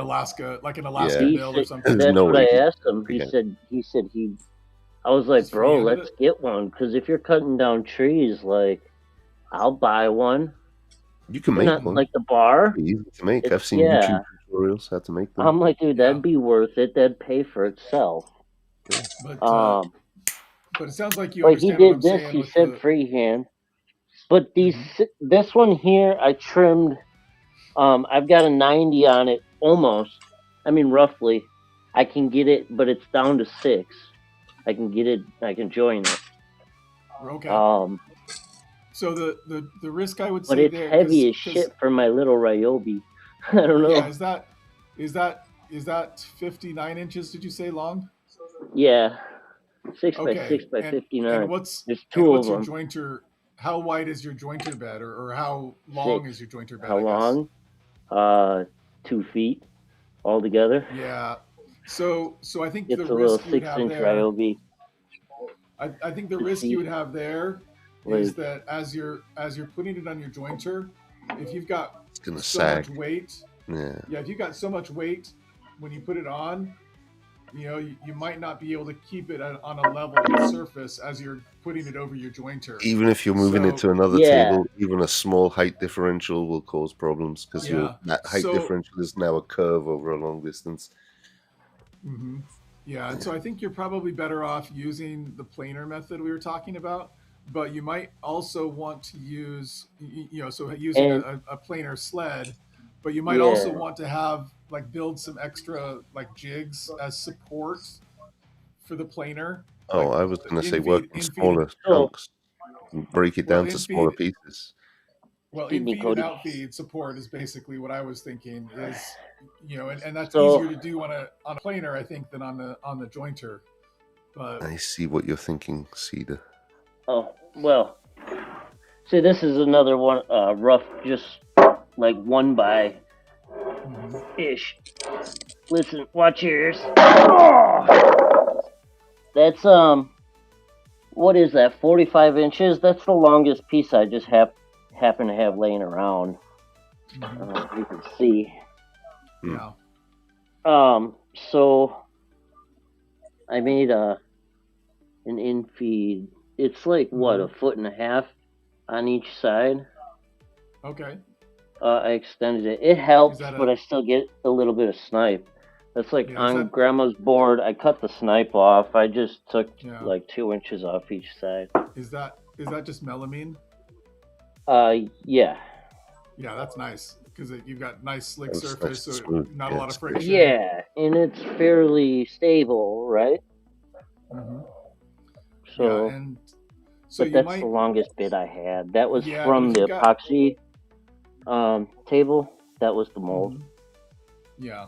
So if that gives you 1.5 feet, right? If that gives you a foot and a half of in-feed support and out-feed support, then you've still got another 40-ish, 40-ish inches that are going to be hanging off, right?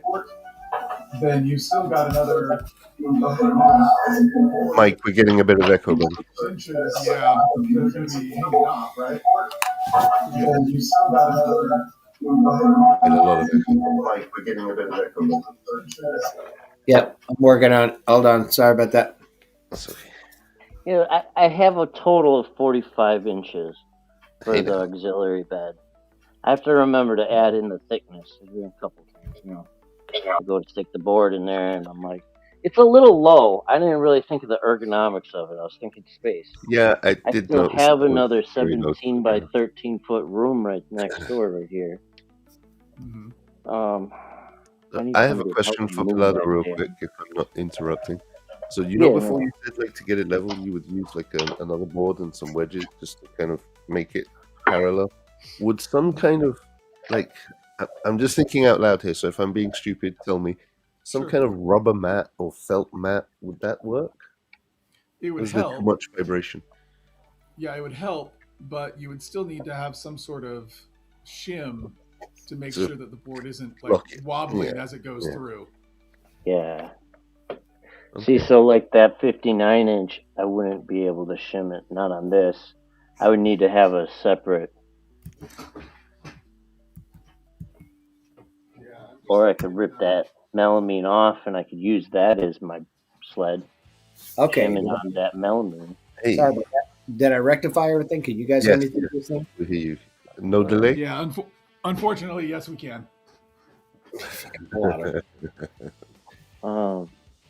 My dumbass Yeah. bought this 8 1/4 table saw from Milwaukee, right? Yeah. With Yeah. a weird little blade, just like my miter is 7 1/4.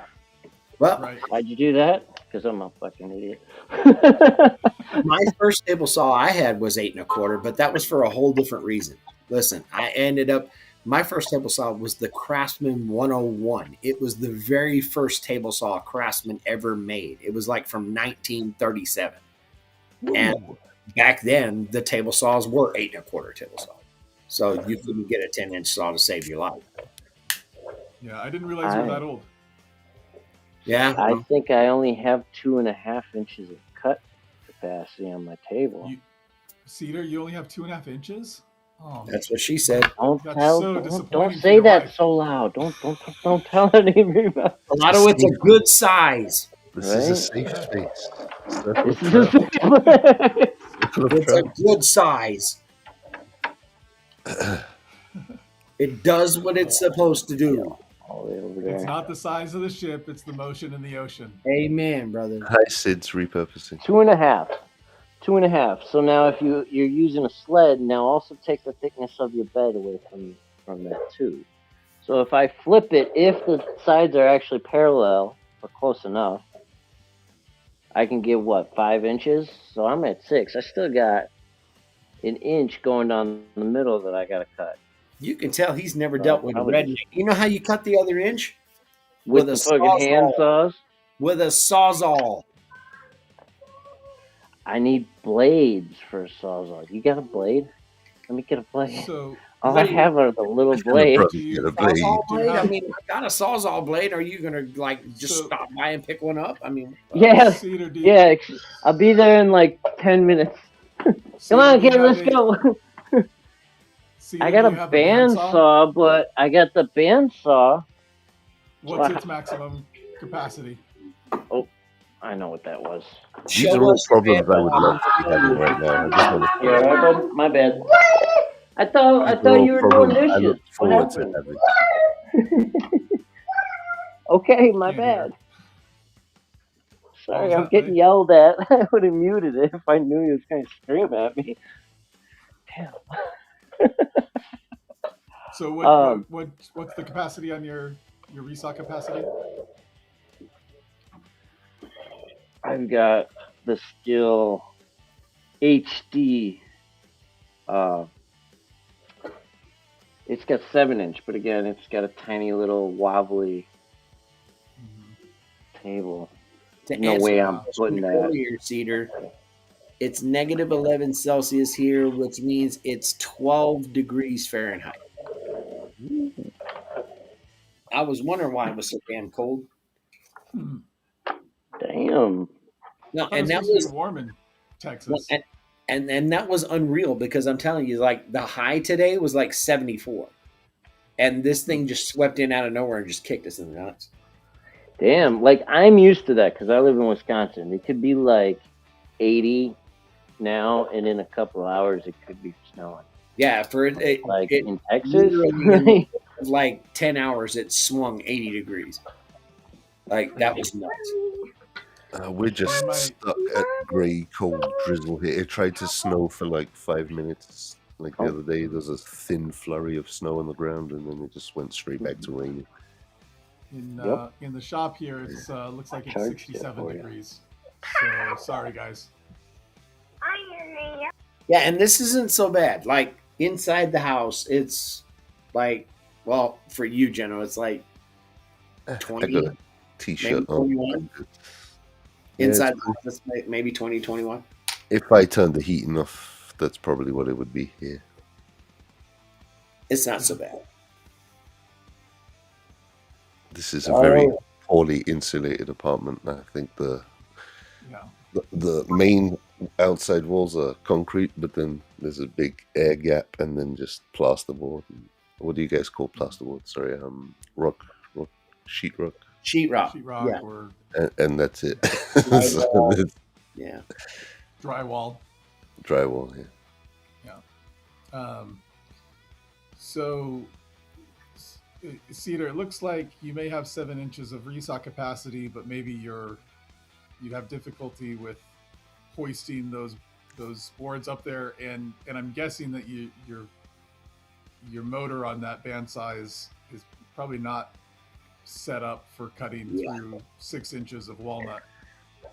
No. Otherwise, I wouldn't be. Yeah, no. And I've got stability here.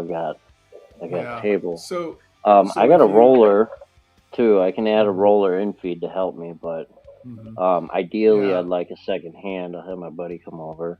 Yeah. So on your That table thing's saw, heavy. yeah, on your table saw, you've got 8.25 or 8.5 inch. What was the 8.25. inch? So it's 8.25. 2.5 inch cut.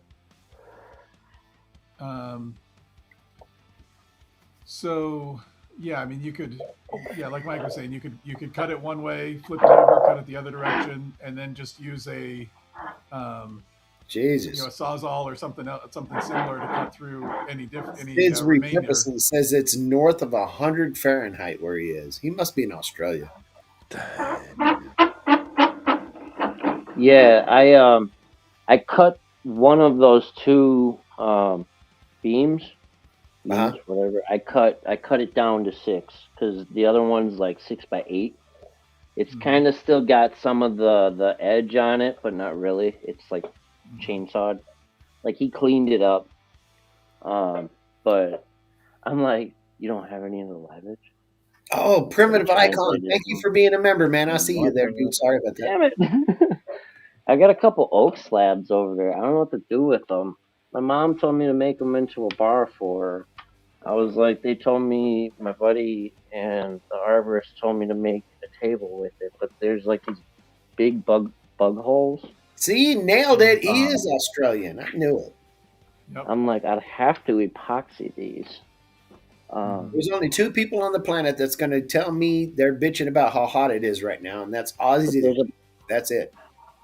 There's a bunch of bug holes. Maybe people on the equator.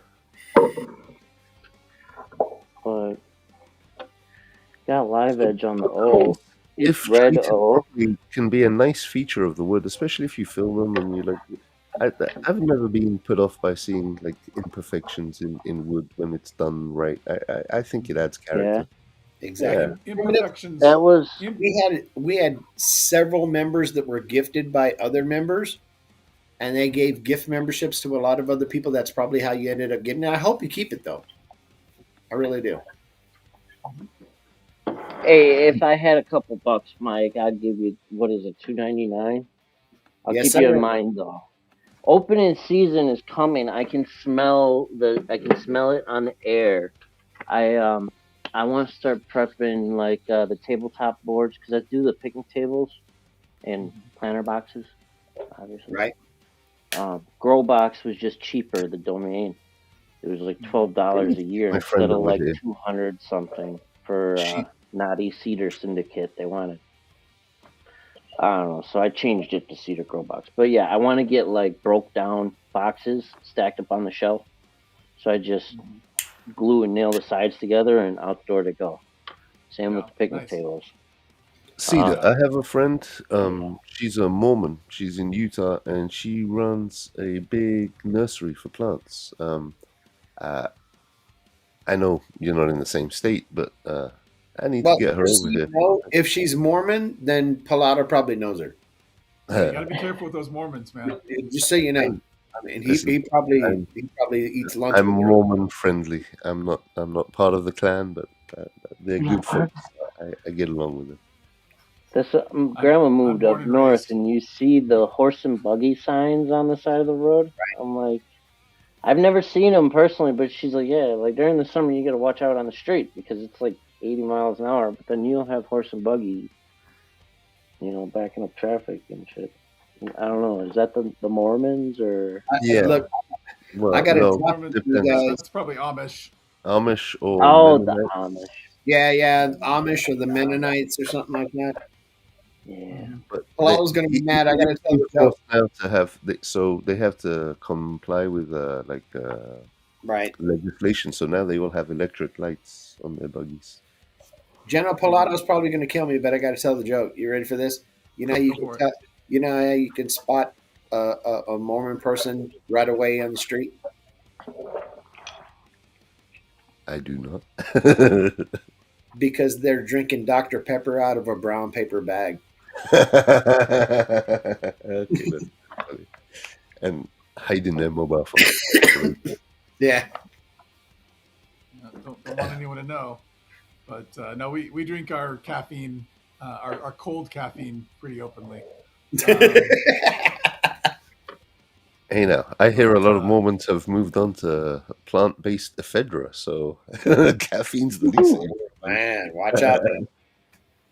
yeah, no, I'm going for number two, Mike. the joke along those lines that I always tell is, how do you tell a good Mormon from a bad Mormon? Oh God, lay it on me, man. Temperature of their caffeine. Mmm. That's So what it Mountain is. Dew, Like, is that what it was? Like they have a coffee, thing about coffee. Is that what tea, it was? They just off get down limits. on coffee. Mountain Dew, Coca-Cola, just fine. So, Oh, uh, gotcha. but So Coffee in there's the some of the morning. some of the I- more hardcore traditionalists hold that caffeine is not allowed, and so like my mom is kind of among those. I remember way back when I was working at this business for my dad, Mhm. and she came in and she asked if she could help with anything, and so I was at the table working on stuff, and I was like, oh hey, in the fridge, could you get something for me for the fridge? She opens it up. I'm like, hey, can you get a cherry Coke? And she just closed the fridge, refused to bring me the caffeinated beverage. Oh, real. for Oh, wow. But yeah, no, there's nothing prohibited about cold caffeinated beverage, Cold as far as I know. Okay. But yeah, Oh, is it coffee and temperature? tea are off limits. But So wait, because Coffee, it's hot, it makes it but infernal. wait. Devil. That means they can have iced coffee then. Oh no, perhaps. technically But that's still brewed. yeah, so That's French press iced coffee. Yeah. there's all sorts of things that you could you know, try to argue as far as the letter of the law versus the spirit of the law. But So it comes then from Doctrine and Covenants, section 89, and they call it the word of wisdom. And what they actually say in that section is hot drinks, right? And this was back in the 1830s, or maybe early 1840s. And so, hot drinks back then had a particular meaning. And so that's kind of the continued meaning. They didn't have Coca-Cola. They didn't have Mountain Dew. They didn't have all these other things. And, So what about a hot drink that you allowed to cool? Does that a get out? Right, Oh, if you set a cup of coffee and just let it Let it go. Well, and then the other thing, they're like, okay, well, what about hot chocolate, right? So hot chocolate isn't prohibited. So hang on. we've Cedar is showing a pretty. territory when we're in on the hot chocolate. Okay, hold on. That's murky territory, man. Like that's banger right there. Listen, whatever your faith is, doctrine will always get you. yeah, Yeah. sometimes, yep. But That is- anyway, so yeah, Work with getting it, back to not Cedar against and his boards.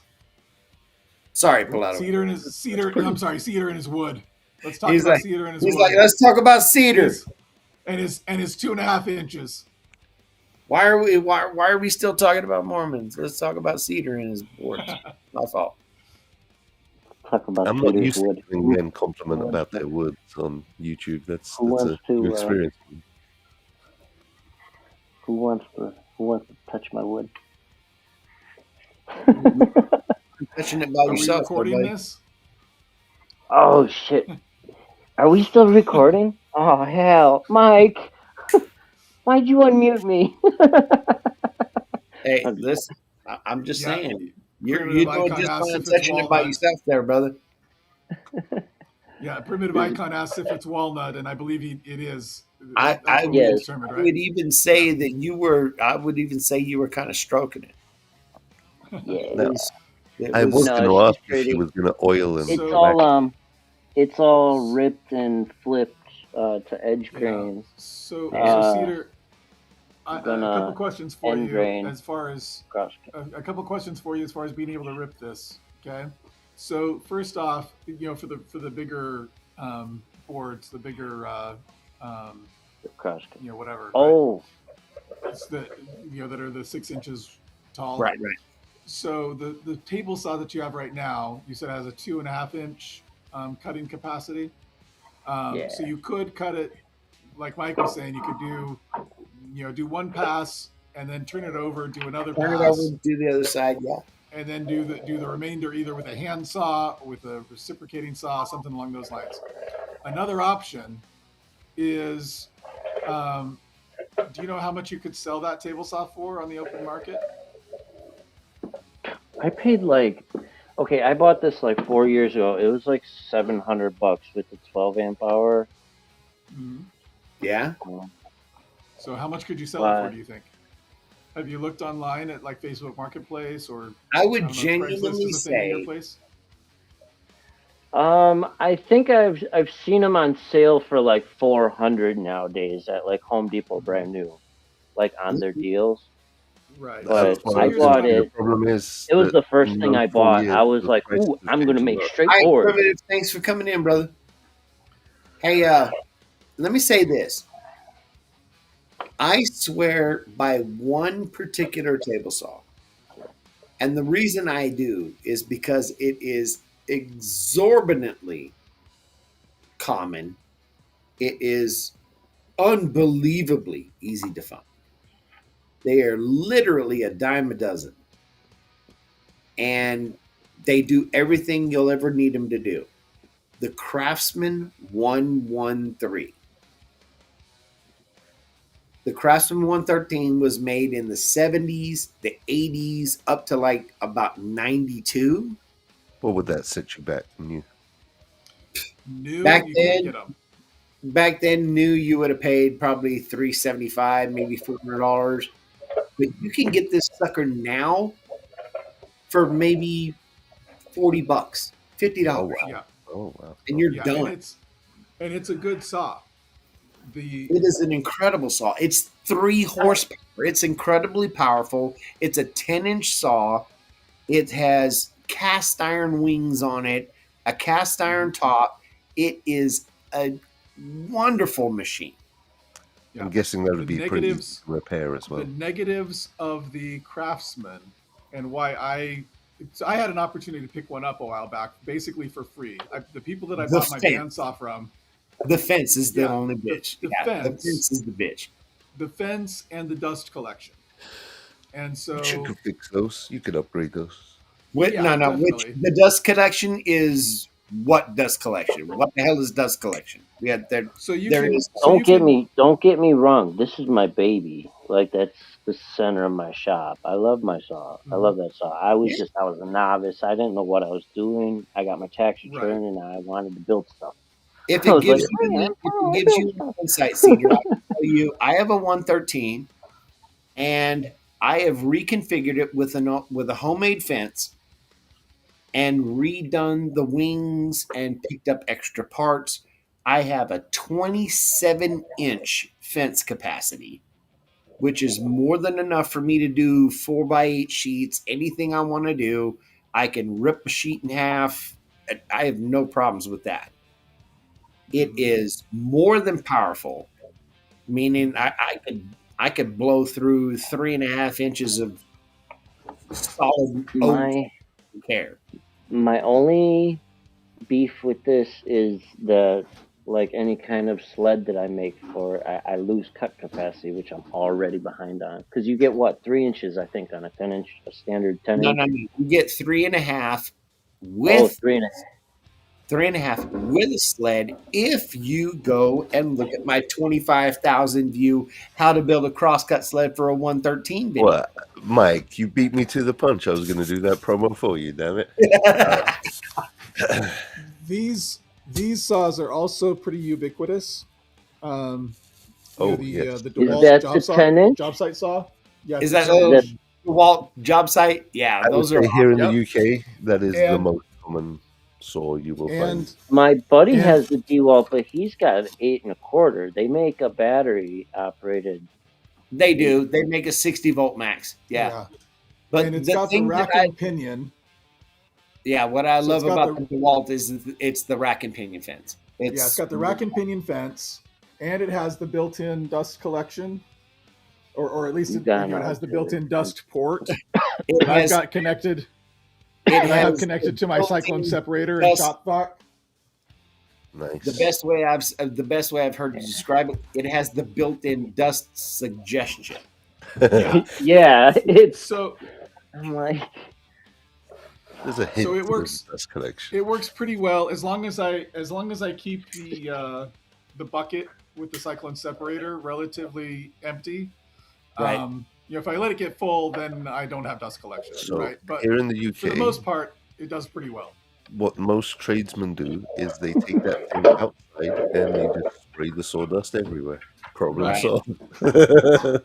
Right. Right. Which is a little tough to do when it's 11 degrees outside, or Sure. I mean, yeah. Oh, hey you now. got the I think I'm due. I was looking at that earlier need to, after need my to empty it. live. I definitely Yeah. have the least experience here, but one thing I do know because I like to, I'm the kind of guy that plans things years in advance before I'm ready to do something. I know for a fact every single thing you showed me there is modifiable, customizable, and there are YouTube tutorials right now telling you how to do solve exactly the problem. Oh, I wish this had that. Well, here's a tutorial that shows you how to do it. Like the Right. dust collector, the cyclone dust collector, there's 1,000 tutorials how to make one out of a plastic bucket and some Yeah. shenanigans. I have a cyclone, but I can't go from a 4 inch to a 2 inch. It just Yeah, doesn't. you can. It doesn't. Yeah, you can. If you I shunt it lose. the right way and you give it the right taper, yeah, you can. But I can tell you Oh. this. I mean, Because I- I lose. I I keep lose all my transferring you CFM. for Geno. I'm sorry about this, but Geno's over there in the UK, and some of the things we may say are so foreign or whatever. But that 113 that I swear by so much, that saw is like the record power TS 250. It's just this strong baseline freaking cabinet saw that just does the job. It's like 3 horsepower, solid as a damn rock, and will just I cut wish through I had. what you put in. And so I I think wish what I we're had a trying to tell you, cabinet Cedar. saw. Yeah, so I think what we're trying to tell you, Cedar, is do you have are you near any kind of population centers where people might be listing this stuff Yeah, for sale scrap, on a Facebook secondhand marketplace? stuff. Come Yeah, collect. I'm in the city of Yeah. Milwaukee. I just saw a Grizzly 8 inch joiner with the 6 foot bed Dude, for there'll be so 150 much stuff bucks on available. Marketplace. Milwaukee, you're gonna have. I wish that'd be cool. Yeah, I so want I it for would. the bed. Like if I had the Grizzly 6 inch bed or 6 foot bed, That's what I was gonna say like to I you, could dude. You joint build a stuff. face. You should be making that bed. Whatever saw you buy, you should be fitting it into your own custom table. Yeah. You should be making the table. Like, How would I? Yeah. How would And I that on is my true. little That joiner? is true. If you build your own How fence do I- and you get rid of the 113's rails and you get rid of its legs, you build can your build own it in the custom same dream table compact with space all as the the job site saw. features and everything. It's so doable, Yeah. dude. There's so So- many tutorials. Yeah, so Cedar, if you look on your Facebook Marketplace or your Craigslist, whatever locally, for a 113, a Craftsman 113, like Mike's talking about, and probably there's at least one listed right now Maybe Exactly. not for as cheap. Maybe not for as cheap as Mike is saying, but if you're patient and you If kind you of keep wait an a eye month, out, you'll find it for as cheap as you Mike could said. probably find one for as cheap as free, Yes. and probably no more than 100. Right? If you're paying more And than 100, it's too and won't much. be shocked at all if you see it for $50. Right? Won't be Right? shocked. Yeah, and there will be there are plenty of lots of for people free. Like, just come get this out my house now. If you can pick it up, you exactly. can have it. I've seen 14-inch band saws too, like Grizzly and shit Mhm. for like Yeah. shops closing down. So There's been a lot of shops here in the so city that Cedar are closing down. Cedar, I'm near Boise, Idaho, right? It's a lot smaller than Milwaukee, right? But this DeWalt, I got this DeWalt table saw I got for $100, right? Wow. Yeah. My 12-inch bandsaw I got for $40, right? So I got mine there for are $100. I yeah, got that there on are lots Marketplace. of The joiner, I think I spent $100 on the joiner too. yeah my He my needs a planer. home. He's been neglected. Sorry, we Here's the love other you. thing. That's Here's the the other thing redheaded I'll tell you. stepchild.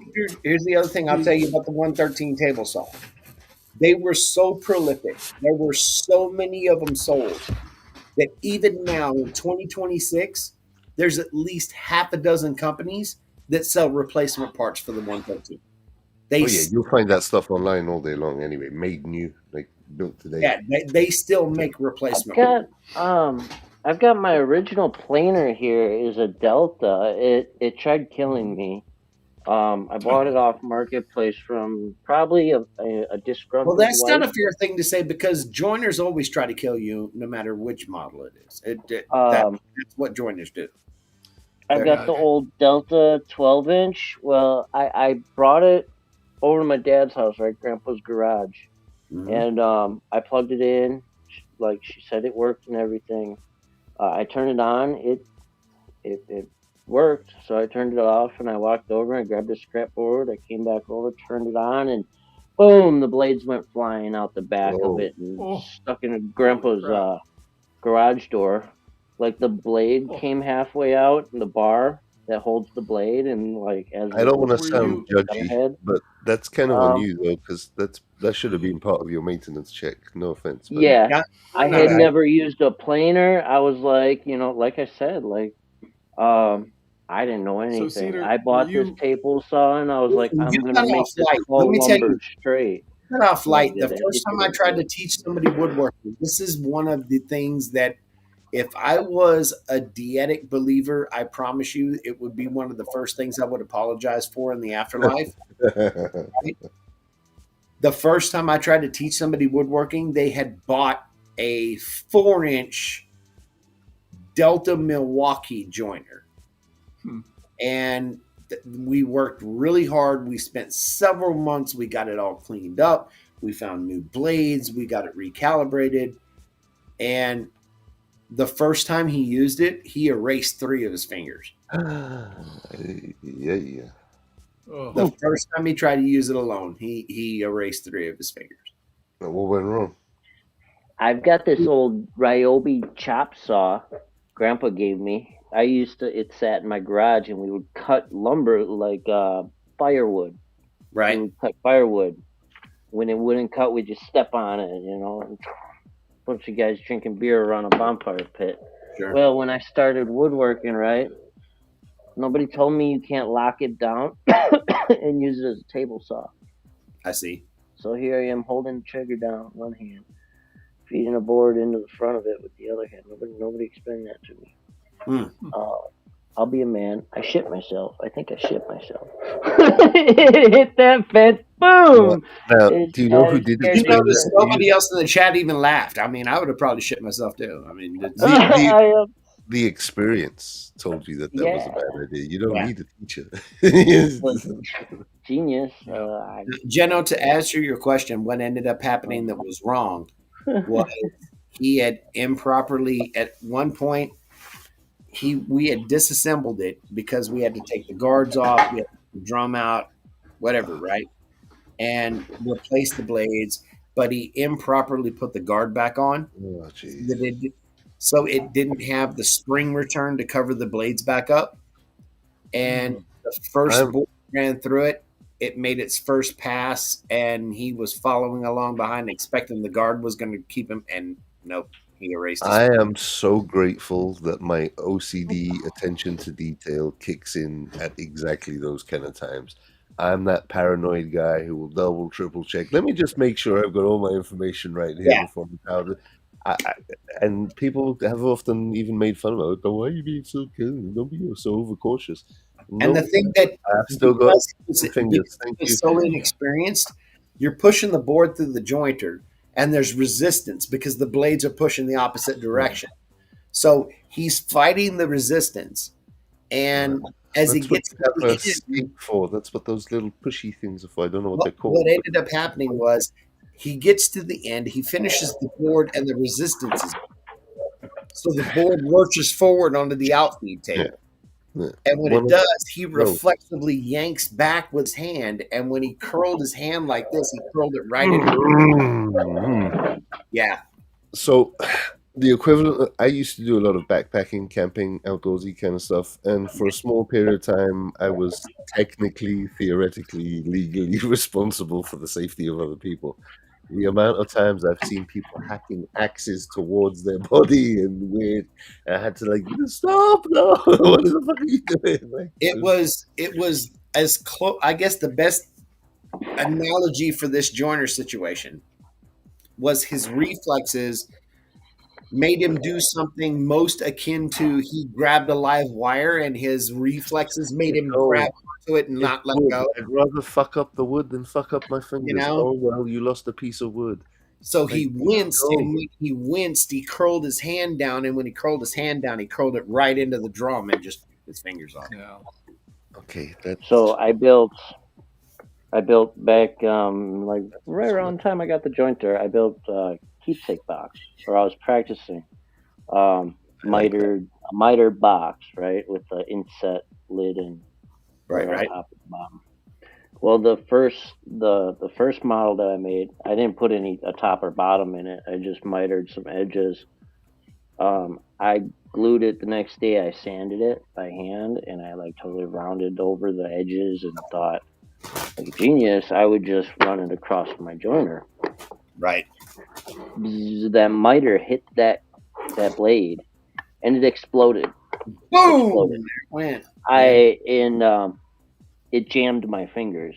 It pushing back because I was using my fingers. It jammed my fingers. I was like, "Don't look down! Don't look! Don't look!" I thought I lost my fingers. It hurt like son of a bitch. I thought I broke my fingers. I found the pieces, the sides. It was just the four sides. Like the sides had actually shattered. It's like 3/8 thick. Yeah, I've had a drill bit shatter on me. That's never fun. Yeah, not smart. No, especially when your face is right over where you're drilling. No. Also, very stupid mistake. I drilled into some brickwork once, and you know when you have that first little bit of resistance, and for some reason I breathed in just as a cloud of brick dust came out. I just inhaled all the brick. I was coughing up blood for weeks. I can still feel it. Yeah. Hey, so Cedar, can you hear us still? Mm-hmm. Okay. Yeah. Wasn't sure if you were far away or not, but so recommendation, right? Do a search on your local Facebook for the Craftsman 113, right? Craftsman 113. See if there's anything nearby, because that's a cabinet saw, like Mike said, 3 horsepower. It has all the power you need. It's a 10-inch saw, so you've got 3.5 inches of usable blade height, right? So that gets you to be able to cut something that's 7 inches thick in 2 passes, right? And see, my planer has a 6-inch depth too. Right, but the planer isn't going to be able to cut something for you. Ooh, right? New Milwaukee earbuds, $100. Damn it! This is why I don't. Ooh, squirrel. Craftsman 113, Cedar. Write it down. 113. Write it down. Craftsman 113. I'm making mental shit. And so it's a cabinet saw. It's like Mike said, it can be the centerpiece of your workshop. It can be and it's a workhorse. It's powerful. It can do everything you need. If you can get or make a fence for it that works better than the stock Mhm. fence. There are some things you can do to mitigate the dust issues. You can kind of build a box around the dust that falls down below, and try to suction it out that way and everything. But whatever you do, right? Those are the two concerns that I had for it, and why I didn't switch from my DeWalt. Um, I think the DeWalt is a fine option, but you're not going to find it as cheap as you will the Craftsman 113, probably, right? I got this one for $100, but that's because it had issues that needed to get fixed, and it got used a lot, right? So it's not flat. There's a lot of different issues with this table saw that a Craftsman 113 would probably be better overall for someone who's using it for work, right? For me, I'm a hobbyist. I'm not depending on revenue from what I produce in this shop to live on, right? And so if you want something that's going to be able to support you and your family, I think a 113 is going to be a lot better at that. And so, I it's nothing popped up in my area, at least. A radial arm saw. I keep seeing radial arm Add it saws to for your for wish list or whatever. Your like, you know how you can set Yeah. notifications if something comes Mhm. on available. I can say with 100% of surety that once you find a 113 table saw, it is every bit as durable, repairable, and reliable that Now that's what I was going to say. The could minute you get literally one, be the last damn saw you ever have to buy. the first thing you should do is look at a servicing tutorial, like maintenance and servicing, right? Yeah, how And to get calibrate, familiarize how to clean it yourself with up. everything, take it apart, make sure everything works. I would even say replace the blade, even if it so looks new. Just yeah, like replace the blade, you know, yeah, a get used everything. machine. I should have checked it over, which I didn't. I didn't open it up and look at it. But the When I did open it up, the screws that hold the bar that pins the blade, the Right. screws were all stripped. All the heads on the bolts yeah, were stripped. you gotta Well, do look for stuff you like that. you loosen those bolts and it presses against the cutter head and it pinches. So somebody probably stripped the bolts out on the thing. Um, but it is what it is. It's a as is sale. I So mean, it was another thing you $100. should do is look at I should have common opened it up and looked problems at it. people have had and how they fix them. So you'll find a lot of videos and tutorials about that. I had so and so problem with such and such a model, and this is Yeah. how I fix. Like before Um, you have that problem, I go and look at all those found videos. I found a replacement bar because it's no longer made, but I wound up buying. I bought a Performax. I just went to Menards and I bought one. I'd like to get like a belt sander or oscillating sander, something powered sander The would reason be people great get to rid of have. 113s, the reason people get rid of them, if they are good enough to use them, they're not smart enough to keep them and maintain them, and this is the problem. The trunnions, which controls the height adjustment and the tilt, the trunnions are right underneath the blade, so they get gumped up with fucking oil and sawdust, and then you can't turn the wheels anymore. So it starts to bend the sheet metal that's the casing for the body, and they think that the whole saw is shot. So You clean you those see that out a lot. for You another get 50 these bucks. people, they're hobbyists for like a season. They buy all, especially in the camping world, they buy all the gear and they use it once and oh, it's dirty now, and they're never going to go camping again and they sell it. It's the same Right. thing with tools. Like they'll use it till it's all icky with sawdust. Well, I don't want to clean this and maintain it. And I okay, sell it. see everything I started with except for the table saw was used and either upgraded, um, like the miter saw. Um, she's old. If you get her set to 90 and there is no quick release button, the whole bracket's gone, busted Right. off. There's just a nut. You just tighten that bitch down. She's good for crosscuts. She don't miter nothing. She's a chop saw now. But I eventually upgraded. Um, my sanders and stuff, they wear out, but I finished like 12 tables with that sander. I bought a new one. I bought a brand new one instead of a used one.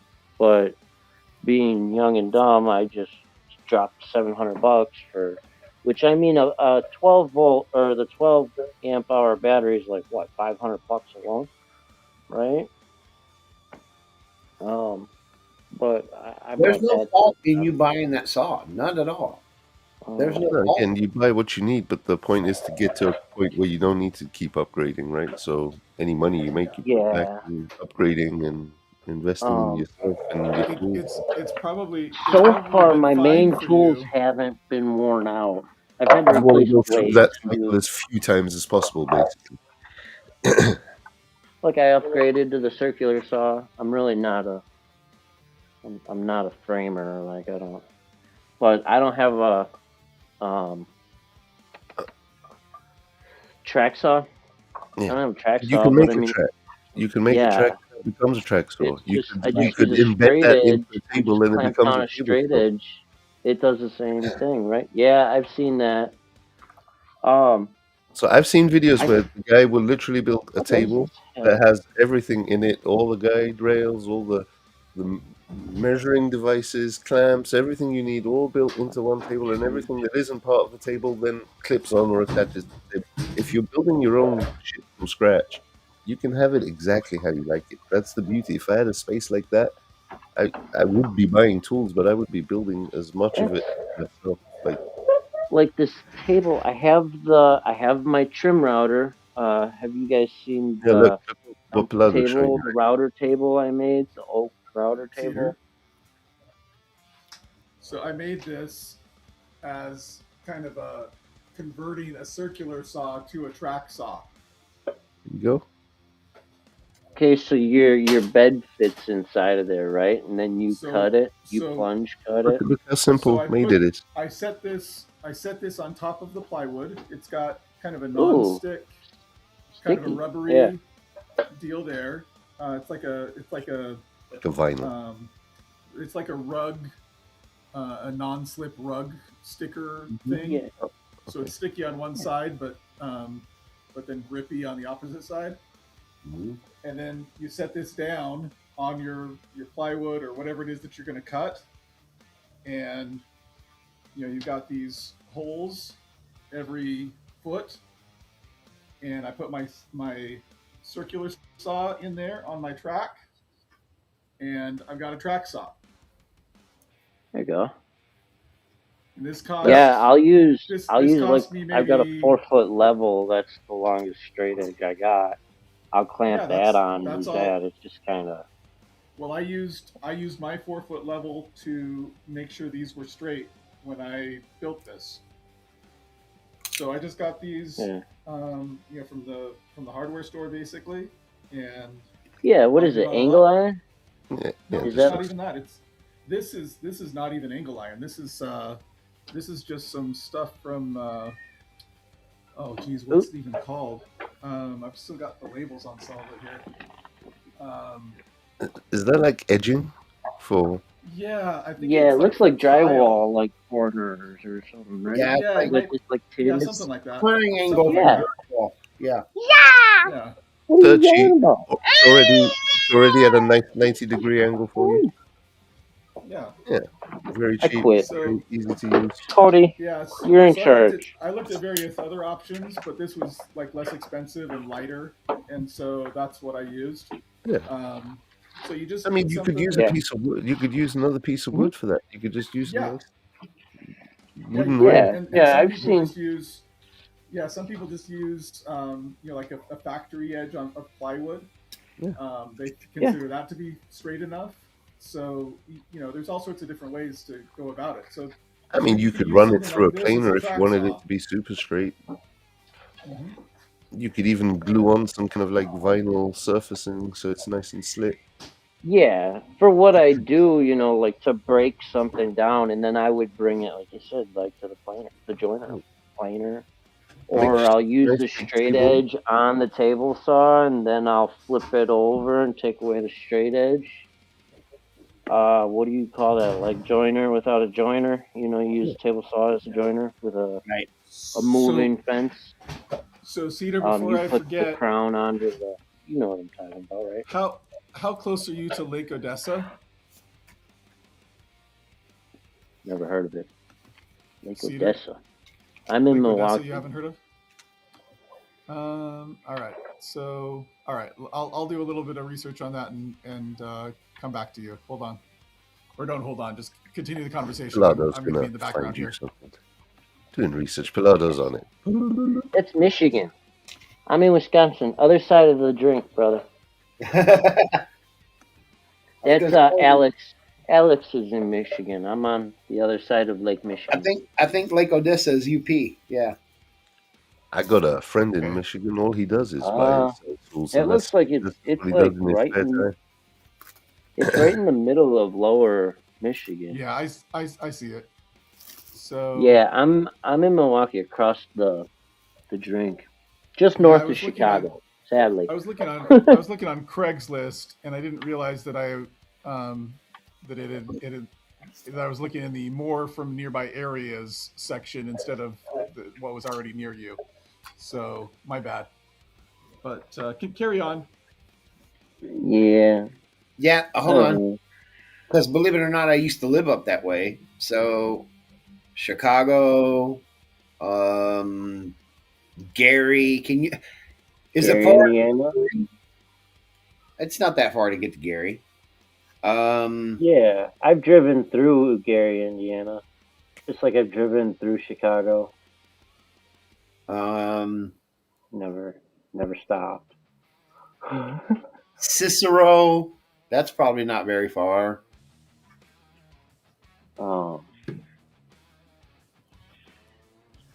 Yeah, I'm in the. Again, I'm in I would northern start edge of Milwaukee. in your local area because that's the easiest, most convenient. You know, you can haggle, you can arrange and negotiate times to pick up stuff like that.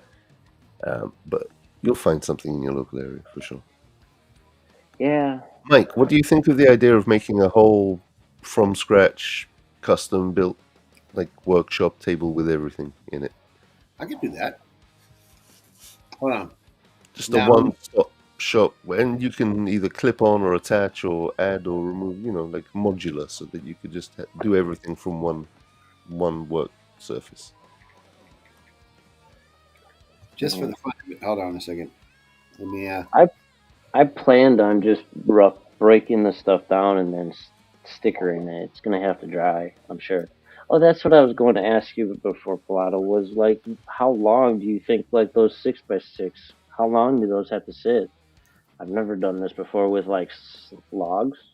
And how can you tell when they're ready? Yeah. Well, it was cut down 2 years ago, but it's 6 inches. It was 6+ inches wide. You know, these pieces. If I cut it, like, say, into 2-inch, slices. Yeah, so they say for every inch of thickness, it needs to dry for a year. So if you have something that's 6 inches thick, they say basically 6 years to dry. So, what if I cut it into 2-inch slices and then you'd sticker be it? looking at like a 2-year time. Then it would still need another 2 years. Right, but you could also put it in a kiln, and instead of a year, like with my cherry wood, I cut it to 5/4, and so instead of a year, it took about 2 weeks in the kiln. That's a big difference. Okay. And you said you weren't really like heating it; you were just controlling the humidity. I just used a dehumidifier. So the dehumidifier obviously was extracting moisture, but it was also heating up that area. And so there's enough added heat just from it running that you don't need to heat it. Yeah. Okay. All right. So I'm seeing a Craftsman table saw, 1 horsepower. Looks like it is a 113. it's listed as Milwaukee, Wisconsin for $75. Wow. Yep, there's one for 75. I'm looking at the same thing. $75. There's a 113 in Stoughton for $50. Okay. 50 There's bucks. another one in Park Ridge for $100. I got literally $0 in my bank account. Right. Oh, I gotta be but hey, I gotta but be at the Cedar- child support court on But Cedar, if you sell February your February though. if Yeah, you Oh, sell God, your look. existing if you sell your existing table saw, Right. you'll get something out of that, right? And you'll have money left over for How much like would this be worth? I later. mean, this works great. I think you could probably get at least 150, 200 for it. It'll be more than what you're spending. I paid like $700 for this thing. Hey, I'm gonna Right, use but you're this not on gonna my get- vehicle. I'm yeah, gonna drive it but into the listen- hey, goddamn listen, ground. Cedar. hold on. Cedar, you're not Cedar, gonna get listen to you're this. not gonna get $700 for it, right? You're no one's not. gonna No, pay Yeah, no. $700. It's like a hot rod. It's like a But hot rod. You buy it so you can go. here we go. Look at my table saw. It's If you go battery to operated. Racine, if you go to Racine, Inside of a cedar table. hey, check I this out. am Cedar. going to receding. If you go to Racine, Oh, there's a 113 with 48-inch wings on it and a router table built into it with a dust collector bag for $100. See, wow. that's my next plan for this table here is Whoa, on the left. whoa. Listen up, Cedar. Mike, run through that again. That's a 113 with 48-inch wings on it, dust collector bag, and a router table one of the wings for $100. Okay, so Cedar, what he's telling you, this old table saw has way more capacity and capability than your saw has right now. It's an upgrade. And even it if can costs- make the cuts. It can make the cuts that your saw can't. Right? But isn't she You can pretty? get it for Man, y'all are hurting my girl's feelings over here. It's all right, baby. Hey, you know what? Love you. Sometimes the young, Sometimes your girl's no good the for young you. attractive, sometimes the young attractive model isn't as good for you as the older, the older model that's been around the block a few times. The young attractive one that moves to Alaska. I'm gonna say it like the kids say it. Cedar. She may be pretty, but she can't cook. This one can cook. Oh, fuck all that. She gotta know how to make tacos. Look, I'm trying to tell you, baby girl right here. Baby girl right here knows how to cook. Yeah, your Craftsman 113 can cook. So yeah, baby girl right there can cook. Hey, honey. And Steve's pretty Steve's too. in the chat. That's pretty too. What up, honey? So yeah, you know the table saw that your table saw that you've got has been good for you. Hey, Steve. But you're asking how can I accomplish a particular cut? And we're saying if you upgrade your table saw by getting something older but better, you're going to vastly improve the capabilities of your shop. And you might actually make some money on it by selling the one you've got and buying something for a lot less, but that has a lot more capability. That's what I'm trying to tell you, Cedar. Look, I'm gonna put it in that goddamn Gen Y. Fucking. Your girl is pretty, but this one. That's the center of my shop. Your girl is At the end pretty. of the day, This then, girl can cook. This girl can clean. This girl got throat game. Oh no! That's where you guys forget. I cook, I clean, I change diapers, I work for a living. Right. And so I don't look. I don't look too bad either at the end of the day. If you don't want to sell that, you have something else in your shop right now that you don't use that you could sell. Now you might want to keep that particular toy. There's something else sitting right now in your shop right now that is going unused that you could sell that is equivalent to the value of what they just told you for the new. I've got the chop saw. I've got my old planer.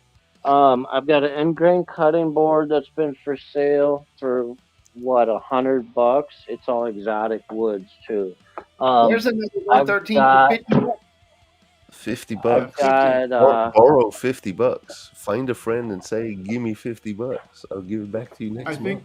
I think Cedar, once you start using the 113, especially if you're using it to its full capacity and full capability, you will find that you don't ever use the other table saw anymore. Now you won't. Because it just doesn't See, have the power and the capability. what I want to upgrade is And my then you'll sell it bandsaw. for less because it'll be I want to worth. get a stationary 14-inch Mhm. professional bandsaw. I want to be able to resaw. Like I've seen, like even if it's a smaller one, but I have to build an auxiliary fence or something. Like I've seen your fence. I think I've seen your bandsaw. Don't you have a Yeah. bandsaw? Yeah, I do. Right, I've seen you work on yeah, yours. I built the fence for it. But remember, the reason that Yours I is have what, this, a 12-inch? Is it? yeah, I think yours is a little bigger.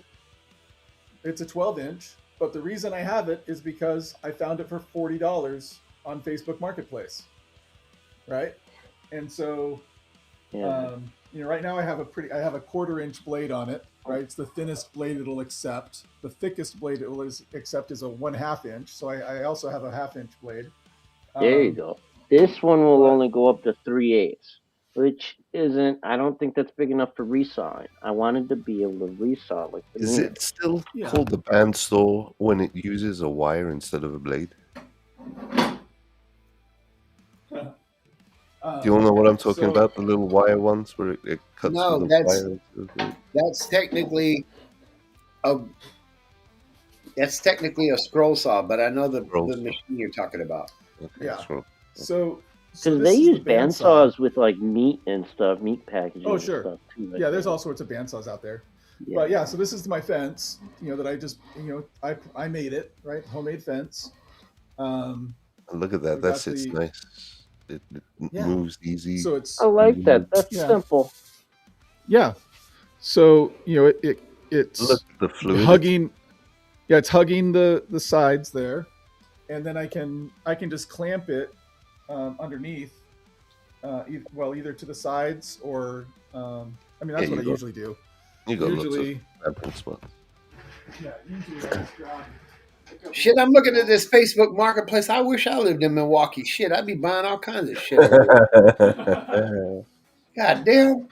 So typically, Yeah. I'll just clamp it like this. There you go.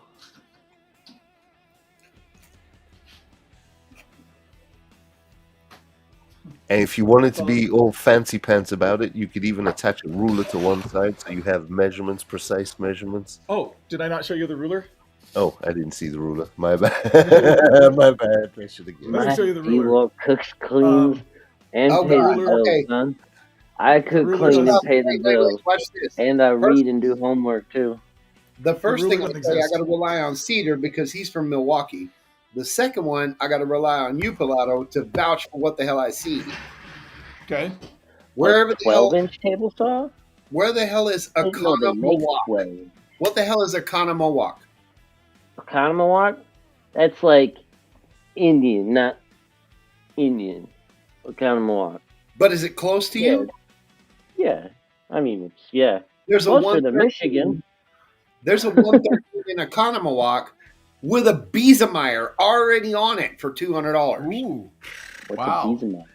So I was telling you that the two drawbacks to the Craftsman 113 are the fence and the dust collection.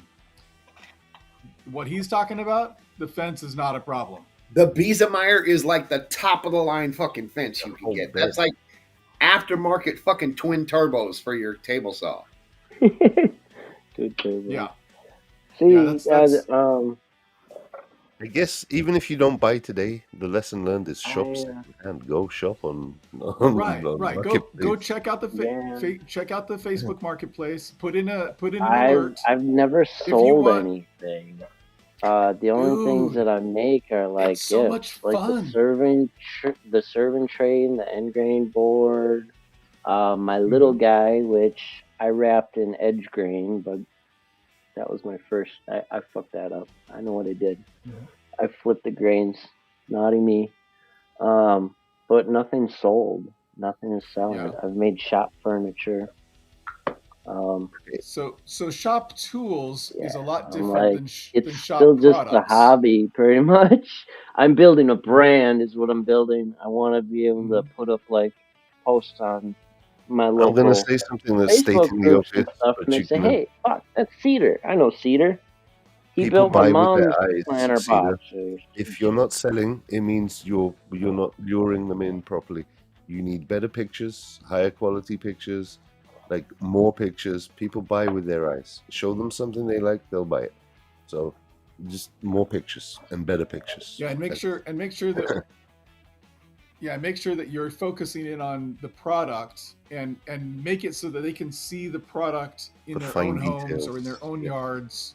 Make it so that they're like, oh, I need to have that at my place, right? Yeah. So if you've got the product and maybe you've got a really clear picture, but you've got a lot of other stuff also in the picture, Oof. so that it's cluttery or whatever, it See, makes it that's really awesome. hard for them People would buy that. to If envision that. correctly presented, people would buy that. You just twirling that in front of me was like, ooh, pretty. Like you just have to. That's People buy with Paduke, their it's eyes. Wenge, maple, So hickory, and people aren't mahogany. cedar. Cedar people aren't necessarily going to care about what the woods are, right? Because we talk about these exotic woods, Yeah, right? I just care that it's But pretty. if As you show long as that to it's my fire. wife, Yeah. if you show that to my wife and you start talking about the types of woods in it, you have lost her. She is not going to buy because she does not care what kind of wood it is. She just cares that it's pretty. Now that should Right? be somewhere in the description, but that should not be the main selling point. Yeah, like look again, the Yeah. designs are what win, dude. Those are awesome.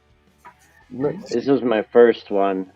If Yeah, but you that's simple geometric. catch Jesus it, Christ, Kind of see, thing I would buy. need I the would. shipping and you also see the light. You see the light through it. Yeah, I even see the little intentionally skewed lines just to fuck with people's if OCD. I Steve love would it. No, pay I mean the for cracks. shipping, does it even better down here. Like, Holy hell. know. I look for the same thing locally. Here's a guy that has three. I can sell these products. I'm telling you. He I has could. three Craftsman 113s and a regular arm saw. He'll give them all to me for $90. Nice. Huh. This is edge grain and this is end grain. Mike's gonna move to start looking at So stuff in this area now. Mike's buying Jesus bonus. Christ, I'm going to become a tool hoarder so bad, dude. What I learned. That's Yeah. why this So- one I wrapped in end grain, not edge grain. But I had to fuck it up, to learn. This is why I wanted to start making stuff. I wanted to make chessboards and I wanted to make backgammon boards just as a hobby because I like chess and I like playing backgammon and I had some nice ideas for some nice designs. If You just activate I- the whole part of my brain there. Like now I must make stuff. Jesus wept. Have I been on for 5 hours now? Hey now, what else are you gonna do on a Friday? We've got another 5 to go. I've got oak, You know what but I I'm wanted to do maple. I That is what wanted I'm to going do to do. Holy hell, I was wondering why I was so damn Walnut tired. So, have you guys ever heard of 4-player chess? No. Did you say foreplay? 4-player chess. 4-player is four-player. another kind. Now, hello. I mean, That's foreplay is a bit of chess. I mean, I'm just saying. If you're asking if I've heard of foreplay, the answer is no, and my wife is very sad. That's probably accurate. So, though. no one makes. What do you mean? I thought chessboard. clitoris was just a myth. No one makes 4-player chessboards. It's a really popular game, but you can only play it online. No one makes and sells 4-player chessboards. If anyone started making and selling them, they would make a fortune because you would be literally the only person making and selling them. Just saying. Jesus. That's awesome too. I have a bunch of those handles that I just kept for no reason, and now I see that there was a reason. Yeah, New Roots got a Dynamics is black his set. DeWalt. Too. He went with the says brush that his one. DeWalt cooks, cleans, and pays the bills. Yeah. And See, I don't he's got need a that. used- I do all that Whoa, myself. whoa. I don't need. Listen to this. Listen to this, Eater. New Roots says he's got a 12-inch, a used DeWalt 12-inch table saw for $100. Rebuilt it, took it apart, cleaned it up, squared it, everything. So, and 12-inch, that gives you even more capacity than the 10 inches that we're Right. talking about. I didn't know they made a 12-inch. That's I know 24. DeWalt has This is the DeWalt biggest has thing. this the 8 1/4. Then they got a 10-inch. Pretty good. I didn't The know they biggest made a takeaway 12 and inch. the biggest selling point for the 113, I know I'm on this like like I'm killing a dead horse, but the biggest takeaway, the difference between what you have now, anything you're going to buy now, and that 113 is that you'll buy that damn saw and you will never ever buy another one.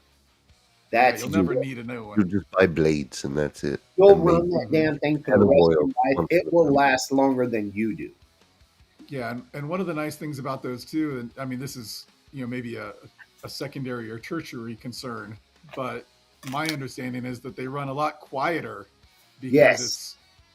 it's not a direct drive motor, and And it's so just bigger, more mass, so it's more dampening, vibration mhm. dampening. It's just bigger Yeah, mass. so they The don't. rear Yeah, feel. exactly. They don't have the vibration. It's got a different style of drive to the motor, It'd be and smooth. I can tell you It my needs a new 113, blade. I it's I need to not can tell as change you my smooth. blade. my 113 But kicks and it is as loud as an air fryer. I feel like this is shifting to gear shaming Cedar now. No, right, no, I'm no. This not is getting rid of my Milwaukee table saw. I we're love not it, we're not but I we're do not want to telling get you. like add I to want the to get like a portal. grizzly like Look, 14-inch you don't. I'm not telling you to bandsaw. get rid of your Milwaukee table saw. I'm telling you that as soon as you buy a 113, you'll do that yourself. I don't have to convince you. Ideally, Yeah, I would like a second one, kind of like the router situation. Like I There said, you I go. have my mhm. Milwaukee trim router, but I have my half inch. I have a half-inch router, so I want to build that into my table on my left side of my blade. I want to build a wing with my half-inch router, my big router, built into the table. Right. Because I Well, don't need my little portable router. if we're gonna talk about routers, so I've got the compact trim router there. I've got the router table here with a router in it. There So you do go. I've you got keep do I've you got keep a the certain router bit on a table. certain router? I've got the router table there with the router on it. That would be my approach. You I've keep them got set up for different operations, don't you? That's where I was going with then I've that. Because got I would like a second one set with a dado blade and one with and I've Look, got three routers over yeah. here. there you go. All the rest Damn. you need. Now, Helado, which one See, gets the most usage? I know they The probably all most get used, but which usage, one gets the most? probably the router table here. The This one where you guy, build the table? Yeah. yeah. So he probably gets the most usage. The next most would probably be the other router table. Now, Um, can I venture a guess that it gets the most usage because you actually built it custom to what the job you had in mind? And don't yes get me and no. started that the Craftsman 113 series has an entire, it's not even a router table anymore. It's called a shaper. oh, it is the 10-inch. It is the 10-inch. The Mhm. miter is the 12. I know they make a 12 miter. Which, damn. I know, and I bought the 7 1/4, but they had the 500 back at the beginning of the year. They had the spend 1,000 get.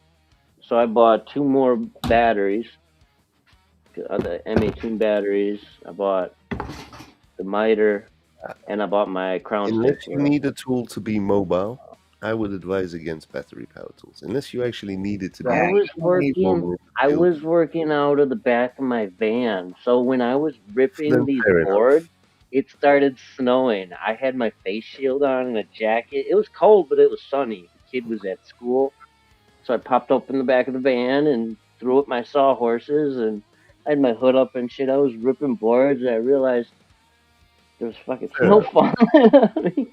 But so I was mobile. Everything lived in my van.